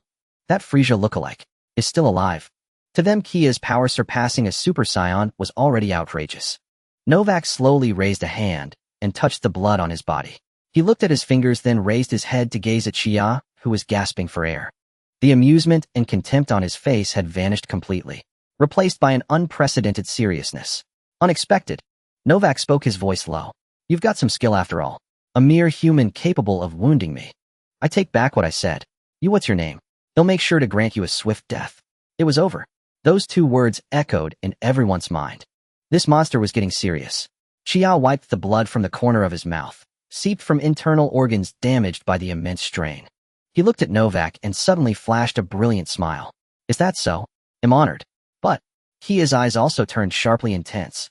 Just giving you a scratch isn't enough. Yet inwardly he smiled bitterly.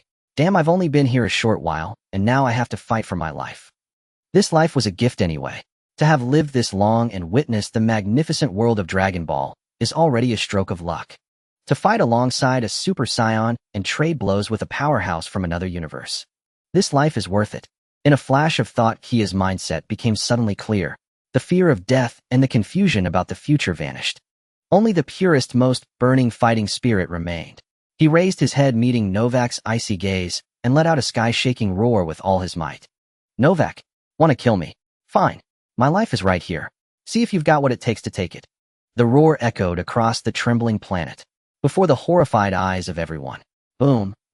A terrifying aura far surpassing anything before, nearly dying the entire world. Blood-red erupted without reserve from within Xia.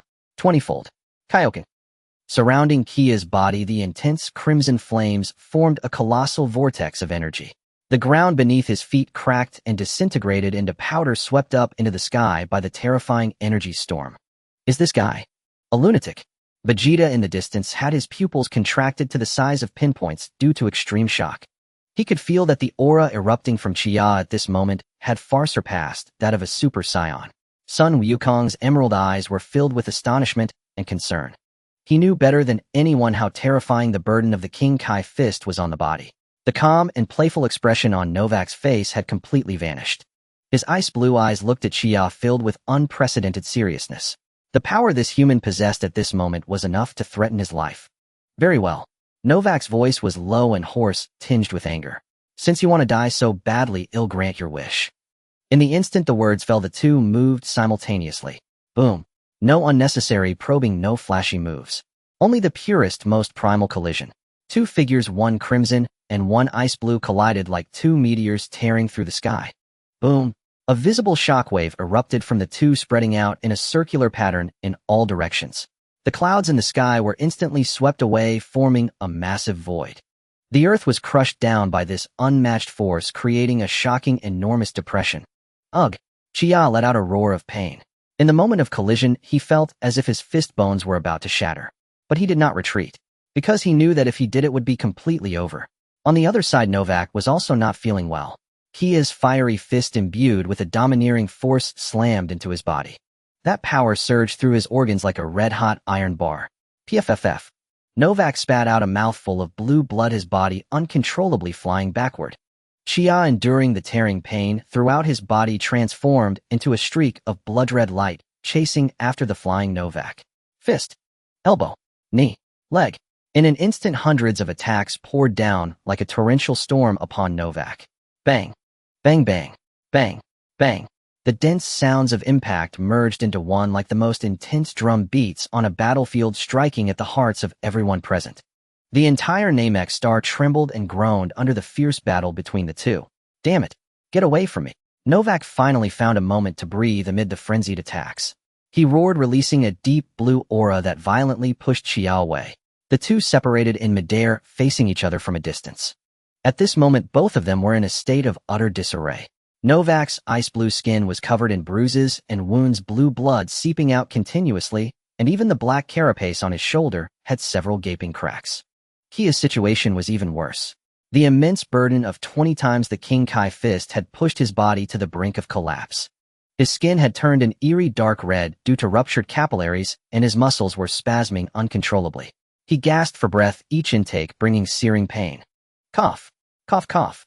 Xia coughed out a few mouthfuls of blood, looking down at the ravaged ground caused by their battle, his brow furrowed tightly. This won't do. If this continues, Namek will truly be finished. The battlefield must be moved to a higher place. He raised his head, looking at Novak, forcing a provocative smile onto his face. Hey, little Frisia. Haven't you had enough to eat? You want to die? Novak, already enraged by Chia, was now infuriated further by this unabashed mockery. He roared, transforming again into a streak of blue light charging toward Chia. Come at me. A glint of sharpness flashed in Kia's eyes as he advanced, instead of retreating, charging toward Novak. But just as the two were about to collide, Chia's form suddenly twisted, brushing past Novak's body, shooting up into the higher sky. Trying to run, Novak roared, chasing after him without a second thought. Two streaks of light, one red and one blue, one ahead and one behind, rushed into the heavens. High in the sky, the battle between the two became even more unrestrained. Fists and feet clashed, energy exploded. Every attack was unreserved. Kia's fists smashed hard into Novak's face, denting half of his cheek. Meanwhile, Novak's energy claw left 5 deep, bone-revealing gashes on Kia's chest. This was a true battle for life and death. Injury for injury. Life for life. The fight had entered a stage of white heat.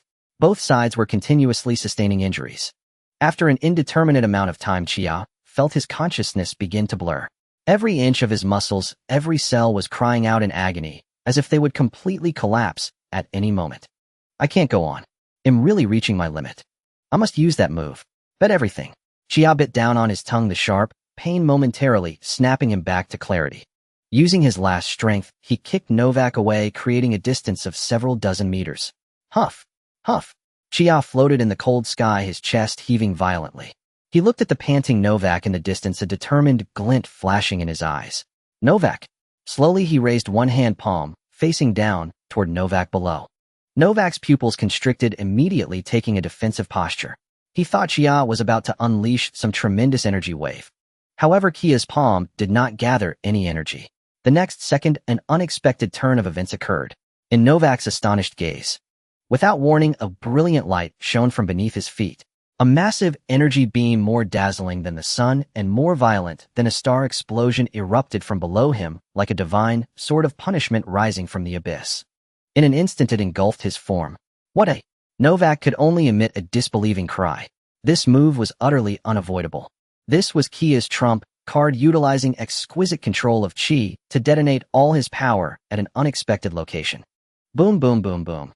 A colossal explosion, unprecedented in scale, burst forth in the silent sky. The blinding white light even forced those far below on Namek to instinctively close their eyes. After all this, Chia could no longer hold on. The state of 20 times the King Kai fist instantly faded away. Endless weakness and excruciating pain washed over him like a tide. The scene before his eyes began to spin. His body felt like a rag, helplessly plummeting toward Namek below. It was over. It should be over now. This was the final strike he had poured all his strength into. The remnants of the explosion gradually dissipated. As Chia fell, his eyes widened in disbelief as he gazed at that area.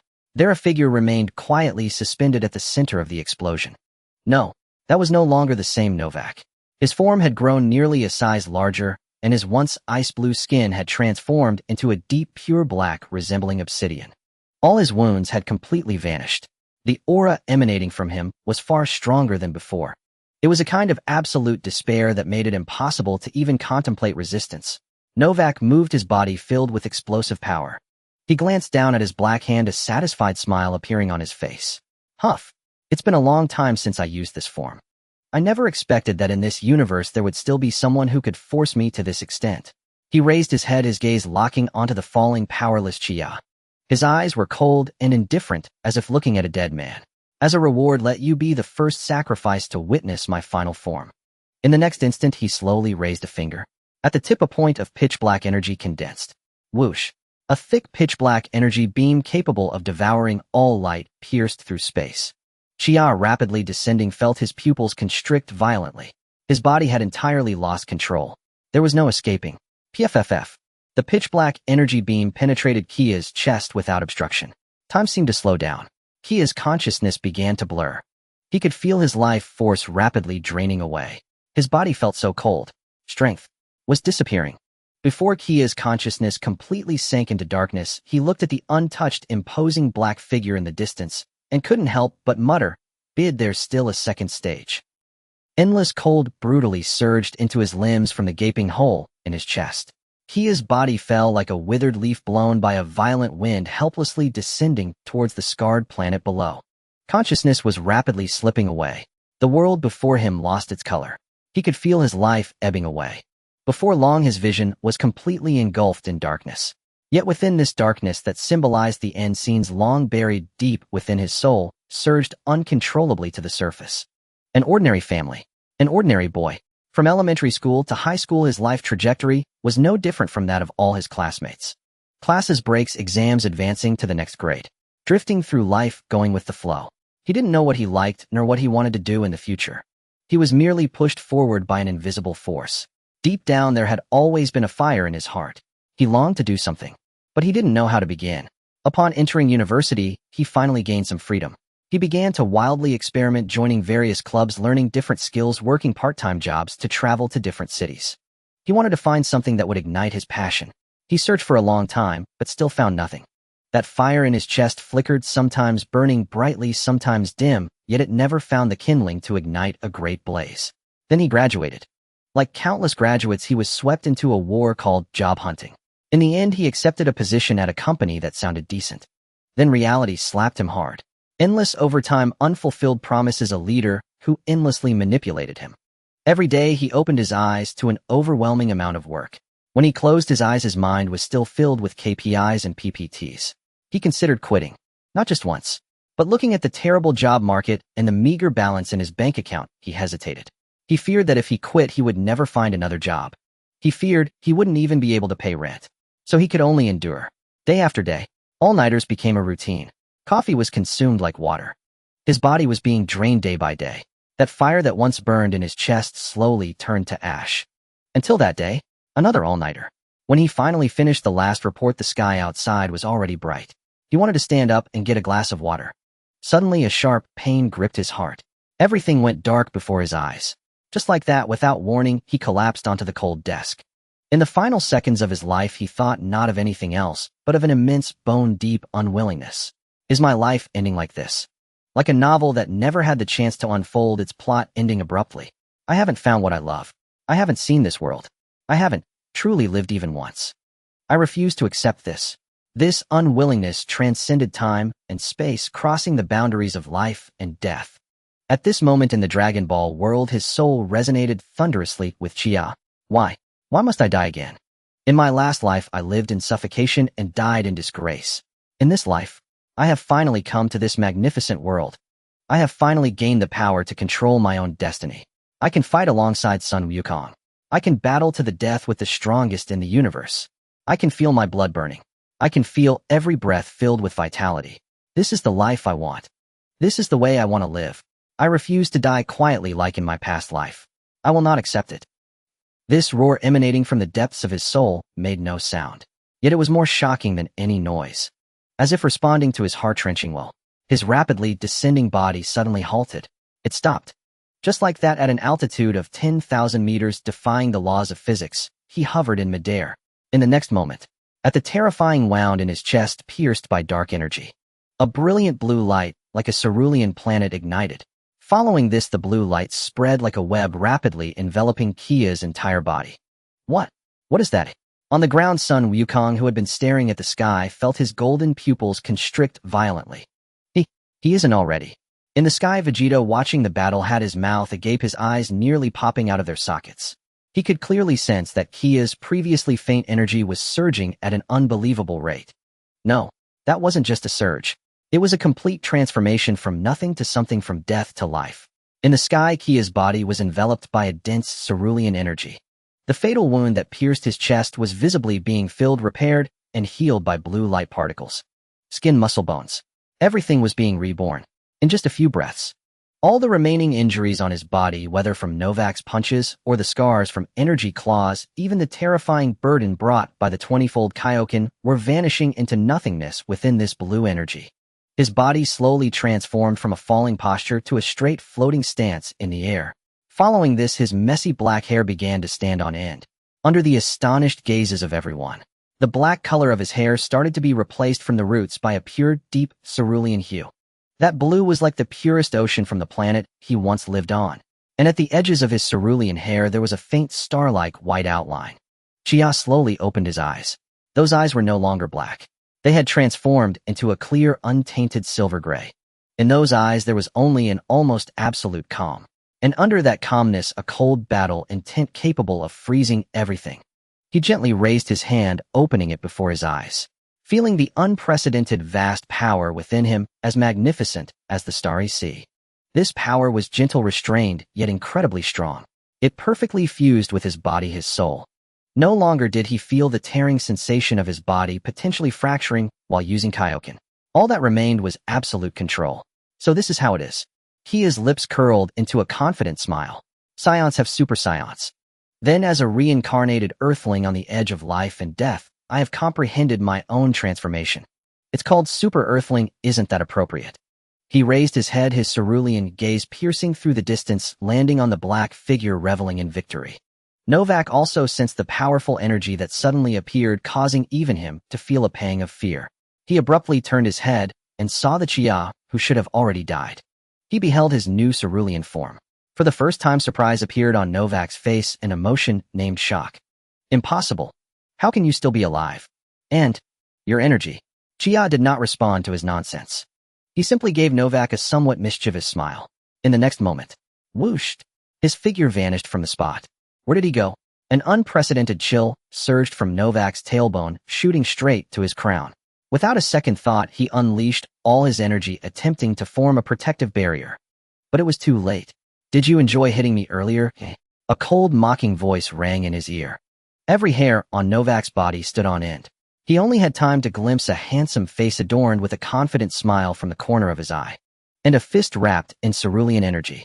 That fist grew larger in his sight. Boom. A massive explosion erupted in the sky. Novak's face, filled with shock and disbelief, was struck squarely by this punch. The terrifying force detonated on his face in an instant. His black skin, capable of withstanding a stellar explosion, twisted and deformed under this punch. He couldn't even let out a scream. His entire being was as if struck heat by a meteorite, transformed into a streak of black light, violently hurled away at a speed beyond comprehension. Across the cerulean sky of Namek, a long white shockwave pierced through the entire sky. Across the heavens, a colossal white shockwave pierced the sky, unfading, unyielding. At its vanishing point, a black streak hurled violently through the void. Novak's mind was utterly blank. What had just happened? Had he not already won? Had he not pierced that man's heart with absolute certainty? How could he? Agony. An indescribable searing pain erupted from his facial nerves and surged wildly into his brain. His once proud, impregnable obsidian visage was now grotesquely contorted. The cheeks caved inward, rendering him pitiful, absurd.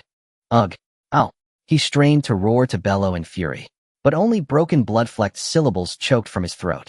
His body was utterly beyond his command. He could only surrender to the terrifying force propelling him outward into the infinite cosmos.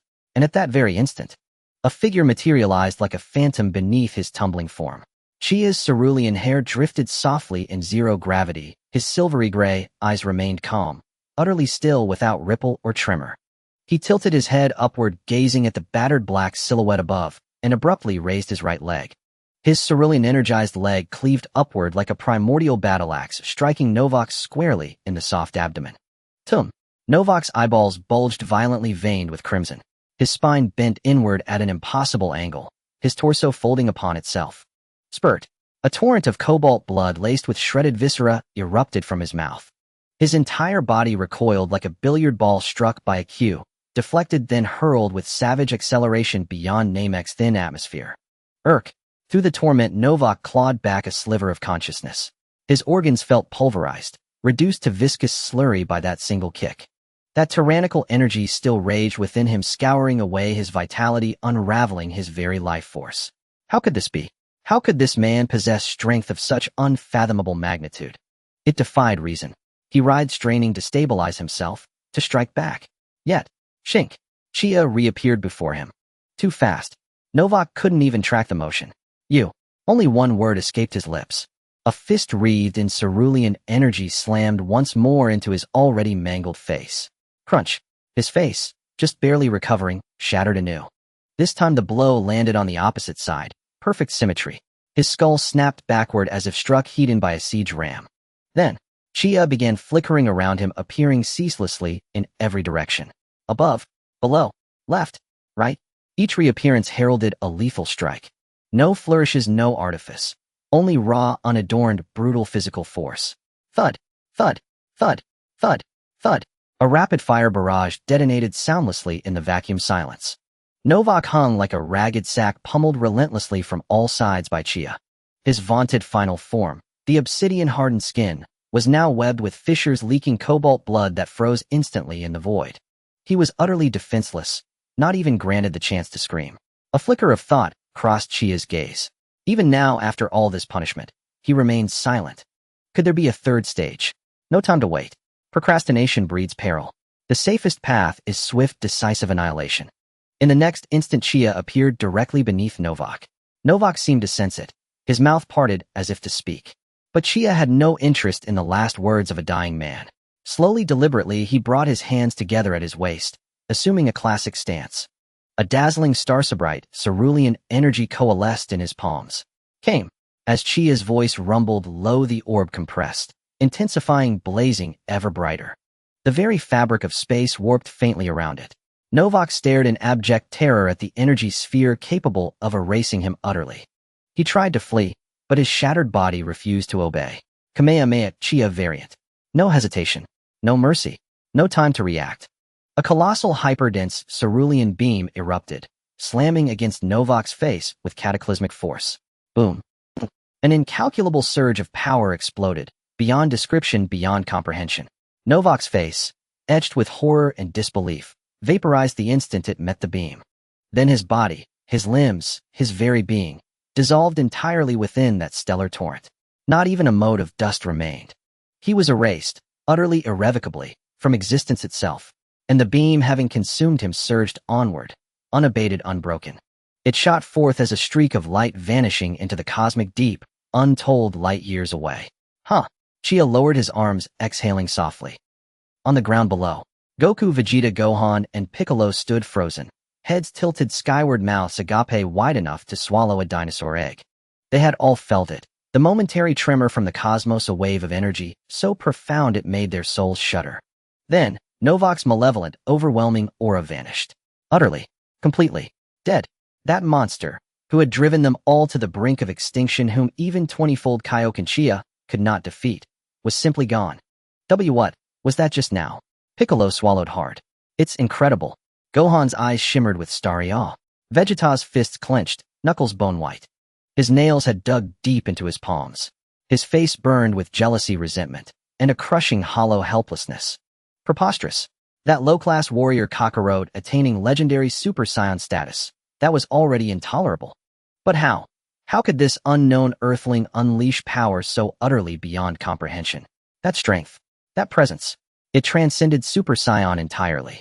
How could a proud Saiyan prince bear such humiliation? Amid their whirling thoughts, Chia descended, light as a feather, landing silently before them.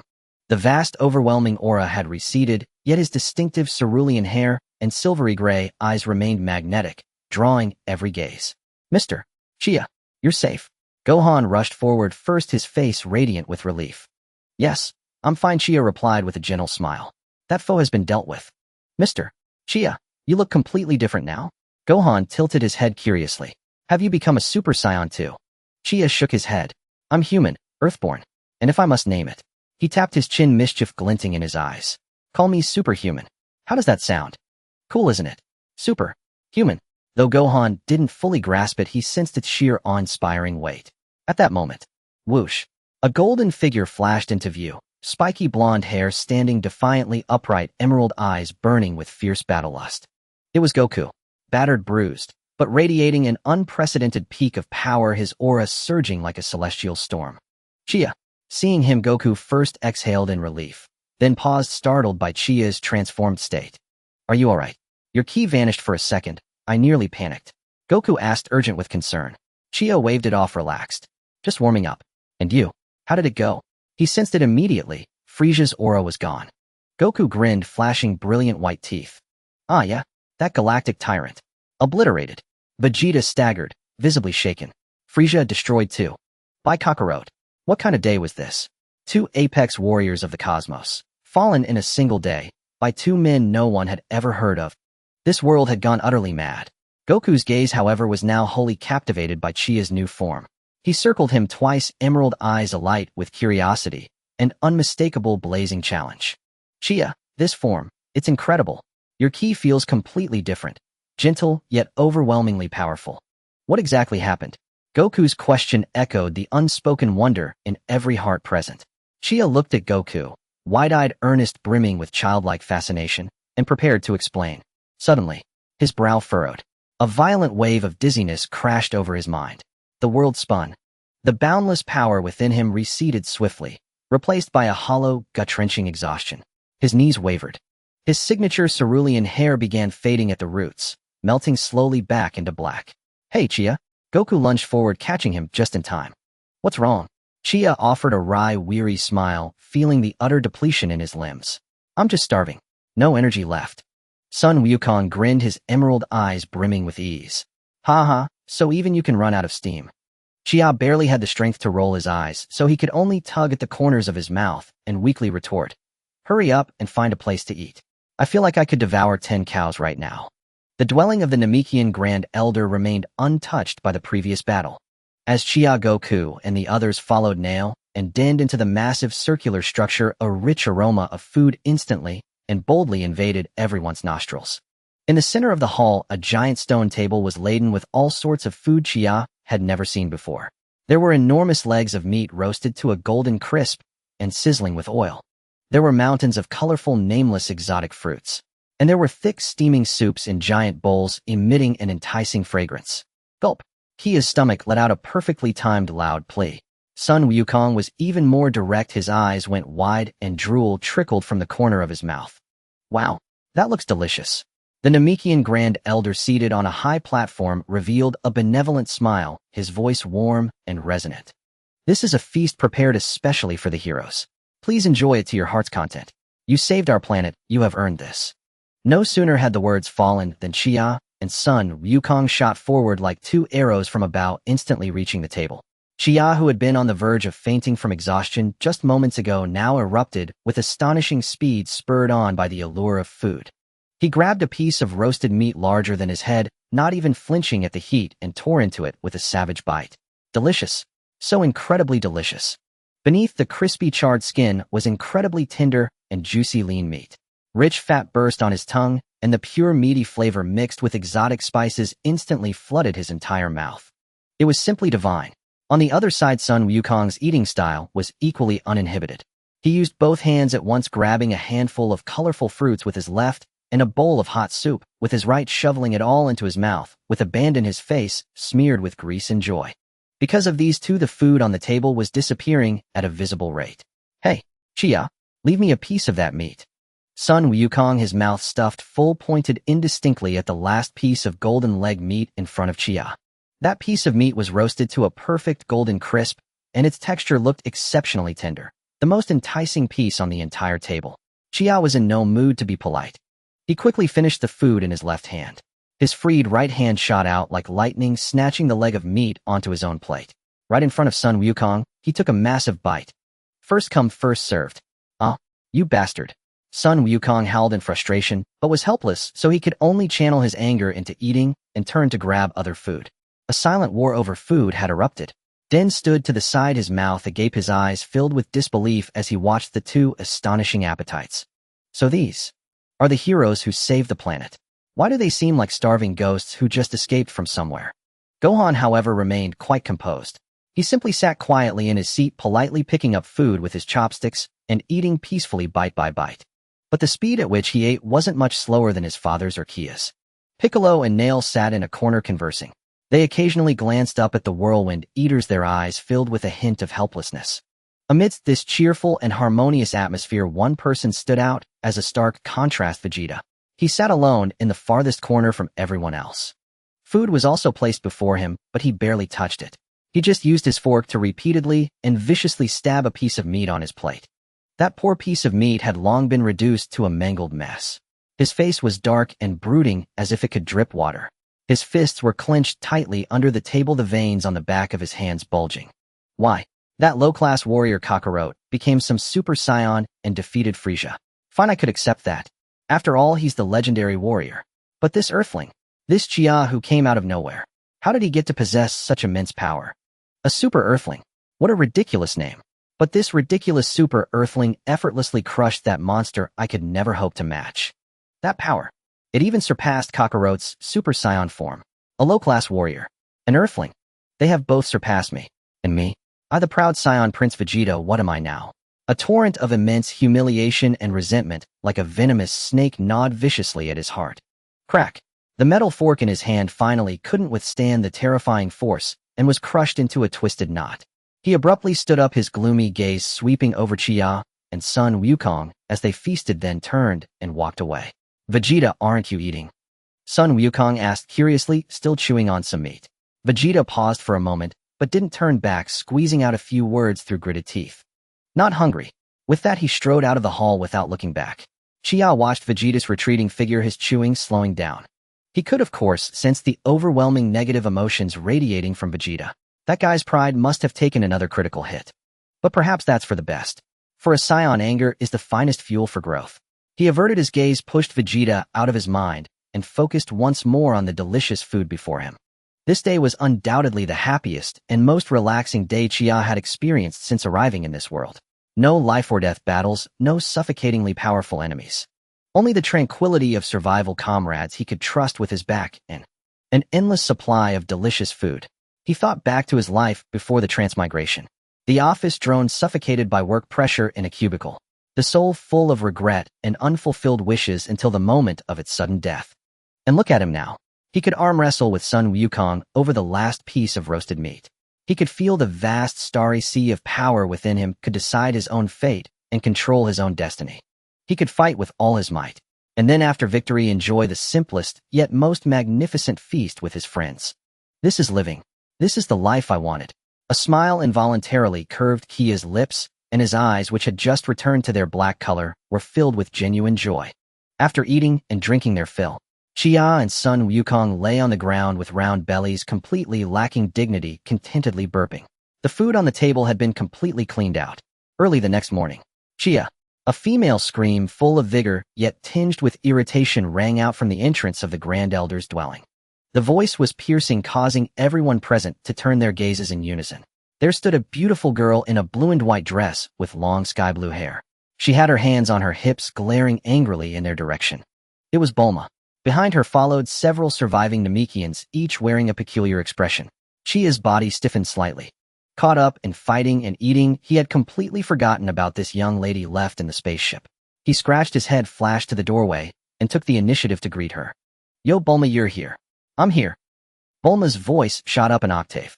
She rushed forward in a single stride, jabbing a finger almost into his nose. You heartless jerk.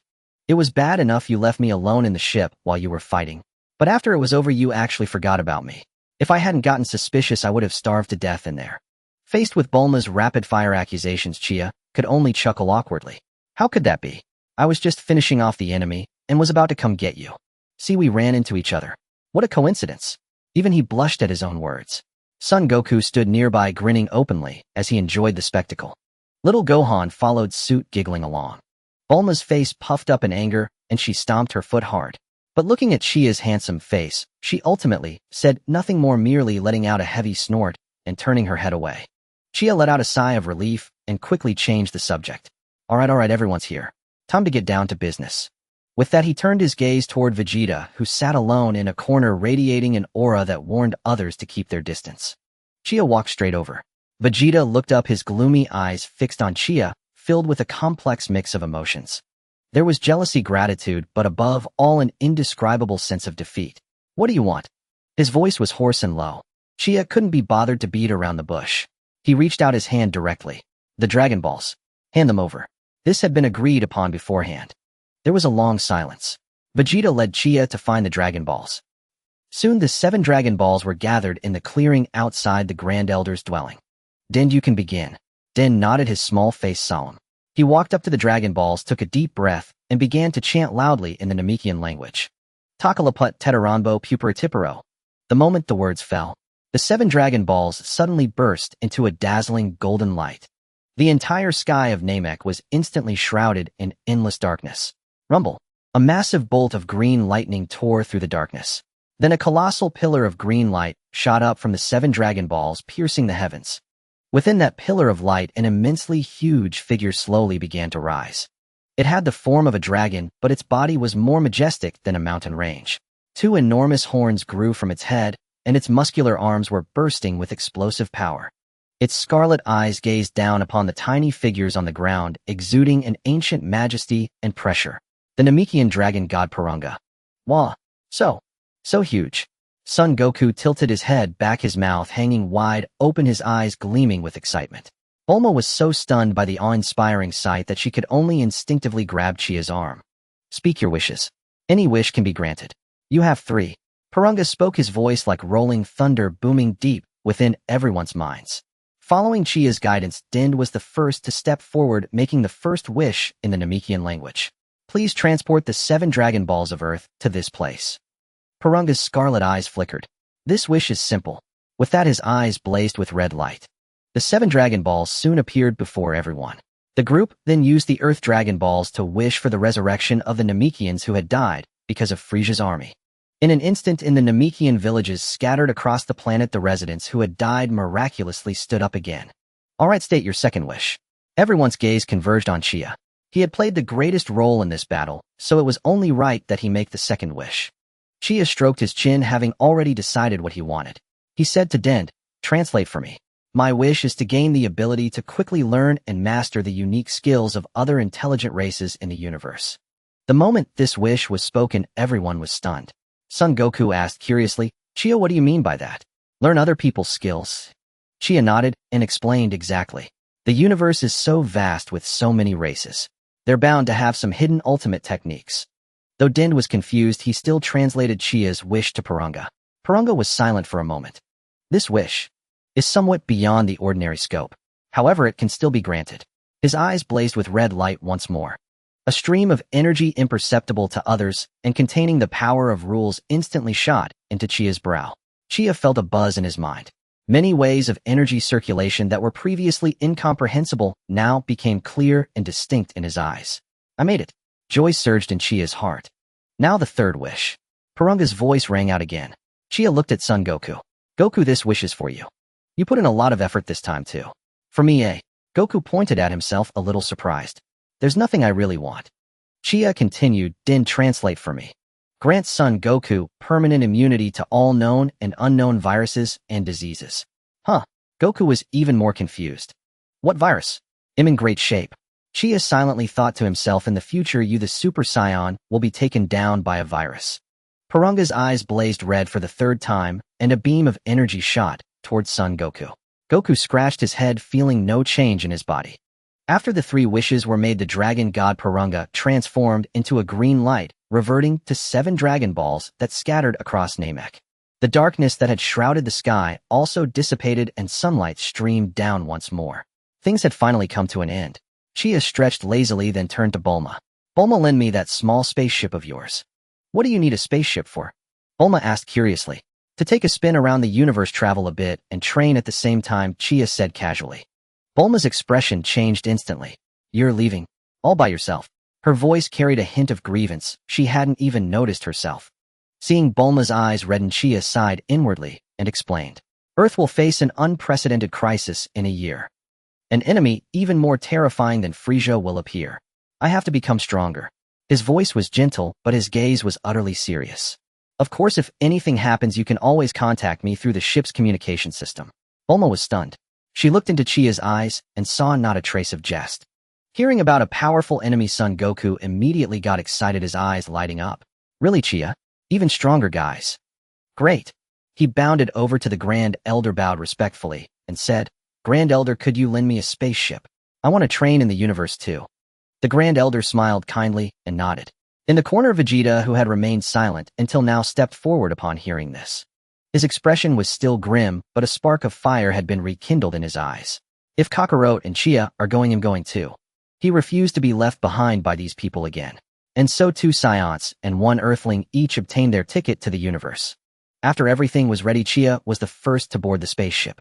He stood at the hatch, waving to the crowd on the ground. Bathed in sunlight, his smile was radiant and confident. "Everyone, see you on Earth in 1 year." In August of AG 764, nearly a year had passed since the cataclysmic battle on Namek. Earth West City. Bulma sat listlessly in the top-floor office of her family's company, propping her chin on one hand as she gazed out the window. That bastard. He promised a year, and now there's not even a ghost of him. She muttered under her breath, unconsciously tracing circles on the smooth desktop. This past year Earth had been peaceful. Yet for Bulma, her heart felt hollow. That man with black hair and dark eyes, always wearing a mature and steady expression, yet occasionally teasing her, had been gone for a year. Where was he training now? In some corner of the universe? Had he run into any danger? Did he ever think of her? Just as Bulma was lost in her thoughts, the portable battle power scanner on her desk began to blare frantic warnings. Startled, she quickly steadied herself against the table. Meanwhile, atop the lookout, Piccolo, who had been meditating, snapped his eyes wide open. His face instantly turned grim, cold sweat beading on his forehead. Two immense, incredibly evil energies. The pressure. It's even greater than Frisia's.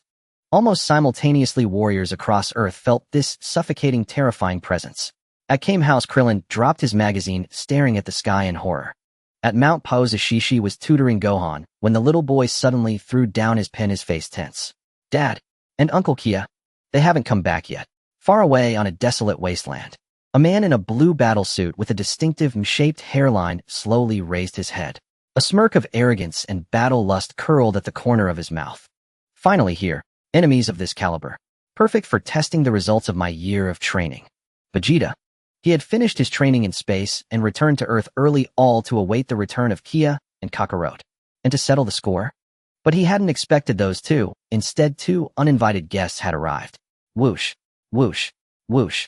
Several figures from all corners of Earth shot towards the source of the two evil auras at incredible speed. Outside the city, on an empty wilderness, a disc-shaped spaceship several times larger than Frisia's own vessel hovered silently in midair. Its immense shadow plunged the entire land into gloom. Its cold metal shell exuded a deathly, heart-stopping aura. What a huge ship! Krillin exclaimed as he arrived, his legs weak at the sight of the behemoth in the sky. Stay calm, Krillin, Piccolo said in a low voice, his gaze fixed on the ship's hatch. Soon Tien, Shinin, Kaiatsu, Yamcha, and Gohan all arrived. A bright yellow hovercraft screeched to a halt, and Bulma jumped out, looking around frantically. Kia, Goku, haven't they come back yet? Bulma, it's too dangerous here. Go back, Krillin shouted in panic. Just then, creak, the grating sound of metal echoed as the hatch of the enormous ship slowly opened. A wave of terrifying pressure like a tangible tsunami instantly swept across the land. Everyone present except Piccolo felt as if an invisible mountain were crushing them, making even breathing incredibly difficult.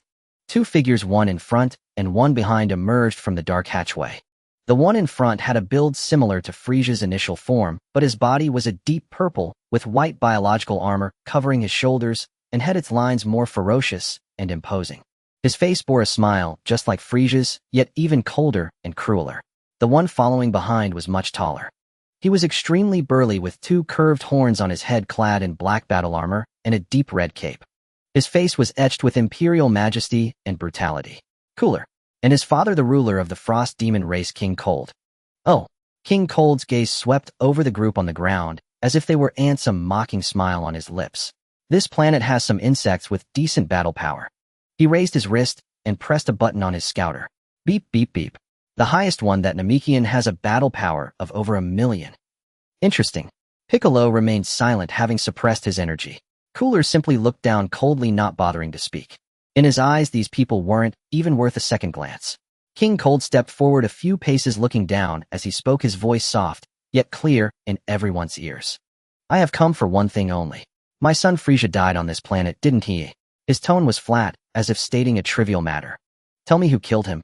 A dead silence fell over the scene. Everyone was crushed by the terrifying pressure, struggling to breathe. What could they do? Goku and Kia hadn't returned yet. Was this the end for Earth? Just as despair was about to set in, a proud, aloof voice rang out from nearby. I did. Everyone spun around.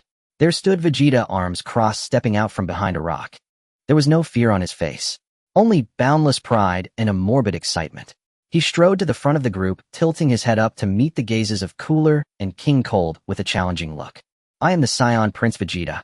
That waste Frisia died by my hand. He grinned, a sinister smile spreading across his face. So what? Are you here to avenge him? Vegeta's voice was not loud, but it struck like a thunderclap, ringing in everyone's ears. Krillin shuddered, nearly falling over. This guy. Piccolo's expression was grim. He couldn't fathom Vegeta's actions. Was he volunteering to die? Uncle Vegeta. Little Gohan clenched his fists, nervously sensing the surging battle spirit in Vegeta's words. He wasn't joking. But Vegeta paid no heed to the commotion behind him. He relished being the center of attention. Oh, it's you.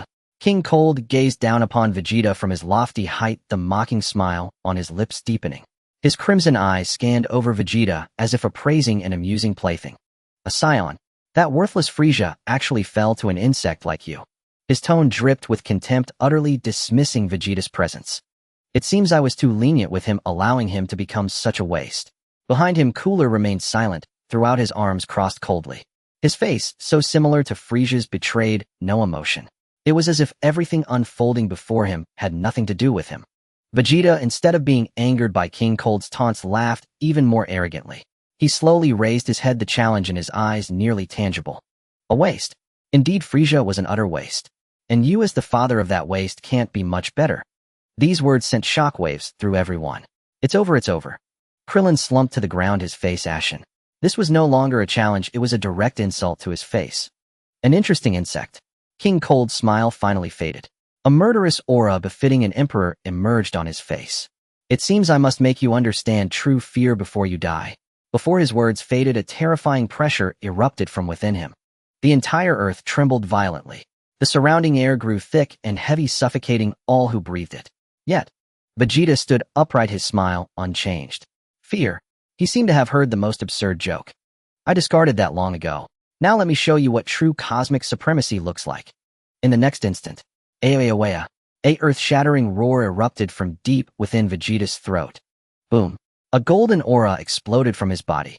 This energy was filled with dominance, arrogance, and rage. The golden flames surged skyward as if to pierce a hole through the heavens. Vegeta's black hair stood on end, dyed a brilliant gold. His pupils shifted from deep black to clear emerald green. The ground beneath him could no longer withstand the terrifying power, cracking into a massive crater. Super Saiyan. Thighs. Krillin's jaw dropped in astonishment. Is this the Super Saiyan Gohan mentioned? Piccolo's pupils contracted in extreme shock. Vegeta? He too. Wow. Little Gohan gasped in awe at the solitary figure wrapped in golden flames. Bulma was utterly mesmerized. It reminded her of Chia. Would his super Earthling form be even cooler? How about that? Vegeta slowly raised his hand, feeling the endless power surging within. With his emerald eyes, he mockingly gazed at the stunned King Cold. He slowly lifted his right hand, thumb pointing proudly at himself. This past year, I underwent hellish training across the universe to achieve this Super Saiyan form. His voice carried a convincing power, echoing in everyone's ears. King Cold's expression shifted from shock to disbelief, finally settling into unimaginable terror. Super Saiyan. Impossible. Isn't that just a legend? He couldn't accept it. Nothing is impossible. Vegeta's voice was cold and devoid of emotion. Now let you experience this legendary power with your life. Whoosh. Vegeta's figure vanished instantly. In the next moment, he appeared before King Cold. Too fast. So fast that even King Cold's vaunted strength couldn't track him. What a... King Cold only managed a startled cry. A fist wrapped in golden aura slammed heavily into his abdomen. Bang. A dull, thunderous impact. King Cold's massive body was bent into a reverse C shape. His eyes bulged, and a gush of purple blood and shattered organs erupted from his mouth. The searing pain left his mind blank. Too weak. Vegeta's icy voice whispered in his ear. Then, bang, bang, bang, bang. A storm of fists rained down on King Cold's chest, neck, and face. Each blow carried devastating force, distorting King Cold's body violently. Under the horrified gaze of the onlookers, the cosmic emperor King Cold was reduced to a helpless punching bag battered midair by Vegeta. It's over, trash. Vegeta delivered a final heavy punch, sending the dying King Cold hurtling into the sky. Then he slowly raised his right hand, fingers spread, aiming at the tumbling body. Golden energy rapidly gathered in his palm. Flash cannon. Boom. A colossal beam of golden light erupted, obliterating everything in its path. It consumed King Cold's form in an instant. Only a bitter, unwilling scream lingered in the sky. Seconds later, the explosion's smoke cleared. The sky was empty. King Cold was utterly dead. Krillin, Tien, Shinhan, Yamcha, and the others stood frozen, petrified. Their mouths hung open, eyes wide, minds completely blank. In less than a minute, That terrifying cosmic emperor was just killed. Was this world going insane? SSO strong. Krillin murmured, feeling his worldview shattered once again. Yet as everyone remained lost in shock, a cold voice broke the silence. Not bad, Saiyan. Everyone snapped back to reality, turning to the entrance of the massive spaceship. Cooler stood there, a sinister smile on his face. His father was dead, but he showed no sadness, as if he had just watched an entertaining play. Father is dead. Now I am the sole cosmic emperor. He murmured to himself, then cast a cold gaze at Vegeta in midair. As a token of gratitude, I'll show you my true power. No sooner had he spoken than Cooler's body began to undergo a drastic transformation. His form, elongated muscles bulged his shoulder, and head bioarmor grew more menacing, and a thick tail sprouted from his back. But it didn't stop there. His body continued to change. His skin deepened in color, eventually turning a deep, sinister purple. His head became smooth, and his limbs grew more powerful and refined. His form closely resembled Frisia's final form, but the malevolent aura and oppressive pressure emanating from him far surpassed Frisia's. Come on. Cooler beckoned to Vegeta with a finger. Let me see what the legendary Super Saiyan is truly made of. You're asking for death. Vegeta roared, his golden form shooting like a meteor toward Cooler. He had absolute confidence in his power at this moment. Bang! Their fists collided in midair with a thunderous impact. A terrifying shockwave burst outward. Yet, for the first time, shock appeared on Vegeta's face. His punch, which had severely wounded King Cold, was effortlessly blocked. Cooler smirked, his arm muscles flexing. A monstrous force surged. Vegeta grunted and was sent flying backward. Impossible. Before he could regain his balance, Cooler's form appeared behind him like a ghost. A whip-like kick imbued with terrifying power slammed into his back. Crack! The clear sound of bones breaking rang out. Vegeta coughed up a mouthful of blood, his body plummeting to the ground like a broken kite. Boom! A bottomless crater was formed on the ground. Dust filled the air. Vegeta struggled to rise from the pit, his body racked with pain, his golden aura flickering unsteadily. He looked up, staring in disbelief at the purple figure in the sky. How could this be? Hadn't he become a Super Saiyan? What? Was he still no match?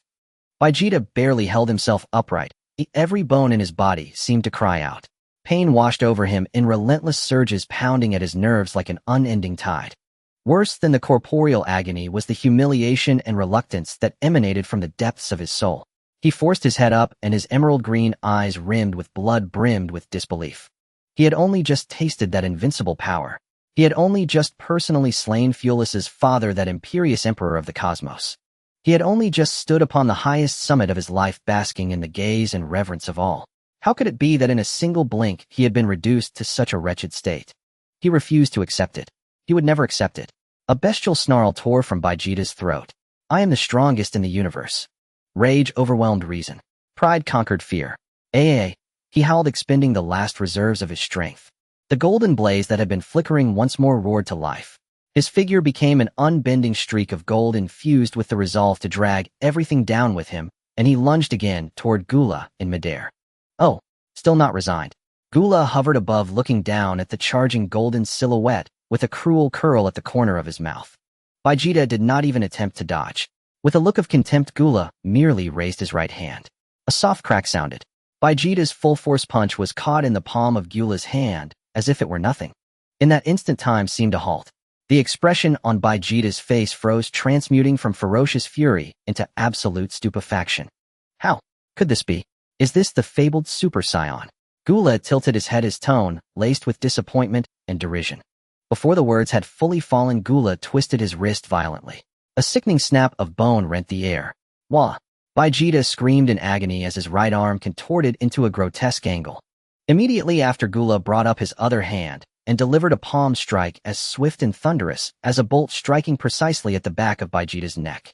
Thud! Vegeta's golden aura dissipated in an instant. His black hair fell limply. He became a puddle of flaccid flesh like mud without bones and collapsed toward the earth. An explosion rent the ground. Another crater opened. Game over, Saiyan. Gula materialized at the rim like a phantom. He lifted his foot slowly, and with an air of utter contempt planted it on the back of Vegeta's skull, grinding his face into the mud. Remember this: before absolute power, the so-called Super Saiyan is but a joke. Vegeta's body trembled violently. Not from pain. From humiliation. From fury. From the helplessness of being unable to change his fate. He sank his fingertips deep into the soil beneath him with the last of his strength. A hot drop slipped from the corner of his eye and mingled with the dust. It was the prince of the Saiyans, proud by Vegeta's long-unseen tear of disgrace. Damn it, he roared silently in his heart. It's over. Everything is over. On the ground, Beerus, Taiyan Fan, Kellen, and the others who had rushed over watched the scene of despair. Coldness flooded them as if they had been plunged into an ice cavern. The Vegeta, who had transformed into a Super Saiyan and easily dealt with Kurd Wong, was now being toyed with and ravaged so casually. What on earth could this Gyula's strength possibly be? What do we do? Kellen's voice trembled, his legs shook and barely held him upright. We're no match for him. Could Earth? Really? Today? Despair spread through the crowd like a plague. Uncle Beerus. Little Wufan tugged at Beek's cloak, his small face written with fear, yet his eyes still held a flicker of defiance. Beerus drew a long breath and shielded Wufan behind him. He tore off his heavy white cloak and hat, revealing the purple GI beneath. His expression was grave to the last degree. Everyone listen. Beek's voice was low and powerful. We may not be his match. But if you wish to destroy Earth, you will have to trample over our corpses. His words kindled a faint ember in the hearts of those who had been sinking into hopelessness. Yes, they were the warriors of Earth. Even knowing the certainty of death, they would not lie down and await it. Well said, Beerus. Kellen clenched his teeth and assumed a fighting stance. Taiyan Fan and Jiaozi exchanged a glance and quietly took their places beside Beerus. Yamcha, though terrified, forced himself into the opening stance of the Wolf Fang fist. We'll give it everything. Seeing this swarm of beings he regarded as ants still dare to resist, Gyula's lips curved into an amused, interested smile. Oh, a pack of reckless insects wants to play heroes. Very well. Let your blood be the congratulatory offering for my coronation as the new emperor of the universe. He raised his hand slowly. At his fingertip, a deep purple orb of annihilating energy began to coalesce. The shadow of death fell over them all. At that critical, breathless moment, a figure appeared without warning behind Gyula. Without hesitation, that figure's long, powerful legs sliced through the air with a roaring whoosh and slammed into Gyula's flank. What? Gyula's pupils contracted sharply. He had time only for a startled cry as an irresistible, terrifying force erupted from his midsection. Gyula was hurled sideways at speeds beyond sound. Crash after crash, he tore through several towering mountains. At last, he embedded himself deep within the farthest peak. The entire world fell silent. Beerus and the others stood frozen in their stances, mouths agape at the miraculous turn of events. What had just happened? The cosmic monster who had tormented Super Saiyan Vegeta like a dog had been sent flying with a single kick. All eyes turned to the suddenly appearing figure. He slowly withdrew his leg. He wore a black and white battle suit unlike anything they had seen, imbued with an alien technological elegance. His frame was lean and balanced, his posture erect. Strange cerulean hair fluttered in the breeze. When he turned his face, everyone drew a startled breath. Chia. Bulma clapped a hand over her mouth. Disbelief gave way to overwhelming joy and exultation. It's that bastard. He's finally returned. Chia, uncle. Little Wufan rubbed his eyes and called uncertainly. It's him. It's Chia. Kellen cried out, elated. He had heard Chia had become a super Earthling. In that moment, down in the pit, Vegeta forced his head up, extended his battered hand, and clutched Chia's pant leg with a vice-like grip. With his last strength, he rasped, That bastard I wore down a bit. Now, it's up to you. After speaking, his head lolled, and he sank into unconsciousness. Chia glanced down at Vegeta, the same stubborn mouth even now, and could not suppress a laugh. He shook his head in resignation, then lifted his gaze toward Bulma and Kellen. Indeed, Tenenkizi had not appeared. It seemed the future had truly shifted. Realizing this, Chia offered a smile and a greeting. Yo, long time no see, everyone. You scoundrel. You're finally back. Bulma could no longer hold back. Her eyes reddened as she hurried forward. She drank in Chia's new appearance. Blue hair, gray irises, and aura, both mysterious and formidable, and felt her cheeks flush. So handsome. Just as the survivors began to exchange relief and reunion, a roar brimming with boundless fury and murderous intent thundered from the distant mountains. The peak through which Gyula had been hurled erupted violently. A figure wrapped in an overwhelming malevolence rose again into the sky. Gyula's appearance had undergone a cataclysmic transformation, for grotesque horns jutted back from his crown. His mouth was obscured by a bone-like mask, leaving only a pair of blood-red eyes that burned with savagery and madness. This was Gyula's final form. Who are you? In an instant, Gyula reappeared before them, his voice hoarse and twisted. Gyula's hoarse, twisted voice echoed in everyone's heart, carrying a malice that could freeze the soul. The faint glimmer of hope that Piccolo and the others had just ignited was instantly extinguished by this suffocating aura. This monster has grown even stronger. Chi faced the raging killing intent, his face still bearing that carefree and indifferent expression. He even had the leisure to brush off non-existent dust from his pants before lazily lifting his head. Me. He pointed at himself, a faint smile curling at the corners of his mouth, revealing a harmless grin. Just an ordinary passing Earthling. Everyone.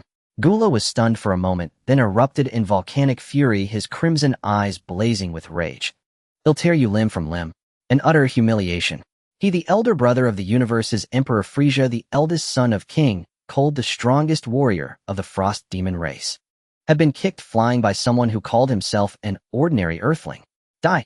Gula roared, wasting no more words. Around his massive form, deep purple malevolent energy condensed, madly coalescing into a colossal energy sphere capable of annihilating an entire planet. However, just as he was about to hurl this orb of death, Chi casually raised his right hand and extended his index finger. A tiny azure light flickered at his fingertip. The light detached from his finger and drifted lazily, swaying gently into the air above Gula's head. It transformed into a blue energy sphere the size of a fist. It hung silently there, exuding no powerful aura, appearing utterly harmless. Gula's movements halted. He frowned and stared at Chiya as if he were an idiot. This is your attack? Using a child's toy to confront me? Ridiculous. The bony mask on his face could not conceal his profound disdain. But the next second his expression froze completely. The little blue orb hovering above him began to expand at an alarming rate without any warning. The energy ball, originally the size of a fist, instantly swelled into a massive blue sphere over 10 meters in diameter. At the same time, an indescribable, horrifyingly immense suction force erupted from the blue sphere. What is this? Gula's face twisted in shock. He felt his body being uncontrollably dragged upward toward the blue sphere by an irresistible force. The ground beneath his feet shattered into countless pieces of rubble and dust, all sucked into that eerie blue sphere. Even the Death Star he held, condensed with terrifying energy, began to destabilize as its power was frantically drained and dissipated. Stop. Now. Gula roared in terror. He abandoned his attack and unleashed all his power without reservation, frantically resisting the suction from above. His feet dug deep into the earth, creating two massive craters, the bedrock cracking and spreading in all directions. He exerted every ounce of his strength. He unleashed the mightiest power of his life. But it was useless. This suction defied all reason and was unstoppable. His body was slowly, inch by inch, being pulled from the ground. No. Impossible. I've just become the Emperor of the universe. How could I be unable to resist this? This thing.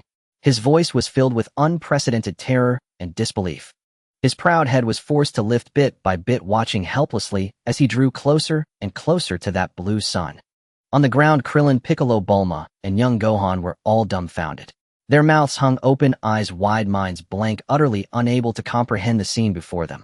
One moment, he was the universe-destroying emperor. The next, he was struggling desperately in midair, utterly pathetic. Wasn't this shift in tone a bit too fast?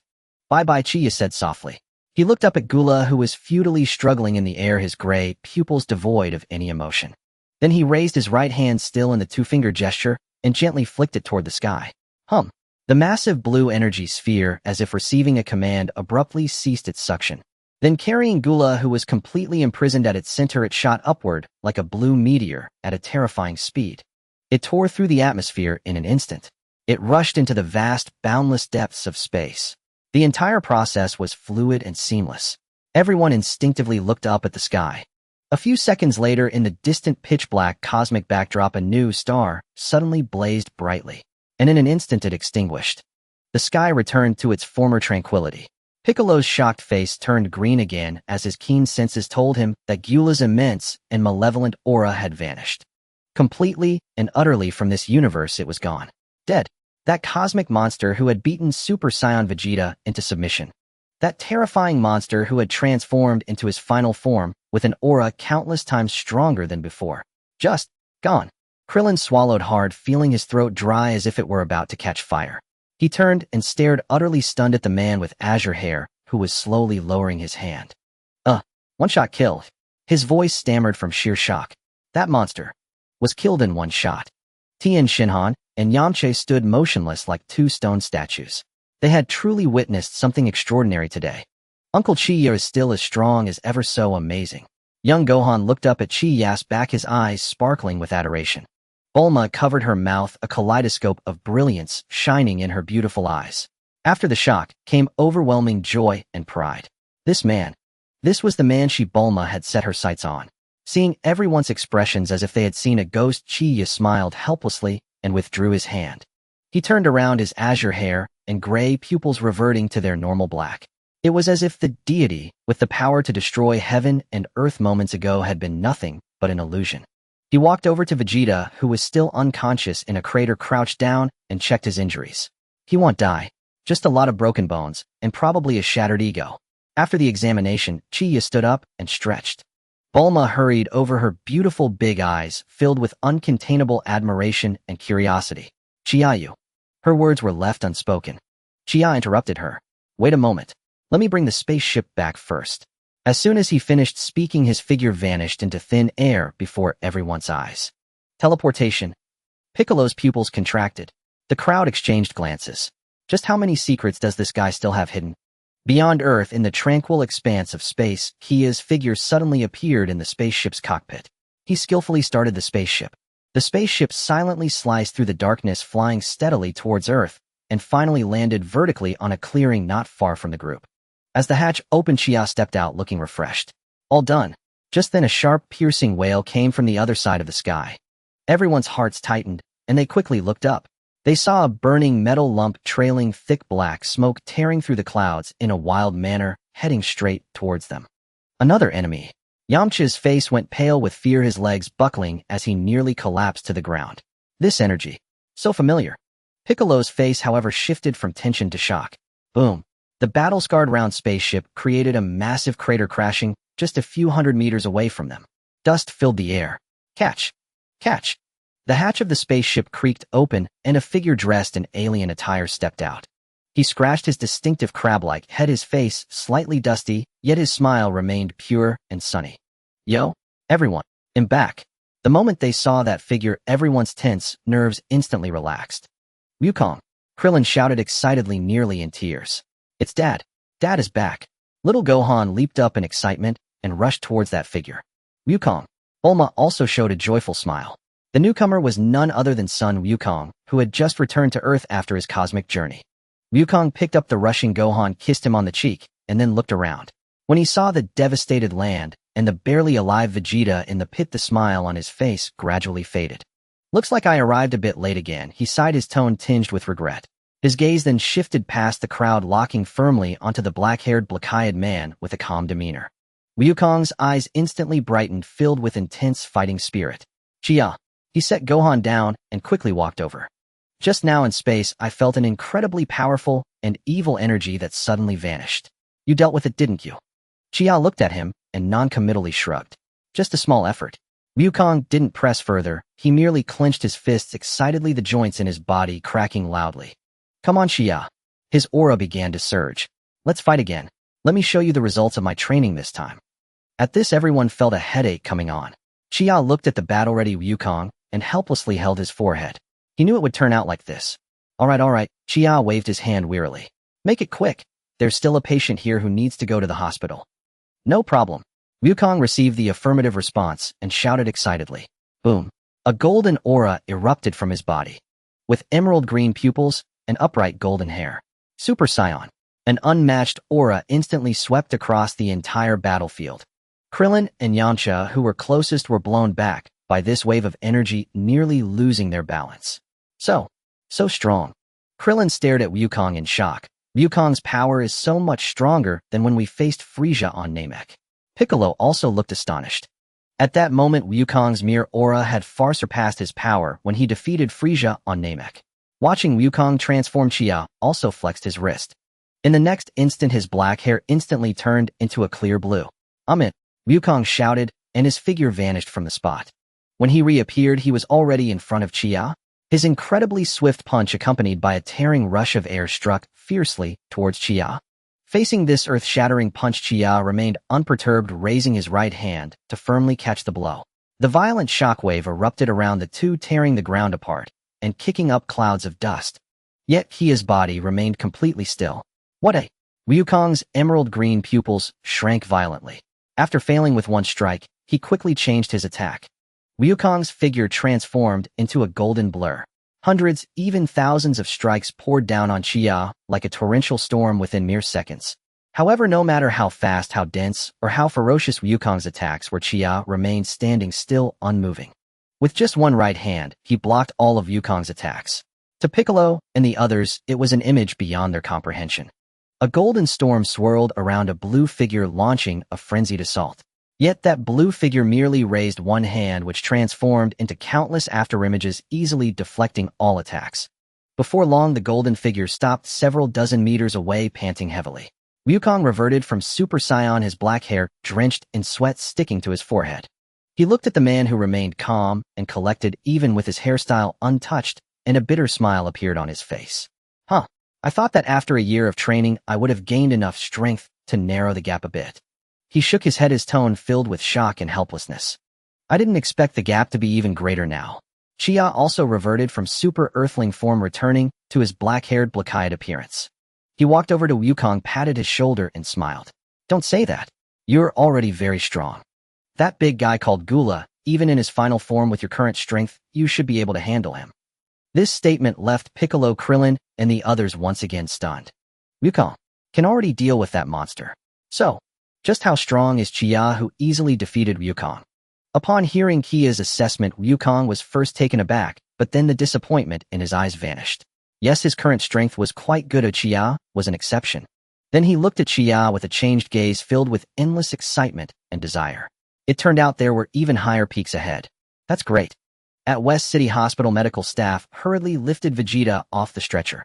An elderly doctor in gold-rimmed glasses rushed over, nearly suffering a hypertensive crisis on the spot. Thighs, gentlemen. Did he fall from several hundred meters high? He stared at Vegeta's grievous injuries, his voice trembling. Something like that, Xia replied casually. Please arrange the best ward and the finest medicine. Money is no issue. He'll have to work off his debt when he wakes up, Xia chuckled inwardly. Vegeta was soon admitted to a top-tier ICU where a team of experts gathered around his X-rays, exclaiming in astonishment. Good heavens! Is this human bone density? It surpasses the hardest alloys on Earth. His muscle fiber strength is also beyond our comprehension.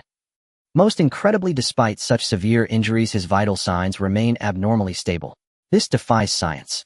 After settling everything, the group left the hospital. In Bulma's courtyard, the group sat under a massive parasol, the atmosphere heavy. Having just endured a breathtaking battle, everyone's nerves were still taut. Bulma brought out iced fruit juice, trying to lighten the mood. All right, don't all look so grim. Didn't Xia already take care of the enemy? We should be throwing a party. Krillin grabbed a glass of juice and gulped it down, but the lingering terror on his face hadn't fully dissipated. That's true. But that monster named Kula was incredibly strong. Yamcha nodded in profound agreement, still shaken. Yeah, even Vegeta, who became a Super Saiyan, couldn't put up a fight against him. If it weren't for Xia, we might have. Everyone's gazes involuntarily converged on the man, lounging with crossed legs, leisurely sipping his juice.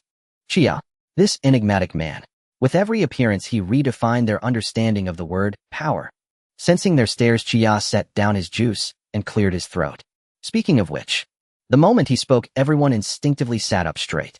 I need to give you all a preview of a new version. Everyone. Bulma looked puzzled. What new version? What preview? Xia, what nonsense are you talking about? A mysterious smile curled at the corner of Kia's lips. A preview of Earth's future. His voice was soft, yet it sent a jolt through everyone present.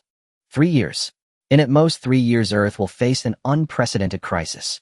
At that time, several enemies far surpassing Frieza and Kula in power will appear and wreak havoc on Earth. Boom.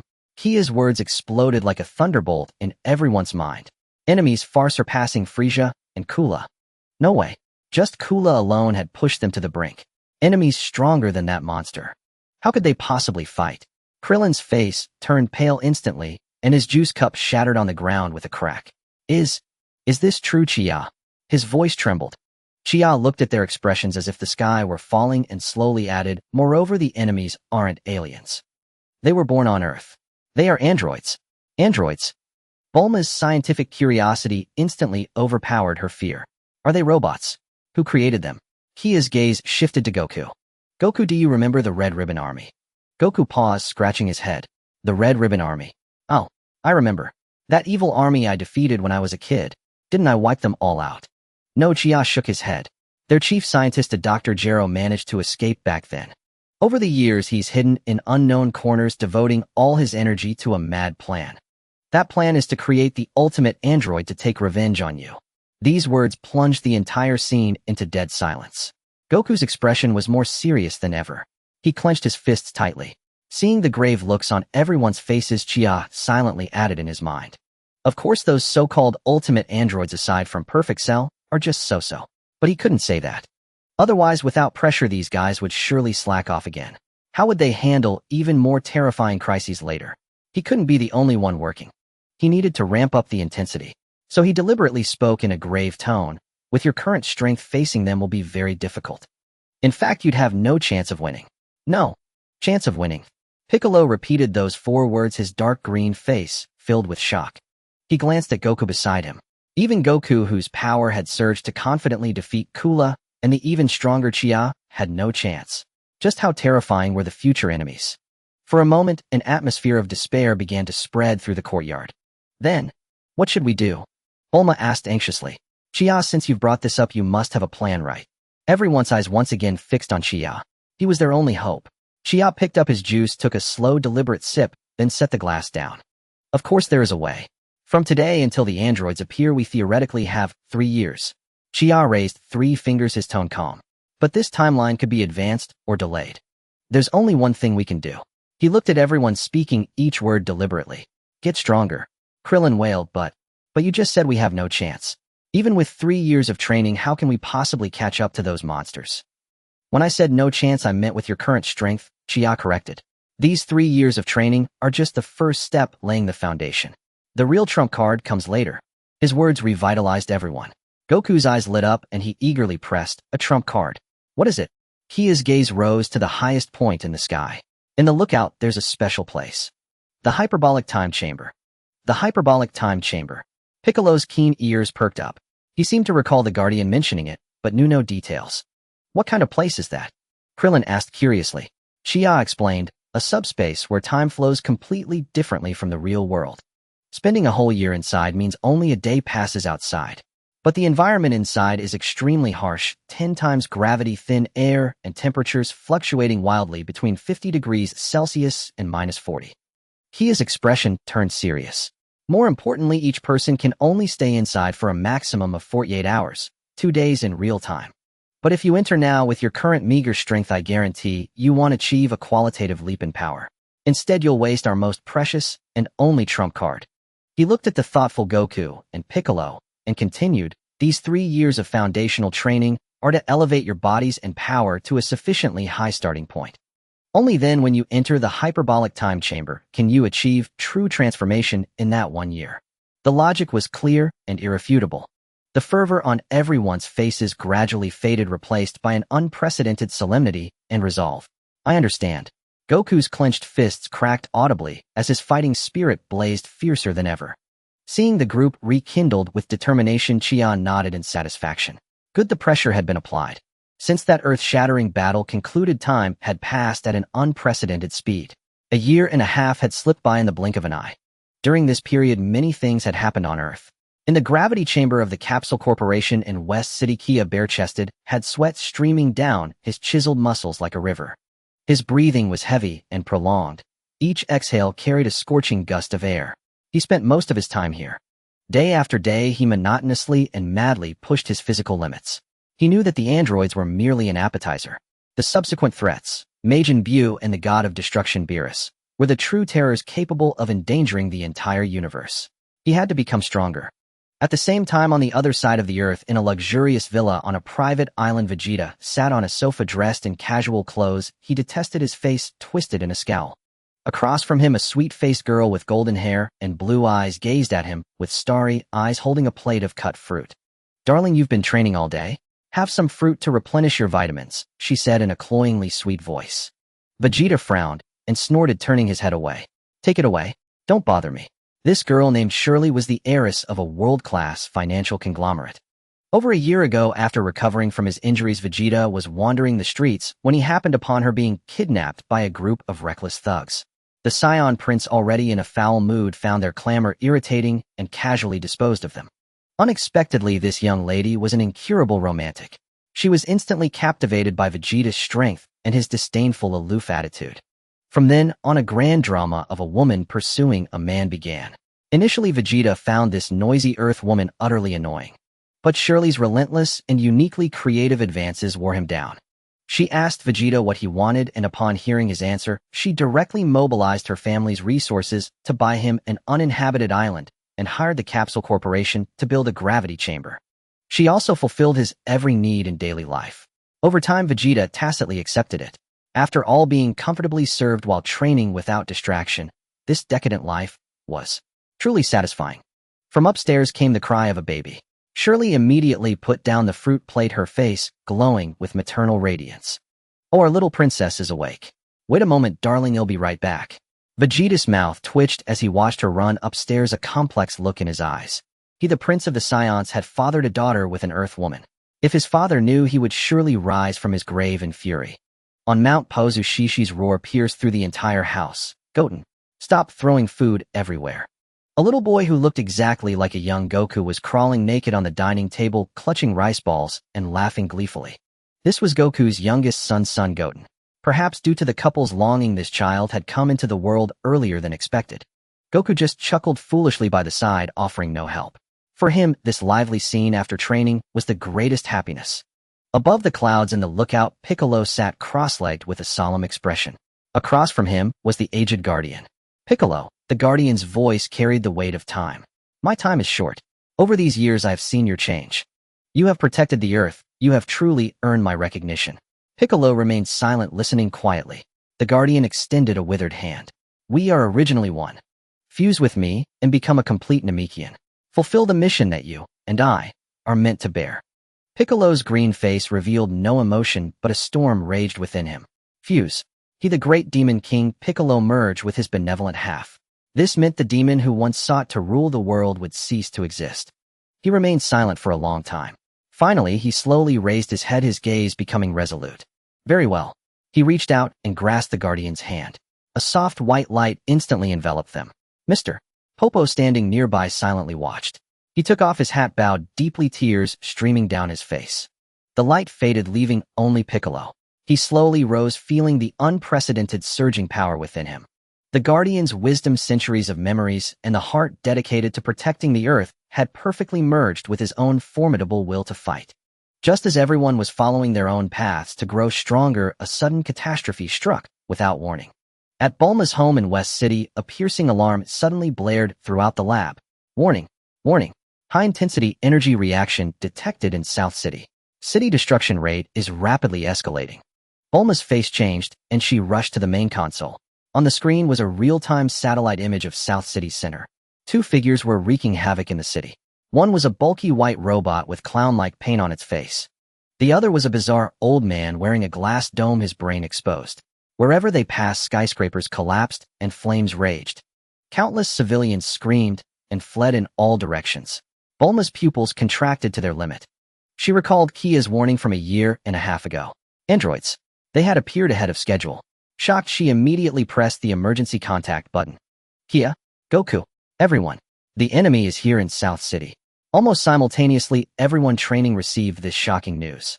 On Mount Pozu, the smile on Goku's face instantly froze. In the lookout, Piccolo, who had just completed the fusion, snapped his eyes wide open. On the uninhabited island, Vegeta, enjoying afternoon tea, crushed the cup in his hand with a bang. "What did you say?" Their first reaction was sheer disbelief. Why a full year and a half early? Damn it. Goku gritted his teeth and golden aura involuntarily burst from his body. "I'm on my way." "Wait." A calm voice came through the communicator to everyone's ears. "Don't act rashly." Kia's voice was eerily calm, betraying no panic. The group immediately fell silent, waiting for him to continue. Kia was now their pillar of strength. "Go to the lookout first. Enter the hyperbolic time chamber. Stronger enemies are coming. They'll hold the line in South City for now. After you come out, you'll be the last to enter alone." A long silence followed. Goku clenched his fists tightly, his nails digging into his palms, and spoke slowly. "Understood. Kia, you must hold on." Humph. Vegeta snorted coldly and ended the call. Having settled these battle-hungry warriors, Kia breathed a sigh of relief. He turned his head, looking through the window of the gravity chamber towards South City. A year and a half early, huh? That's fine. Saves me the wait. As his voice faded, his figure vanished from the gravity chamber. The next second, he appeared high above South City. The wind whipped his black hair as he looked down at the burning city below. In the city center square, a massive fountain had long since dried up, leaving only a chaotic mess behind. A rotund man with skin as pale as if coated in putty and cheeks adorned with comical blush stood there listlessly. Beside him, a peculiar old man with a glass dome over his head exposing his brain was gripping a man's head with a withered hand, lifting him off the ground. The man, clad in tattered orange martial arts attire, was none other than Yamcha. At that moment, his face was as pale as paper, his eyes rolled back, and his body hung limply, his limbs weakly swaying, having lost even the strength to struggle. Another guy who has exhausted his energy, truly a remarkable source of power, Dar. Jero let out a jarring laugh as the absorption device in his palm glowed red, greedily siphoning the last remnants of energy from Yamcha.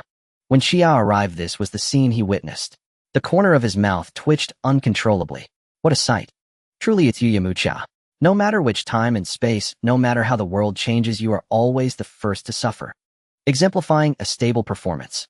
Xia silently criticized in his mind, but his actions showed no hesitation. Just as Dr. Jero was about to drain Yamcha completely and casually discard him. In midair, Kia's entire aura underwent a dramatic transformation. His black hair instantly lost its luster, turning into a deep blue reminiscent of the ocean. A terrifying pressure descended from above. Both Dr. Jero and the nearby android No. 19 froze in their tracks, looking up in unison. Moi.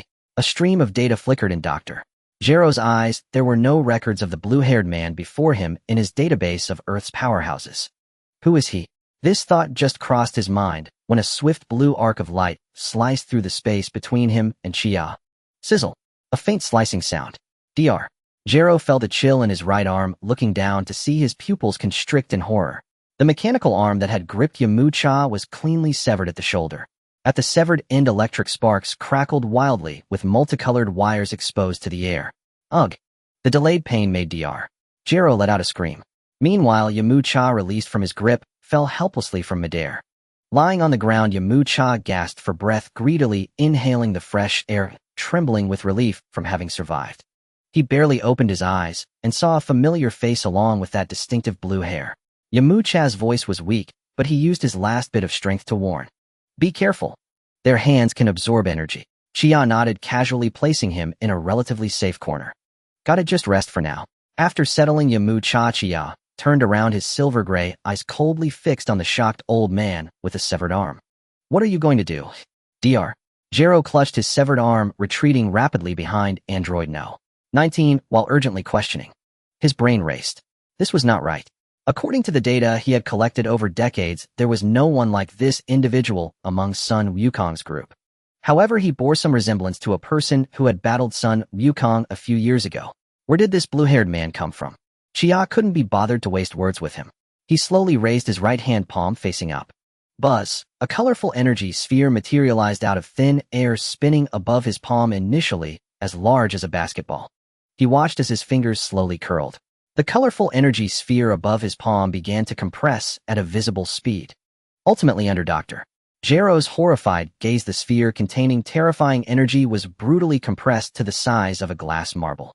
The tiny colorful orb hovered at Kia's fingertips, no longer leaking volatile energy, as all its power was perfectly contained within. It appeared beautiful, radiating shimmering colors. Go! Xia flicked his finger. The colorful glass orb traced a graceful arc as it hurtled toward Android No. 19. Upon seeing this, Android No. 19's comical clown face broke into a stiff smile. In his programming, any form of energy attack was a buffet served up. Without hesitation, he raised his hefty palm, aiming the dark energy absorption device in his palm at the incoming colorful orb. The moment the colorful orb touched his palm, it was immediately captured by a powerful suction. Dr. Jero watched this unfold, his tense mood instantly easing. Successfully absorbed. It seems this blue-haired kid was only blustering. His energy attack was still within No. 19's handling range. As long as the energy was absorbed, No. 19 would become stronger. At that point, this character who appeared out of nowhere would be doomed. A sinister smile began to form on Dr. Jiro's face. However, the next second that smile froze completely. Moi. The android No. 19, who had absorbed the energy orb, suddenly froze in place. He looked down at his palm, then at his body. A confusion flickered in his eyes for the first time. A series of jarring internal alarms blared wildly in No. 19's system. His body began to undergo bizarre changes. The already plump and bloated body swelled rapidly, as if inflated like a balloon.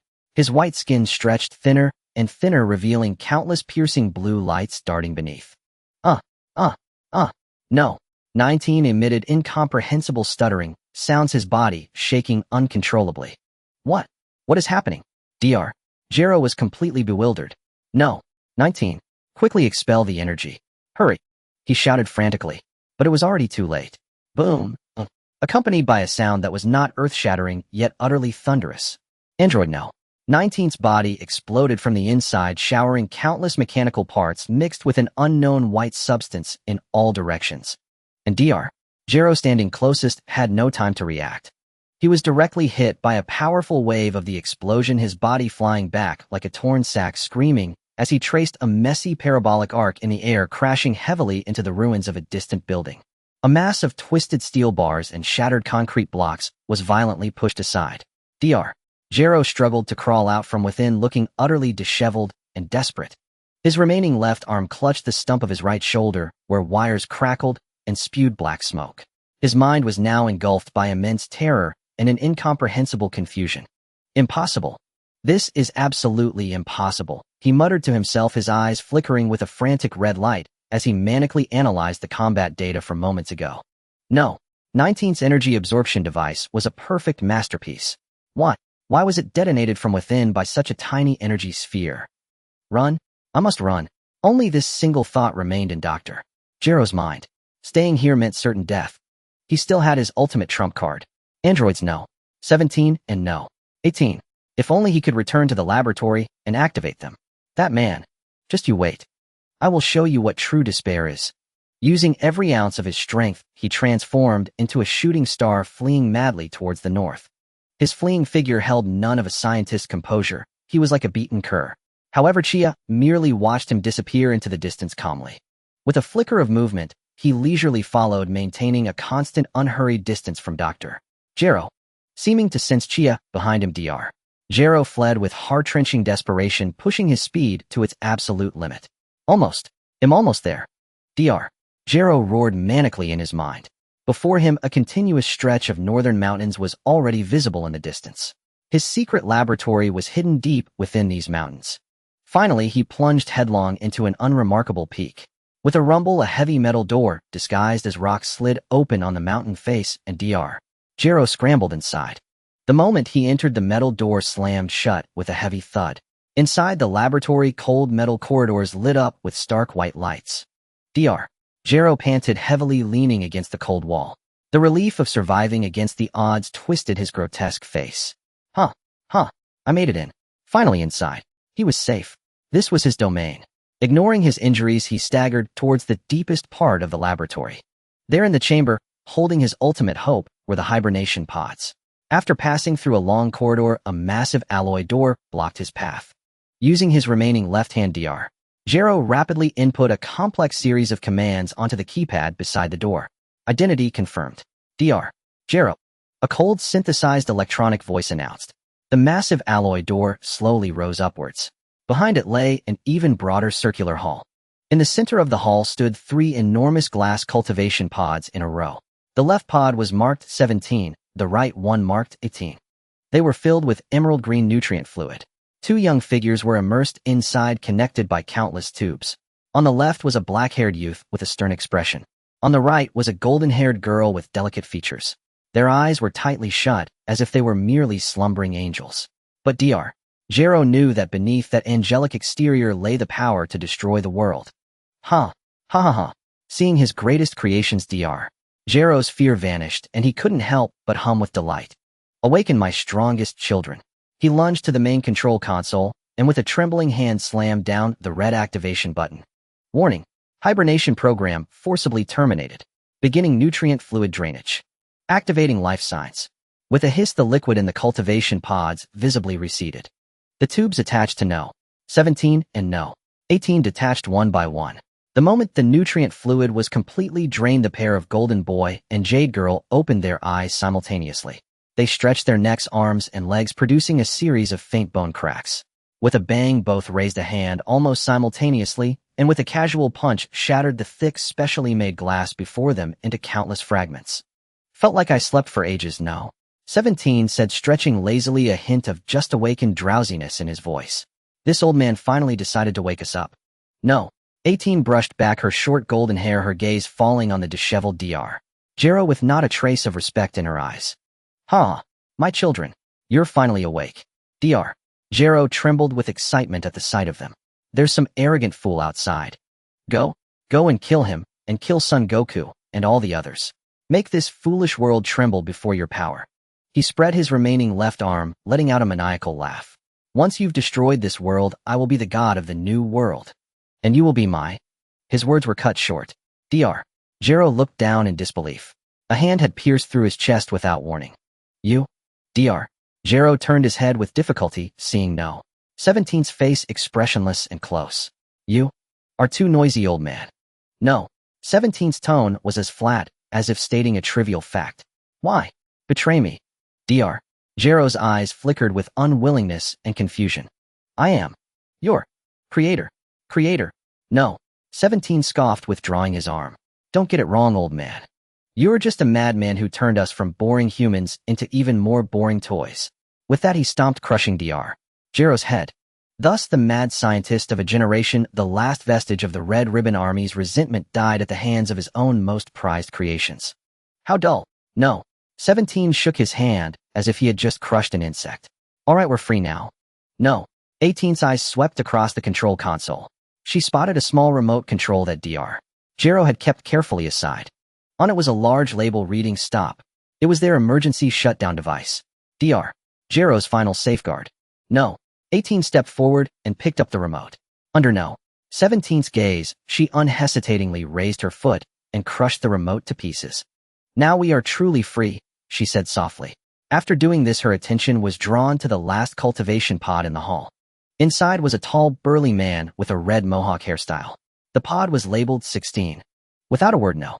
18 walked straight to No. 16's pod and pressed the activation button. Soon No. 16 was also activated. He stepped out of the pod and stood there silently like a mountain. "All right, since we're all here." No. 17 clapped his hands, a malicious smile spreading across his face. "Find Son Goku and kill him. Let's go." No. 17 led the way, heading towards the laboratory's exit. No. 18 and the silent No. 16 followed behind him. However, just as they were about to step out the door, a lazy voice came from the entrance. "Is the family drama inside over? Don't be in such a hurry to leave, everyone." The footsteps of No. 17, No. 18, and No. 16 halted simultaneously. They all looked up towards the source of the voice. There at the massive alloy entrance of the laboratory, a figure had appeared seemingly from nowhere. He had azure blue hair and a slender build, leaning casually against the doorframe. His silver-gray eyes were studying them with keen interest.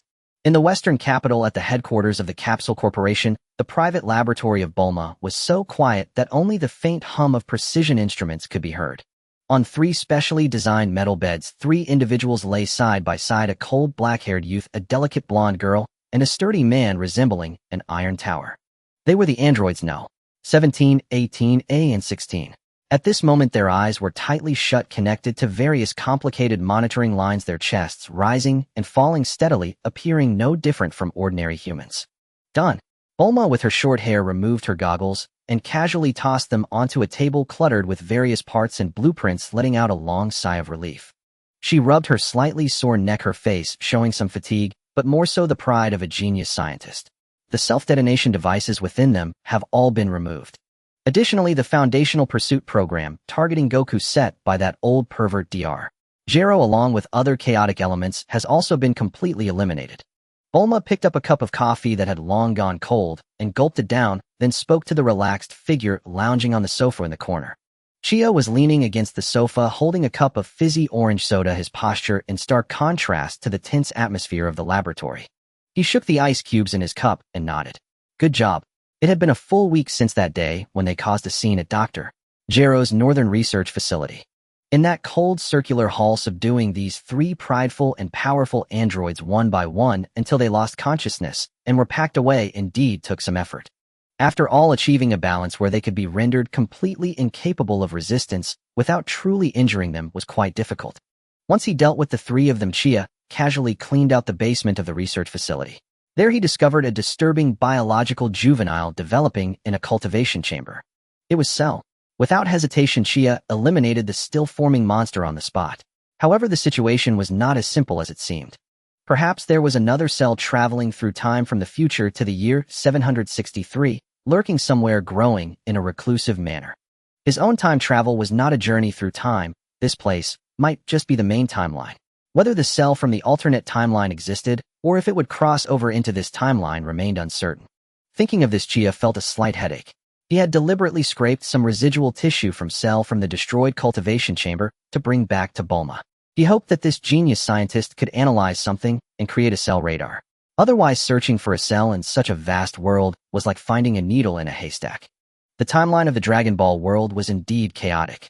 Chia internally complained and took another sip of soda. The cold liquid slid down his throat, easing his agitated mood. Forget it.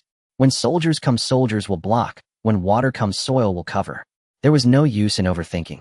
Once matters here settled down, he would also need to spend some time in the hyperbolic time chamber.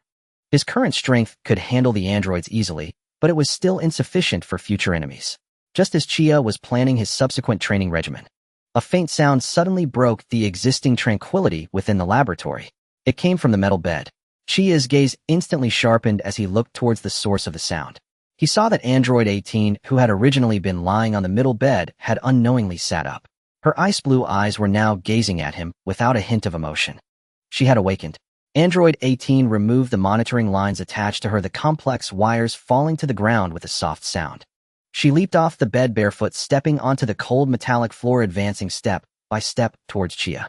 Her movements were light and steady. There was no expression on her face. Yet in that moment, the air in the laboratory became thick with tension.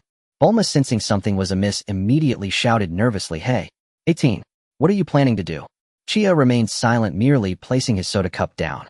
His body appeared relaxed against the sofa, but every muscle had instantly tensed to its utmost. A barely perceptible aura began to swirl around his body. One could never be too cautious in the face of a cyborg endowed with infinite energy. Chia's gaze became profound. Should the other party make any sudden move, he would transform within 1/100th of a second. Then Android 18's footsteps halted in front of the sofa. The distance between them was less than half a meter. She looked down at Chia, who was seated, remaining silent, her beautiful blue eyes reflecting a complex mix of emotions that made it impossible to discern her thoughts. Chia's pupils slightly constricted, fully prepared. The atmosphere in the laboratory had reached a peak of tension. However, the next scene left the other two present completely stunned. Android 18 suddenly lowered her head. She extended her hands and gently cupped Chia's face. Then, in Chia's astonished gaze, she tilted her head slightly, her soft lips pressed accurately against his. The entire laboratory fell silent. The contact was brief. Android 18 quickly straightened up and released her hands. She looked at the bewildered Chia and calmly spoke her first words after awakening. "Thank you for removing the bomb inside me." After saying that, she no longer looked at Chia and turned to the bedside of Android 17 and 16, seemingly checking on their conditions. This left Chia, who was petrified, on the sofa, and Bulma, who was on the verge of an explosion. "Ack!" A shrill scream, piercing enough to penetrate the alloy walls, erupted within the laboratory. Bulma grabbed her hair, nearly going insane. Her cheeks flushed red, her beautiful eyes filled with the words going crazy. "What gives?" She dashed in front of Chia, hands on her hips, pointing at Android 18's back, shouting frantically. "She kissed you. What right does she have to kiss you? I haven't even held your hand. That prisoner wakes up and steals your first kiss. Is that reasonable, eh?" The more Bulma spoke, the angrier she became, feeling as though her lungs might explode. She felt as if she had painstakingly cultivated a cabbage, watering and fertilizing it daily, only to have a pig suddenly show up and root it up. Chia finally snapped back to reality from the earlier shock. He touched his lips, which seemed to still carry a hint of softness. Faced with Bulma's outburst, he was somewhat at a loss whether to laugh or cry. Chia paused, looking at Bulma's puffed-up appearance, suddenly feeling playful. "If you also want one, I can give you one." "You? What nonsense are you talking about?" Bulma's face flushed like a ripe apple. Her previously fierce demeanor instantly transformed into that of a flustered cat stammering in rebuttal. Who? Who wants it? I don't care. Though she said this, her gaze began to evade, unable to meet Chia's eyes.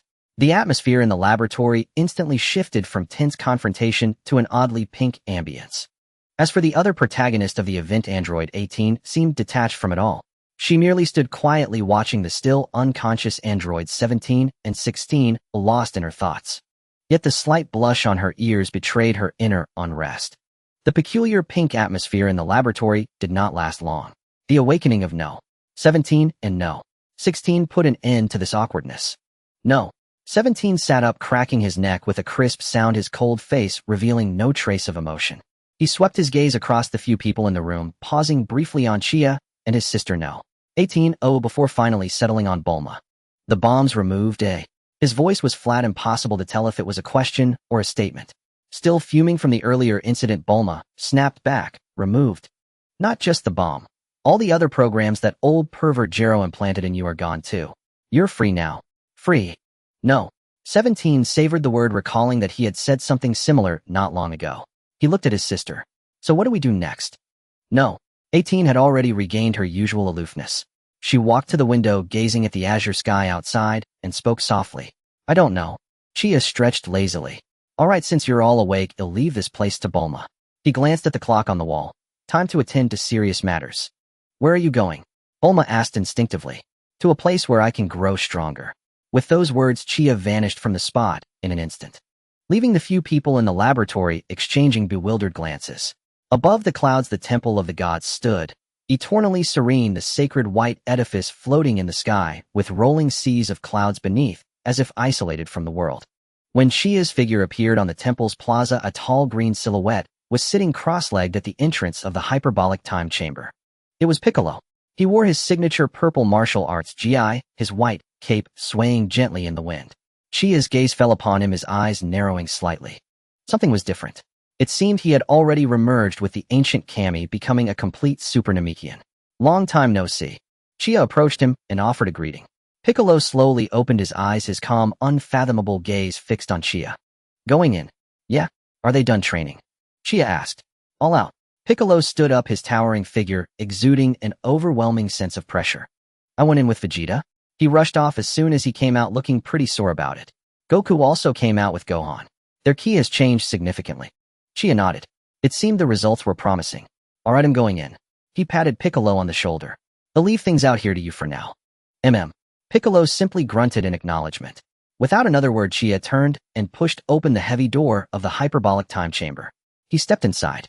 A world utterly different from the outside unfolded before him, an endless white expanse.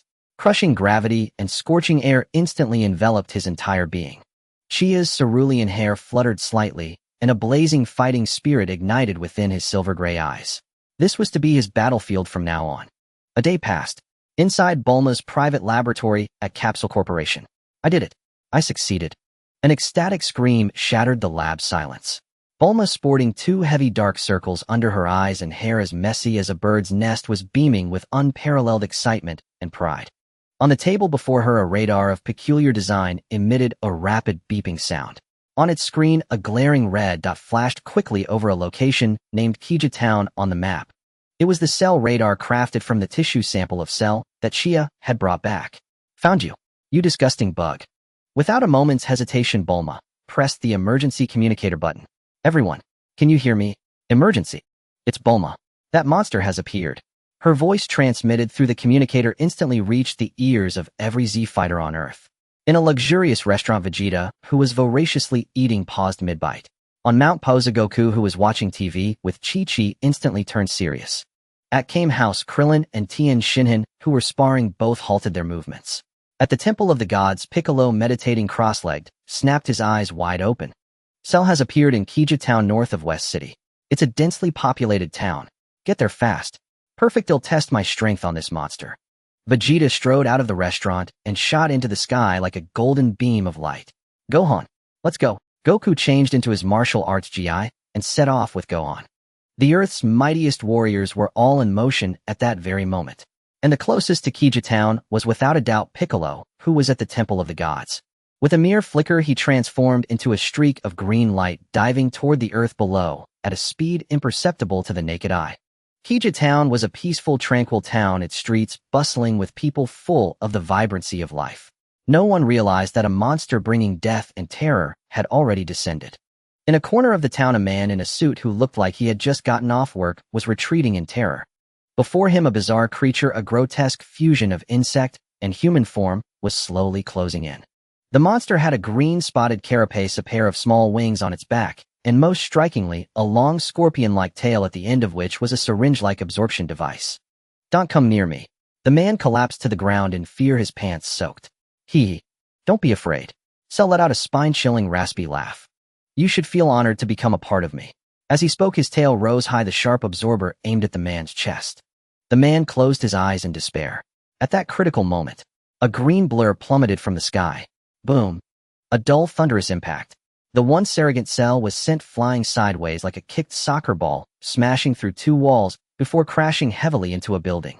Piccolo's imposing figure landed firmly before the rescued man, his white cape billowing without wind. Without looking back, he coldly uttered to the terrified man, "If you want to live, get lost." The man, as if pardoned, scrambled away and disappeared around the corner. With a crash, Cell struggled to his feet from the distant rubble. He shook his head and stared at the suddenly appearing Piccolo, a flicker of surprise in his slit pupils. "Oh, you're Piccolo." His gaze swept over Piccolo, and he suddenly let out a greedy laugh. "Your energy is astonishing. If I absorb you, you'll definitely become incredibly strong." Piccolo crossed his arms, a scornful sneer curling at the corner of his mouth. "So you're the ugly freak Dr. Gero created. My name is Cell. Not ugly freak." Cell roared furiously. "Remember that name, because soon everything you are will belong to me." The moment he finished, his figure vanished.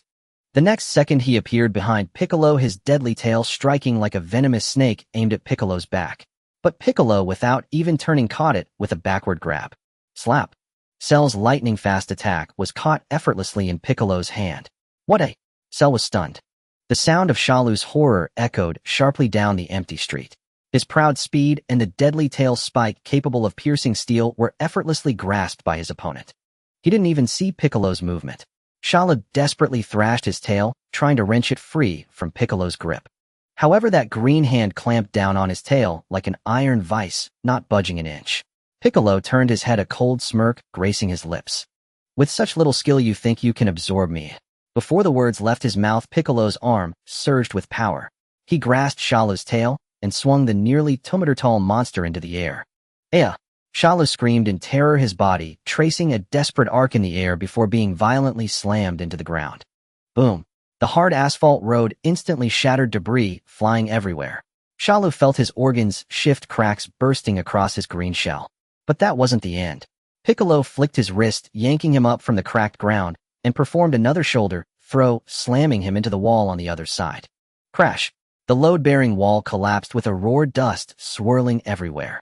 Piccolo remained expressionless like a cowboy wielding a whip, while Shalu was the whip cracking through the air. He held Shalu's tail, using him as a human weapon, repeatedly striking and throwing him. Boom, boom, boom. The dull thuds echoed the entire street, left in ruins. Shalu's green shell had shattered beyond recognition under the heavy blows, his grotesque internal structure oozing out, making him appear tragically pitiful. Damn it!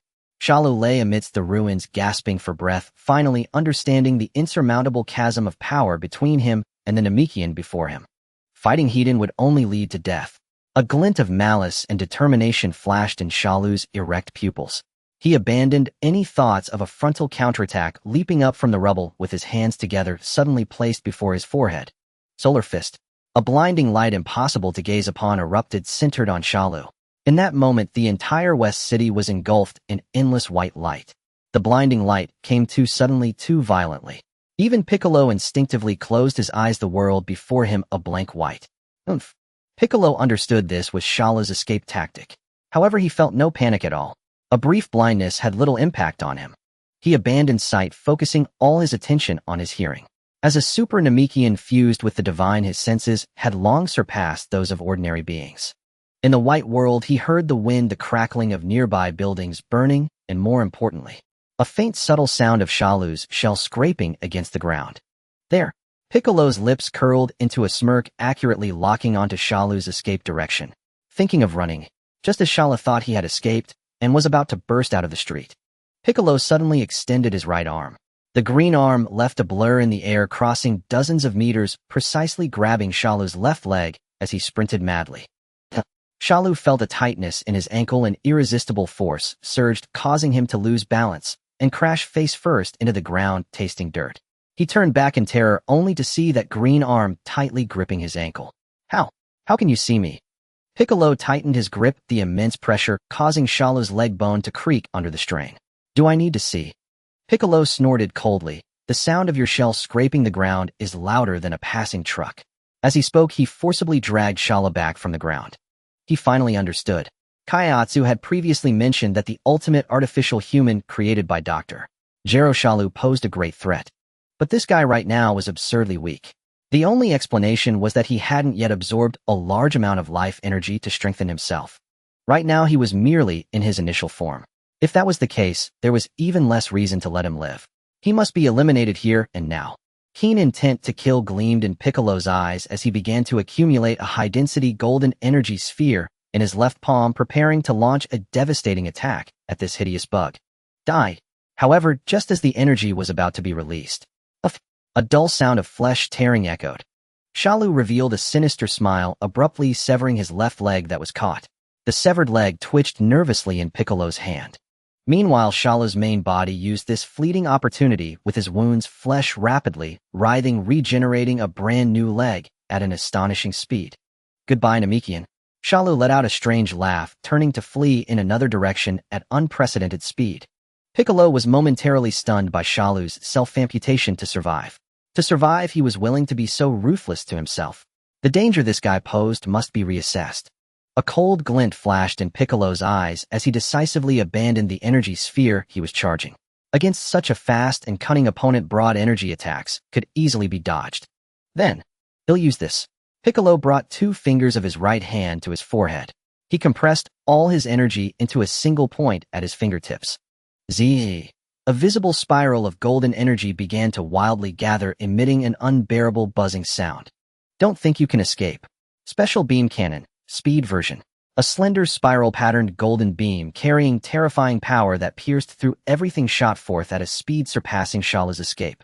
As Shalu ran for his life, he suddenly felt a deadly sense of crisis from behind. He turned back in horror. All he saw was a golden flash rapidly enlarging in his pupils. The special beam cannon gave him no time to react, precisely penetrating his chest from behind. Ugh! Shala's body froze. He looked down to see a massive charred hole in his chest so large that he could even see the scenery behind him through the front. But Shala was not dead yet. Although the special beam cannon was immensely powerful, its pursuit of ultimate piercing power meant it hadn't directly destroyed the core cells located in his head. Shala gasped like a broken bellows, feeling Piccolo's cold aura rapidly closing in. He knew he couldn't escape. In that case, Shala stopped running, slowly turned, and faced Piccolo. A crazed smile spread across his face. Then, let's die together. His broken body began to expand unnaturally, like a balloon inflating at an alarming rate. A wildly unstable, violent energy surged from his body, emitting a sharp, piercing energy buzzing sound. He was going to self-destruct, using his life to take this powerful Namekian down with him.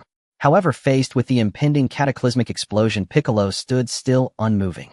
He chose not to flee, not a trace of panic on his face. He simply coldly watched the ever-expanding monster. Wanna perish together?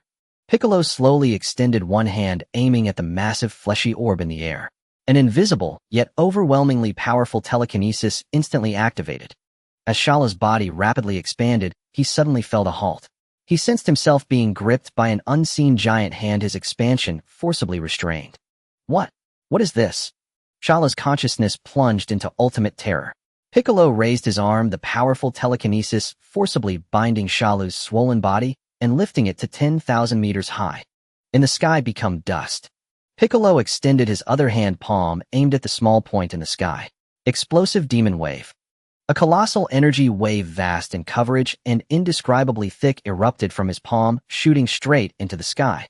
High above the Sunto explode, Shala didn't even have time to let out a scream before being completely engulfed by this world-destroying energy torrent. His body, his core from which he could revive everything, was evaporated clean in the face of this absolute power, leaving not even a single cell behind.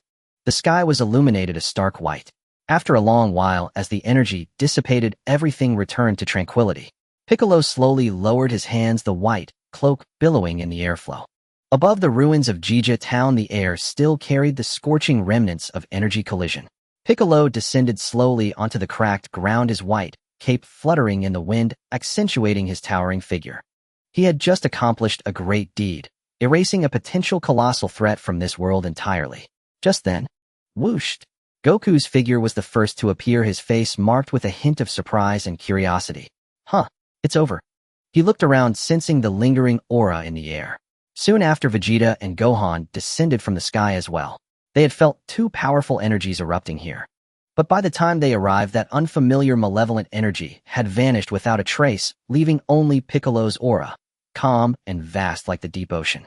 Vegeta crossed his arms, his face dark enough to drip with fury. TCH. He let out a highly displeased snort. Looks like we came for nothing. That fool has already been dealt with by this Namekian. His words dripped with contempt for Cell and extreme dissatisfaction at Piccolo stealing the spotlight. Damn it.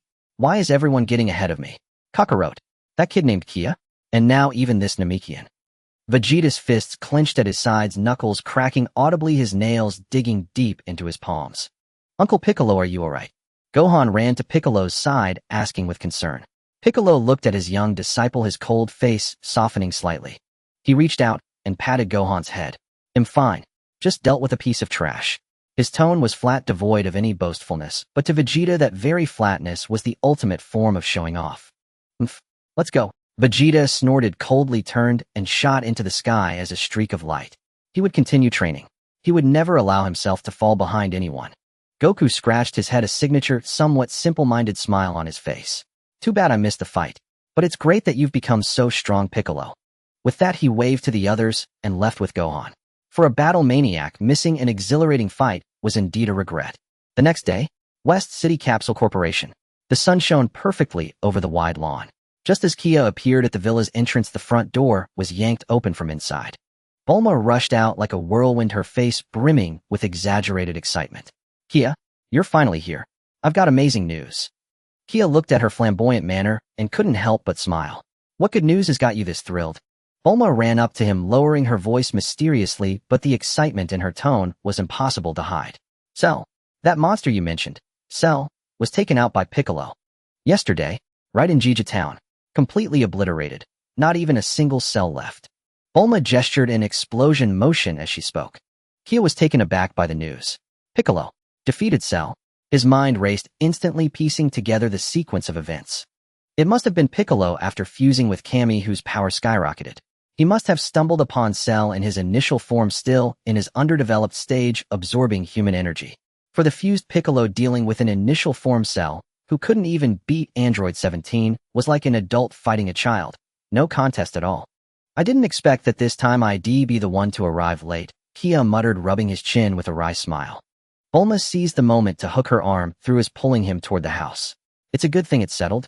Now we don't have to worry all the time. Come on, let's go inside and have a drink to celebrate. As they entered the villa's living room, Kia immediately noticed two figures that seemed out of place. Android 17 was leaning by the window, hands in his pockets, idly gazing at the scenery outside. Android 18 sat on the sofa, engrossed in a fashion magazine. Both had changed into casual clothes provided by Bulma. 17 wore a black t-shirt and jeans exuding a cool vibe. 18 was in a simple white dress, her short blonde hair glistening in the sunlight, making her look less like a cold android and more like a radiant young woman. Seeing Kia and Bulma walk in closely, 18's hand paused mid-page turn. She looked up, her icy blue eyes resting calmly on Kia, revealing nothing. But the slight pursing of her lips betrayed a flicker of inner turmoil. Hearing the commotion, 17 also turned his head, his gaze on the man who had effortlessly subdued them, carrying a hint of barely perceptible wariness. Kia, however, paid little attention to their stares. He gently freed himself from Bulma's grip, walked to the sofa, poured himself a glass of water, and then looked at Bulma.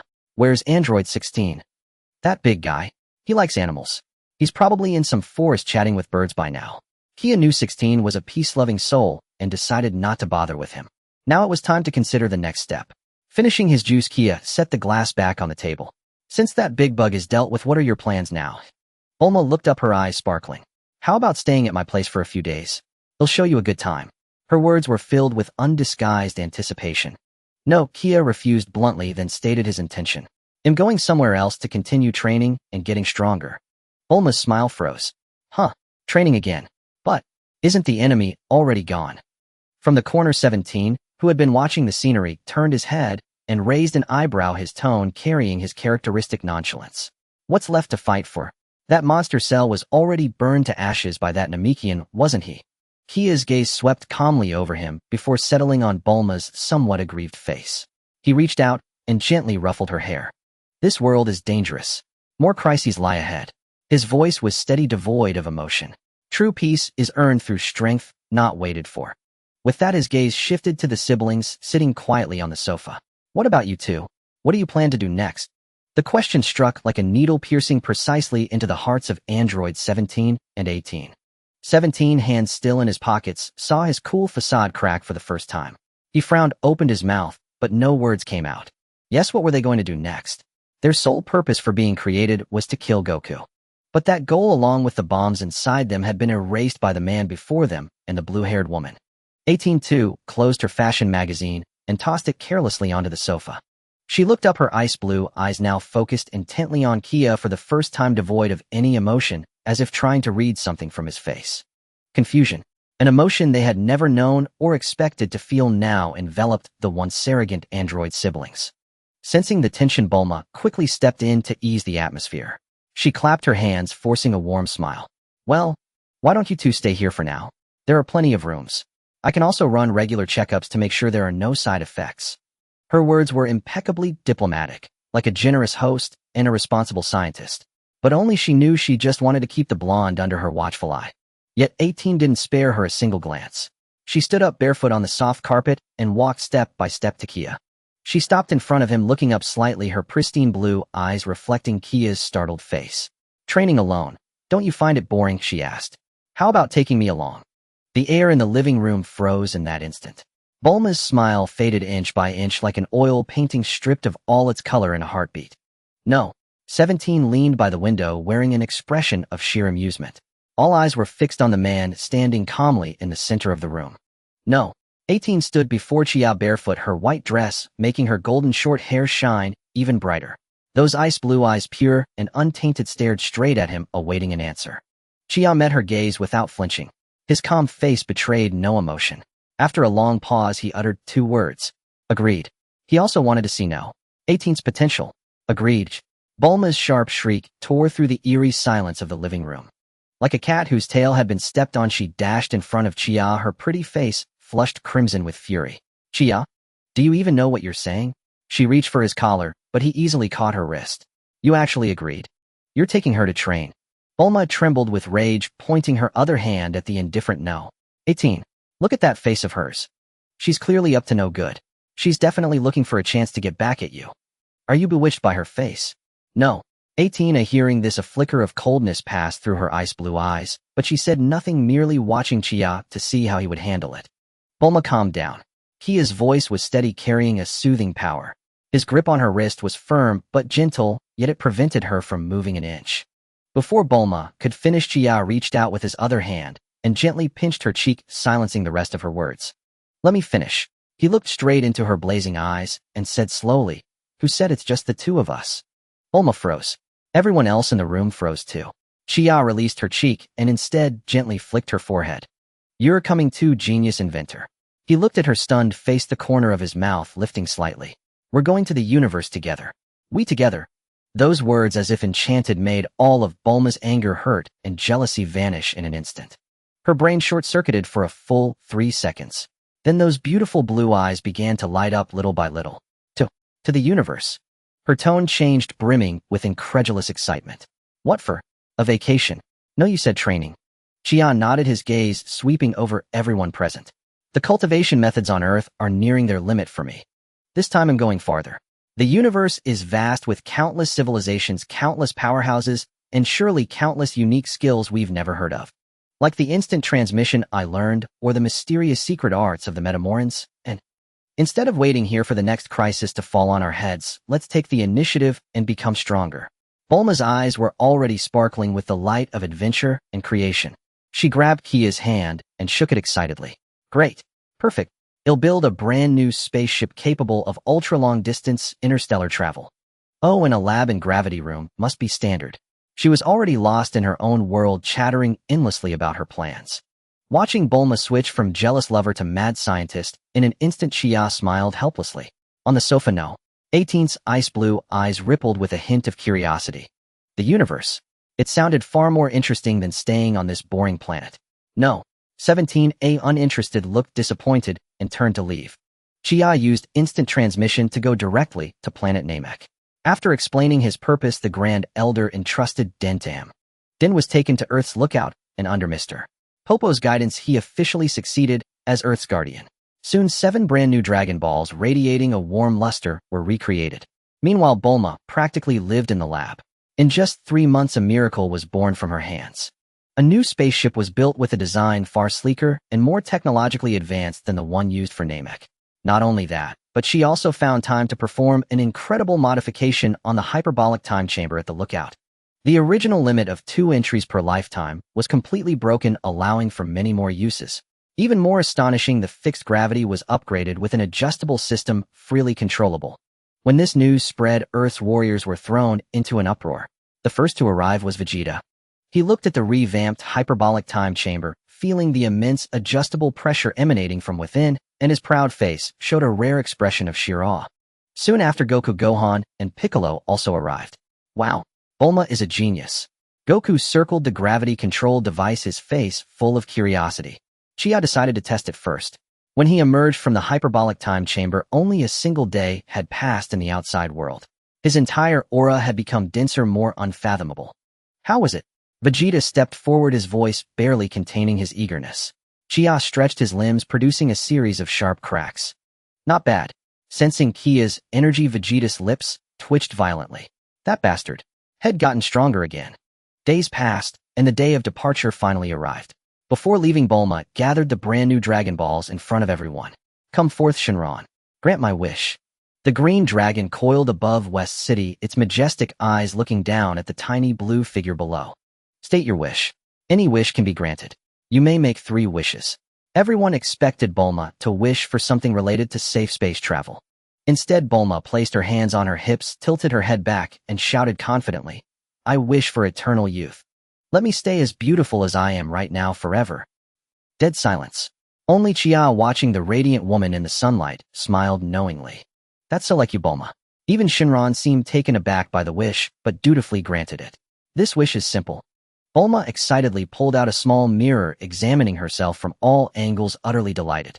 Done. Let's go. On the lawn at the outskirts of West City. Goku, Vegeta, Gohan, Piccolo, Krillin. Everyone came to see them off. Chia, if you meet any strong guys out there, be sure to tell me. Goku said, beaming with excitement. Don't die out there. Vegeta crossed his arms and turned away, his voice dripping with envy. Chia smiled and bid farewell to everyone one by one. By his side stood the energetic Bulma and No. 18, who had changed into a sleek black combat suit, looking strikingly heroic. They traveled light with all supplies, including the massive spaceship stored in a capsule case at Kia's waist. While we're off, Chia extended both hands, placing them on Bulma's and No. 18's shoulders. He closed his eyes, sensing the distant faint energy signatures deep in the cosmos. The next second, the 3 figures vanished from the spot in an instant. 8 years had passed in the blink of an eye. Earth. The ground trembled violently. Beneath the dim sky, a massive, grotesque sphere covered in eerie patterns was frantically absorbing energy. It was the terrifying energy released by the 2 pure-blooded Saiyans, Son Goku and Vegeta, as they fought at their absolute limits. The wizard Babidi stood nearby, his diminutive frame trembling with ecstasy, his shrill laughter piercing the heavens. Enough. There's enough energy. Come forth. Majin Bu. Boom. The sphere exploded. A pink mist billowed outward. A figure slowly materialized within the haze. He was entirely pink, with a single antenna atop his head, clad in white balloon pants and a belt emblazoned with an M insignia. He possessed a plump physique and an innocent, childlike face. He blinked, curiously surveying this unfamiliar world. Was this the legendary Majin Bu, the terror of the entire cosmos? Dabura, the king of the demon realm, standing nearby, furrowed his brow deeply. He scrutinized this seemingly harmless pink fatty, his gaze dripping with undisguised contempt. Lord Babidi. Dabura spoke slowly, his voice carrying an innate arrogance. After all your scheming and sacrificing so many minions, this is what you've revived, oi? A simpleton who only knows how to giggle. Babidi's laughter ceased abruptly. He shot Dabura a venomous glare. Silence. Dabura, you have no understanding of Majin Buu's power. Yet the ever-smiling fat Buu's grin suddenly vanished. The next moment, whoosh, a jet of white steam erupted violently from the vents on his head and arms, emitting a piercing shriek. His cheeks puffed out and his eyes blazed with fury. Buu is angry. No sooner had he spoken than fat Buu's form vanished from its spot. What a... Dabura's pupils contracted sharply. Before he could register it, an irresistible force clamped around his neck. It was the pink fatty. He had appeared before him in an instant, lifting him into the air with one hand gripping his throat. His face still wore that naive, almost foolish expression, but he extended 2 fingers from his other hand. His movements were so fast they left only afterimages. Thud! The 2 fingers plunged precisely into Dabura's eyes, which were filled with arrogance. Aya! A heart-wrenching scream tore from the Demon King's throat. He never dreamed that a fool could cripple him in such a ridiculous yet brutal manner. Fat Buu released his grip. Then he raised his foot and kicked Dabura squarely in the stomach. Bang! Dabura's body shot backward like a cannonball, smashing into a distant mountain and raising a cloud of dust. Son Gohan, now in high school and watching from the sidelines, was utterly dumbfounded. His mouth hung open, his mind a blank. That Demon King Dabura, who even he found troublesome, had just been one-shotted. Well done, Buu. Babidi danced excitedly. Now go kill those 2 over there. He pointed at Gohan and the Supreme Kai, who were not far away. Fat Buu made a face at Babidi, refusing to obey. If you don't, I'll seal you away again. Babidi threatened. Fat Buu nodded reluctantly, turned, and waddled toward Gohan with comical steps. Those seemingly slow steps carried a suffocating pressure. Run! Run, Gohan! The Supreme Kai's face was pale with terror, his voice trembling. Gohan snapped back to reality, grabbed the Supreme Kai, and fled with all his might. However, bang! Fat Buu's arms stretched grotesquely like a pink whip, instantly catching up and striking Gohan's back with brutal force. Gohan cried out in pain, plummeting from the sky with the Supreme Kai and crashing heavily to the ground. Then, a pink energy sphere shot from Buu's fingertip, hitting Gohan's body with precision. Boom! The violent explosion carved a deep crater into the earth. Just then, Dabura, covered in blood, crawled out from the mountainside where he had been embedded. Bloody tears of humiliation and rage flowed from his blinded eyes. Unforgivable. He conjured a spear from his hand and hurled it with all his might at Fat Buu's back. Die, you pink piece of trash. The spear pierced clean through Fat Buu's body. Yet Fat Buu merely turned his head, looking curiously at the weapon protruding from him. He reached out and pulled the spear out like a radish. The wound, like putty, squirmed and instantly sealed itself. The expression on Dabura's face froze completely. He saw a malicious grin spread across Fat Buu's face. He'll turn you into a snack. A peculiar ray shot from Fat Buu's antenna, striking Dabura. Under Dabura's utterly horrified gaze, his tall, powerful form began to twist, warp, and finally transform into a chocolate chip cookie. Fat Buu walked over, picked up the cookie, and tossed it into his mouth. Crunch, crunch. Delicious. Dabura, king of the demon realm, was dead. Elsewhere. Bang. A dull thud. A heavy blow struck the back of Son Goku's neck.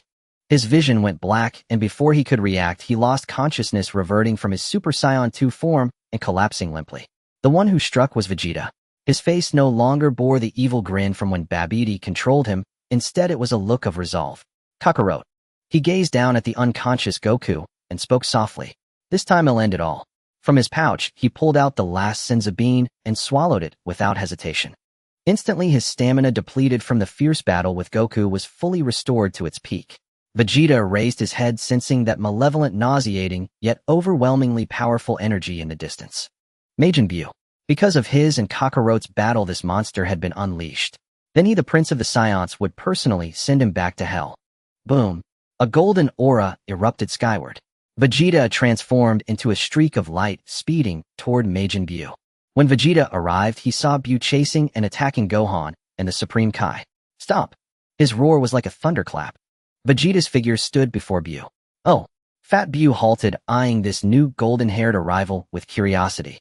Another one coming to die. Babidi cackled. Vegeta didn't even glance at him. All his focus was on the pink demon. He could sense the unfathomable energy within his opponent. Die! Vegeta roared, raising his hand and firing a ki blast. Boom! The energy wave struck Boo's body, precisely exploding in a massive cloud of smoke. But the next second, Fat Bu emerged from the smoke completely unscathed, patted his round belly, and made a face at Vegeta. Damn it! Vegeta's fury ignited fully. He charged forward, raining down a storm of punches and kicks on Bu. Thump, thump, thump, thump, thump. Yet Vegeta's attacks felt like hitting a giant sponge. Boo's body contorted into bizarre shapes under the blows, but suffered no real damage. Instead, he started giggling. So fun. So fun. He swung his arm, which stretched like rubber, and smacked Vegeta across the face. Smack! Vegeta was sent flying, tumbling clumsily across the ground several times.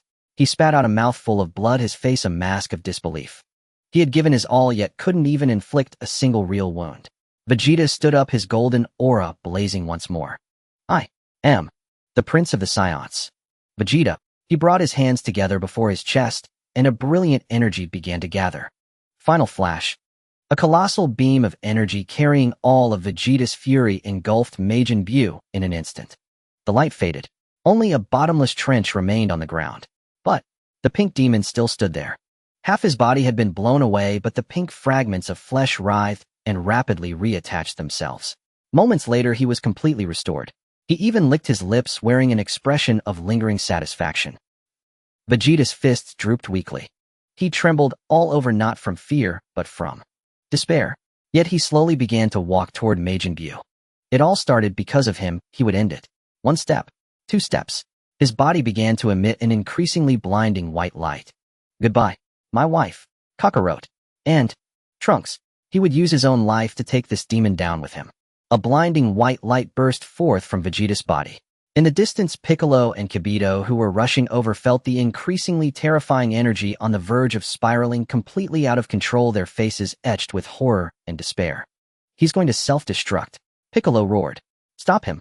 The white light had already expanded to its limit, as if it would devour the entire world in the next second. At that critical moment, with a swoosh, a figure appeared beside Vegeta without any warning. It was a man with a mop of golden, unruly hair, clad in an orange martial arts gi. Son Goku. The instant he appeared, one hand was already firmly gripping Vegeta's shoulder. K. Kakarot. Vegeta's pupils contracted sharply. A look of utter bewilderment flashed across his resolute face for the first time. Weren't you supposed to be lying on the ground? How did you suddenly pop up? Hold on a second, Vegeta. Goku grabbed Vegeta. The next moment, with another swoosh, both their figures vanished from the spot once more. Several kilometers away, the space twisted slightly, and the two figures staggered into existence. The moment Son Goku let go, Vegeta's legs gave way, and he dropped to one knee, gasping for breath. The strain of forcibly aborting his self-destruction had placed an immense burden on his body. All his strength had been drained. He was now so weak he couldn't even stand. Kakarot. Vegeta looked up at the man before him, his eyes a complex mixture of emotions. There was anger, confusion, and bewilderment. Why did you stop me? He forced the words out through gritted teeth. That was the only way I could take down that bastard. And you ruined it. Son Goku turned around, his expression more serious than ever before. He looked at Vegeta and shook his head. Leave the rest to me. What? Vegeta was stunned. Son Goku's tone was calm, yet it carried an unshakable confidence. Those words left Vegeta completely baffled. Leave it to you? How? Your strength is about the same as mine. What makes you think you can handle that monster that even I find hopeless? Vegeta opened his mouth, wanting to mock, to curse, but no words came out, because he could faintly sense an indescribable change in Son Goku. On the other side, Fat Bu extended a pink finger, picked his ear, and wore a deeply dissatisfied expression. Huh? Where'd he go? He tilted his head, looking around, searching for the golden glowing toy from before. That toy from earlier, although it stung a bit when it hit, that last glowing big move looked like a lot of fun. Where did it suddenly disappear to? Damn it. Babidi stomped his feet in rage. He got away. Bu, go find them and kill them all. Fat Bu ignored him. His attention was already captured by a brand new powerful aura that had suddenly appeared in the distance. Oh, Fat Bu's eyes lit up. Another interesting toy. He grinned, revealing a naive yet cruel smile. Kakarot, what the hell are you up to? Vegeta finally caught his breath. He struggled to his feet and growled at Son Goku's back. Son Goku did not turn around. He simply gazed in the direction of Majin Buu and spoke calmly. Vegeta, 7 years ago back on Earth, I already felt that the progress from training on Earth was too slow. So, I went to another place to train. Son Goku paused, a note of emotion creeping into his voice. Lord Kaiosama introduced me to the other world. There I witnessed many powerful fighters. Vegeta shuddered. You guys secretly found a place to train again and didn't take me. What are you trying to say? His voice carried a barely perceptible tremor. Son Goku finally turned around. His face bore a confident smile that was utterly alien to Vegeta. Watch closely, Vegeta.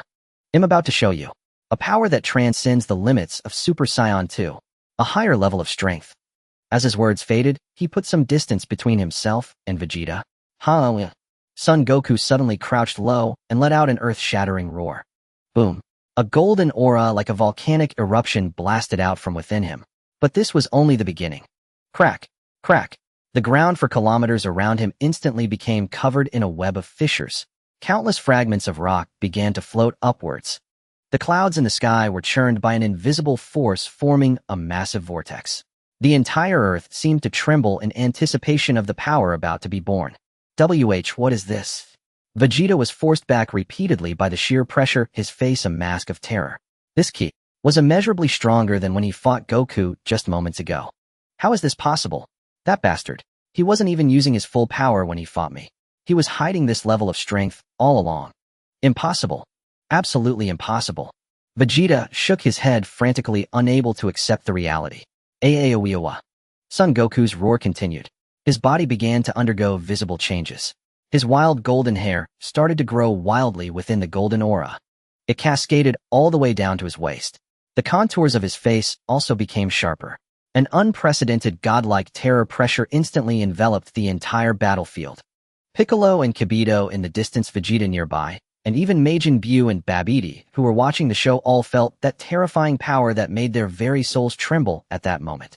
Finally, when the aura reached its peak, everything returned to calm. Son Goku slowly straightened up. He stood there silently, his long golden hair swaying without wind. The emerald green eyes on his face had become incredibly sharp. He gently raised his hand and clenched his fist, feeling the surging, roaring new power within his body. Then he turned his gaze towards Majin Buu in the distance. The corners of his mouth lifted slightly. He spoke slowly in a tone of proclamation. The voice echoed clearly in Vegeta's ears. This is Super Saiyan 3. Vegeta's body stiffened. He stared fixedly at Son Goku in the distance, at that golden hair cascading to his waist, at that stern, unfamiliar face.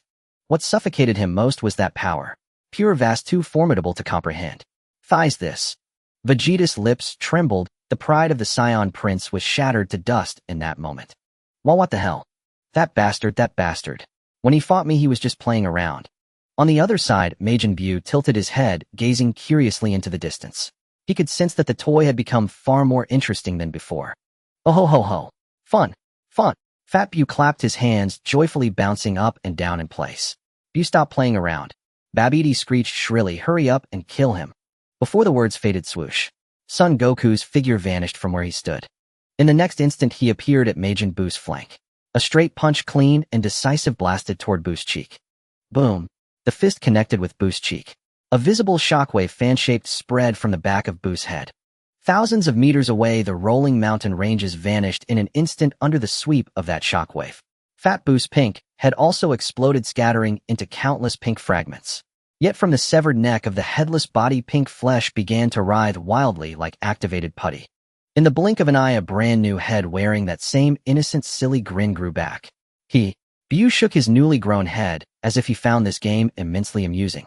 He suddenly stretched his arms, lashing out wildly at Son Goku like two pink whips. At the same time, his legs coiled like springs, and his body launched a fierce counterattack at a bizarre angle. For a moment, the sky was filled with pink fists and leg shadows. Son Goku's figure weaved through the relentless assault like a butterfly dancing in a raging storm. Each dodge was perfectly timed, evading attacks with minimal movement. His expression remained calm. Seizing a gap after one of Buu's missed strikes, his figure abruptly accelerated. His hand turned into a blade, tracing several golden afterimages. Thwack, thwack, thwack, thwack, thwack. The blindingly fast hand strikes precisely sliced through Buu's limbs and head. The next moment, Majin Buu's body was neatly divided into 6 parts, clattering to the ground in a heap. Well, Babiti's eyes bulged almost out of their sockets. Bew. Bew was dismembered that easily, but in moments. The scattered pink chunks suddenly began to melt, turning into pools of pink liquid. Those liquids started to converge toward the center, writhing and reassembling. A completely unharmed Majin Buu reappeared on the spot, patting his belly and bouncing around lively. Still no effect. Son Goku watched this scene, and a hint of change finally flickered in his eyes. In that case, he quickly distanced himself, steadied his stance midair, and brought his hands together at his waist. The familiar starting stance. But this time the pressure it brought was utterly different from before. A cerulean energy sphere formed in his palms, swelling wildly at a visible rate. The energy contained within that sphere was pure condensed, surpassing the comprehension of everyone present. The entire world trembled before this power. With the final roar, Son Goku thrust both palms forward. A colossal pillar of energy compressed to the extreme, and blazing azure tore through space, and instantly struck the still unresponsive Majin Buu. Was it over? The spectators rushing over all harbored this thought. However, in the air, those minuscule pink fragments that should have faded into nothingness began to converge from all directions like soldiers receiving orders. Finally, that pink chubby demon with an innocent smile reappeared, completely unharmed in the same spot. Son Goku's ever-confident expression showed a grave look for the first time. How could even the Kamehameha not kill him? A bead of sweat slowly trickled down Son Goku's temple. In the distance, Vegeta keenly caught that Son Goku's vast aura was waning. So that's it. A complex, unreadable emotion flashed in Vegeta's eyes. This form has a flaw. It simply can't be sustained for long. My turn. Majin Buu let out a strange laugh, his figure turning into a pink streak as he charged fiercely at Son Goku. This time his attacks grew even more frenzied, even more chaotic, and even deadlier. Son Goku's expression changed. He was forced to shift from offense to defense. His movements were still swift, but they had lost their initial composure. Energy consumption was accelerating drastically. The golden aura around him began to flicker unstably. Damn it! Son Goku gritted his teeth and drove Buu back with a heavy punch, trying to create distance and regroup. But it was already too late. A tremendous wave of weakness surged through his body like a tide. The astonishing energy of Super Saiyan 3 drained away like a breached flood. His golden mane retracted in an instant, reverting to its natural black state. That terrifying aura that dominated the world dissipated into smoke within a second. Bam!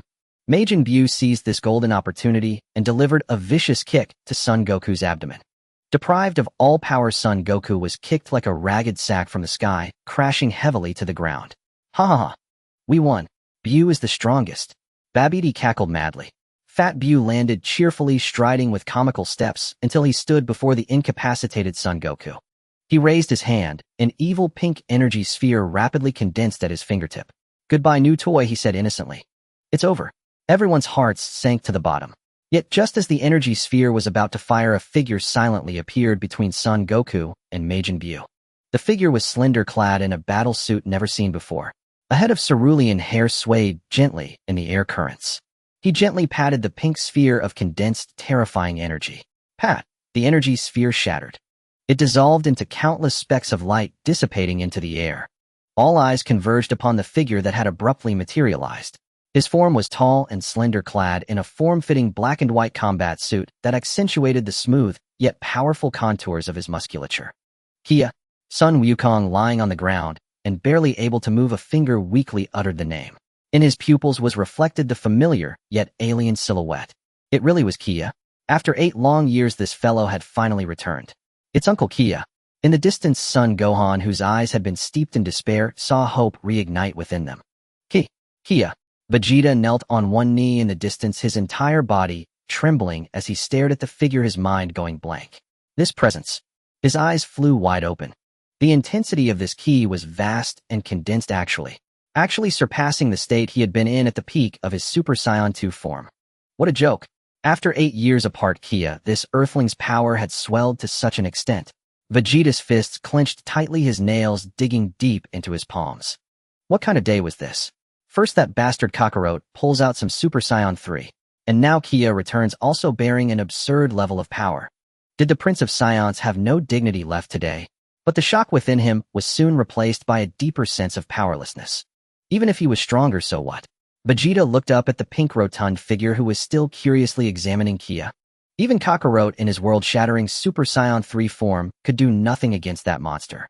What could Kia possibly achieve? That fat creature was simply immortal. Oh, Majin Buu tilted his head, his pink eyes filled with curiosity.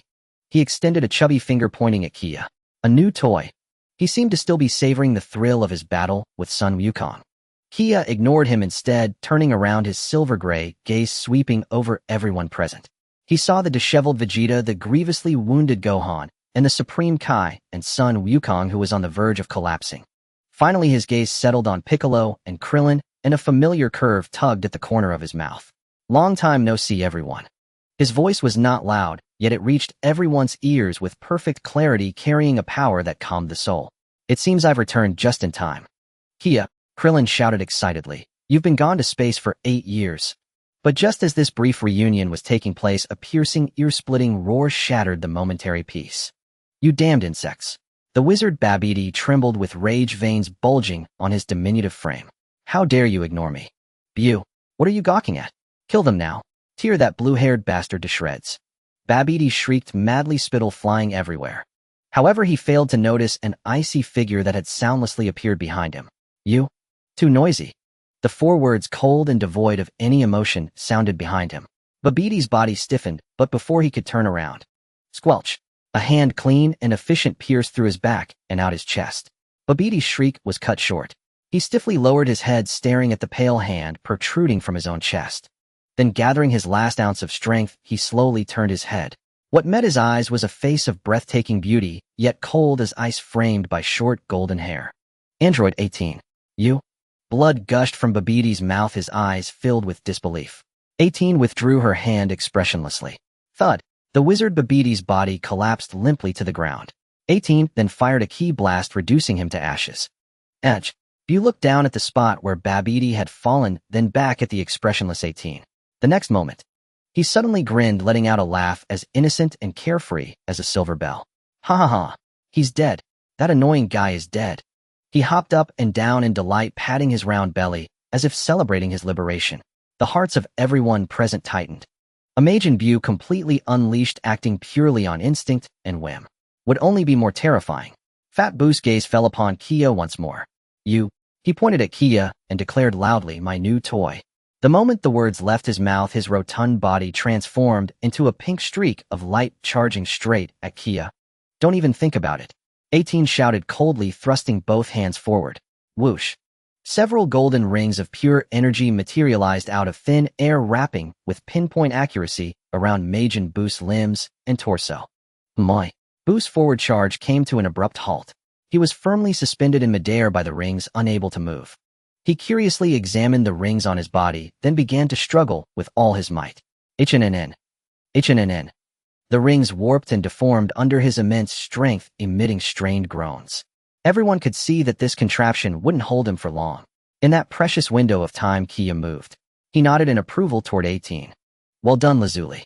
Then turning to Buu, who was still struggling wildly, he broke into a smile. In that case, no more warming up. The moment the words faded before the astonished eyes of all, Kia's signature, cerulean long hair and silver-gray pupils instantly lost their color. They reverted to their original black hair and black eyes. The overwhelming ki that had made even Vegeta's heart shudder also receded. What a... Krillin's eyes nearly popped out of his head. Kia, what the hell are you doing? Why did you deactivate your transformation? Has he lost his mind?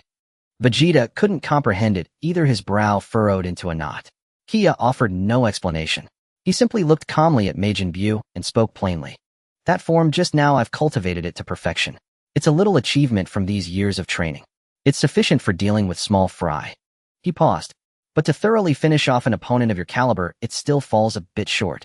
In the next instant, Kia closed his eyes and extended one palm. A faint, almost transparent shadow stepped out from his body. The shadow rapidly solidified, eventually taking the form of a person identical to Kia. This is... Piccolo's eyes were as wide as saucers. It's not the afterimage technique. This clone has ki. It's a physical entity. Kia opened his eyes and glanced at the clone beside him. This is a physical clone possessing 30% of my strength, he explained simply. Kia and his clone exchanged a knowing smile. It was an absolute, wordless understanding. They both raised their right fists simultaneously. Under everyone's gaze, they brought their fists together with force. Fusion. Boom. An indescribably terrifying energy erupted from the two at the epicenter. The face of Vegeta standing in the distance was etched with a horror and terror he had never known in his life. What in the hell was this thing? This power had completely exceeded the boundaries of his comprehension. Even Majin Buu, still bound by the energy rings, ceased his struggles.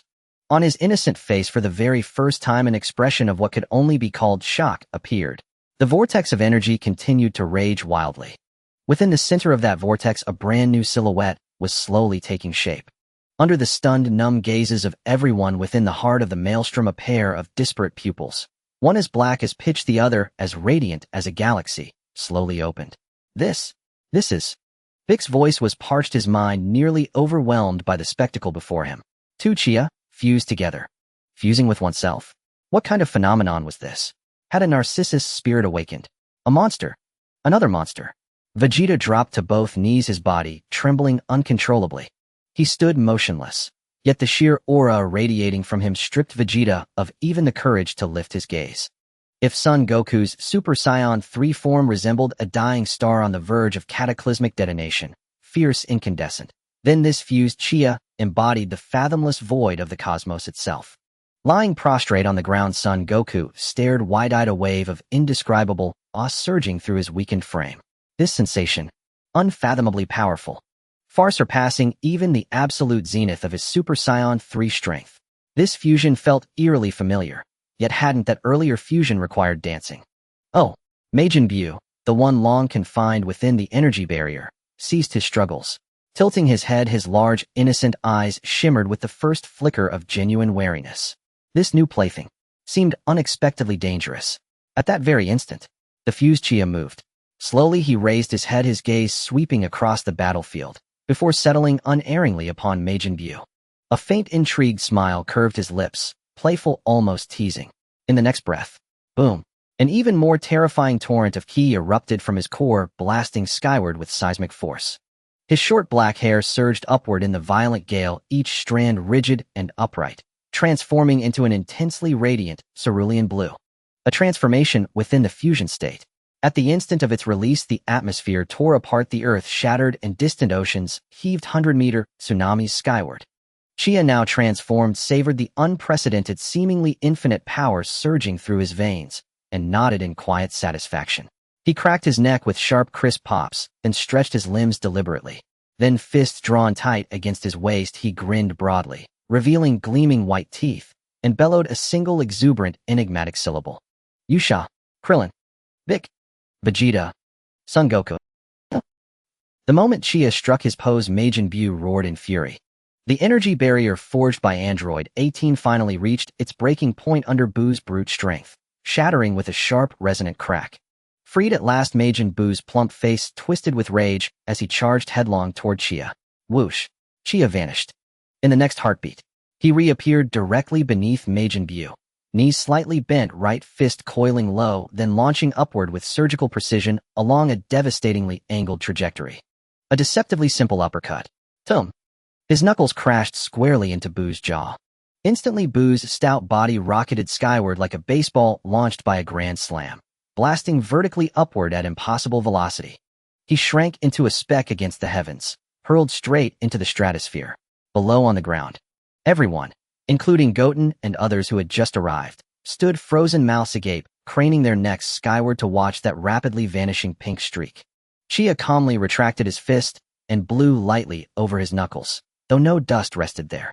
He glanced up, his heterochromatic eyes alight with eager electric anticipation. His left hand rose slowly, palm facing the 10th centimeter altitude above. His right hand drew back sharply, fingers splayed wide, in preparation for a throw. Stellar barrage strike. Behind him, the void itself ignited. One by one, dazzling orbs of condensed energy, each blazing like a miniature sun, coalesced from nothingness. 1, 2, 5, a dozen.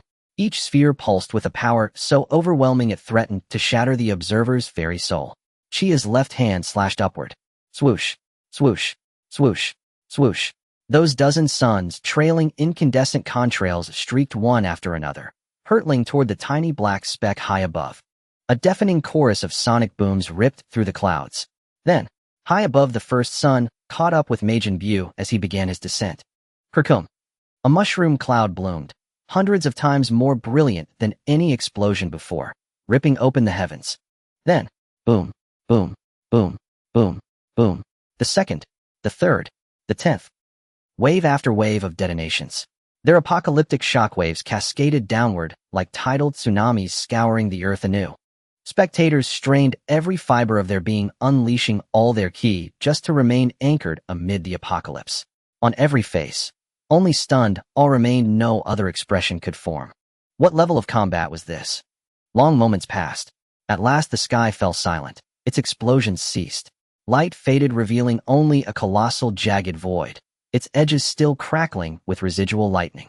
Dust stirred by gales gradually dispersed. Was it over? That question echoed unspoken in every heart.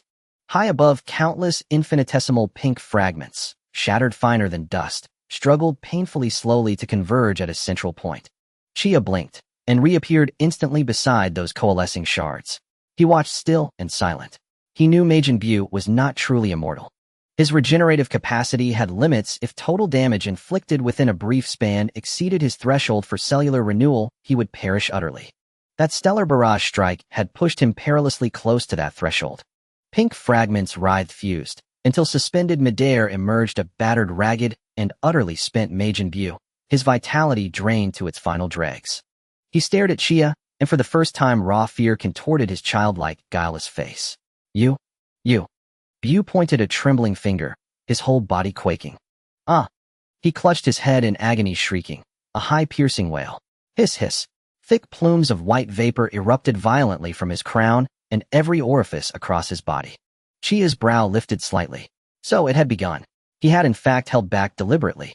With his current power, he could have amplified the stellar barrage strike, adding more suns, intensifying their yield, to obliterate Majin Buu utterly. Yet he chose not to, for he knew sealed deep within Majin Buu resided a purely malevolent incarnation, his dark half. Once that evil, emaciated Buu was removed, the remaining form, a being defined solely by innocence and gluttony, could with proper guidance become an irreplaceable guardian of Earth. Even as Chia contemplated this, the vapor erupting from Fat Buu coalesced in midair, twisting, condensing, into a gaunt ash-gray figure, Thin Buu. The moment Thin Buu materialized, he wasted no words, merely bared a grotesque, ravenous grin. From the tip of his elongated antenna lanced a sinister magenta-pink beam thick with malignant intent, aimed directly at Chia. This was the candy beam, the curse that transmuted all living beings into confectionery. Light mirror, a crystalline circular shield, forged from hyperdense energy, instantly solidified in Chia's palm. ZZZT. The magenta-pink beam struck the mirror and reflected flawlessly, ricocheting back along its exact incident angle. What a... Thin Buu's vicious visage contorted in disbelief. He had no time to react. Plop. The reflected beam struck him square in the chest. In the next instant, Thin Buu's skeletal frame warped and shrunk amid a ripple of distorted light, finally collapsing into a single unassuming chocolate candy bead. Having accomplished this, Chia vanished once more, reappearing beside the candy bead. He extended 2 fingers and lifted it gently. He gazed down at the confection, pure malevolence made tangible, his lips curling into a cold, razor-thin smile. Then, goodbye. Crunch. A sharp, brittle sound echoed. The chocolate candy bead shattered, reduced mercilessly to fine powder. Chia opened his palm. A torrent of pure cerulean energy, refined to absolute perfection, swirled within it. Enveloped by that light, the powder dissolved completely. Atomized, erased, annihilated from existence itself.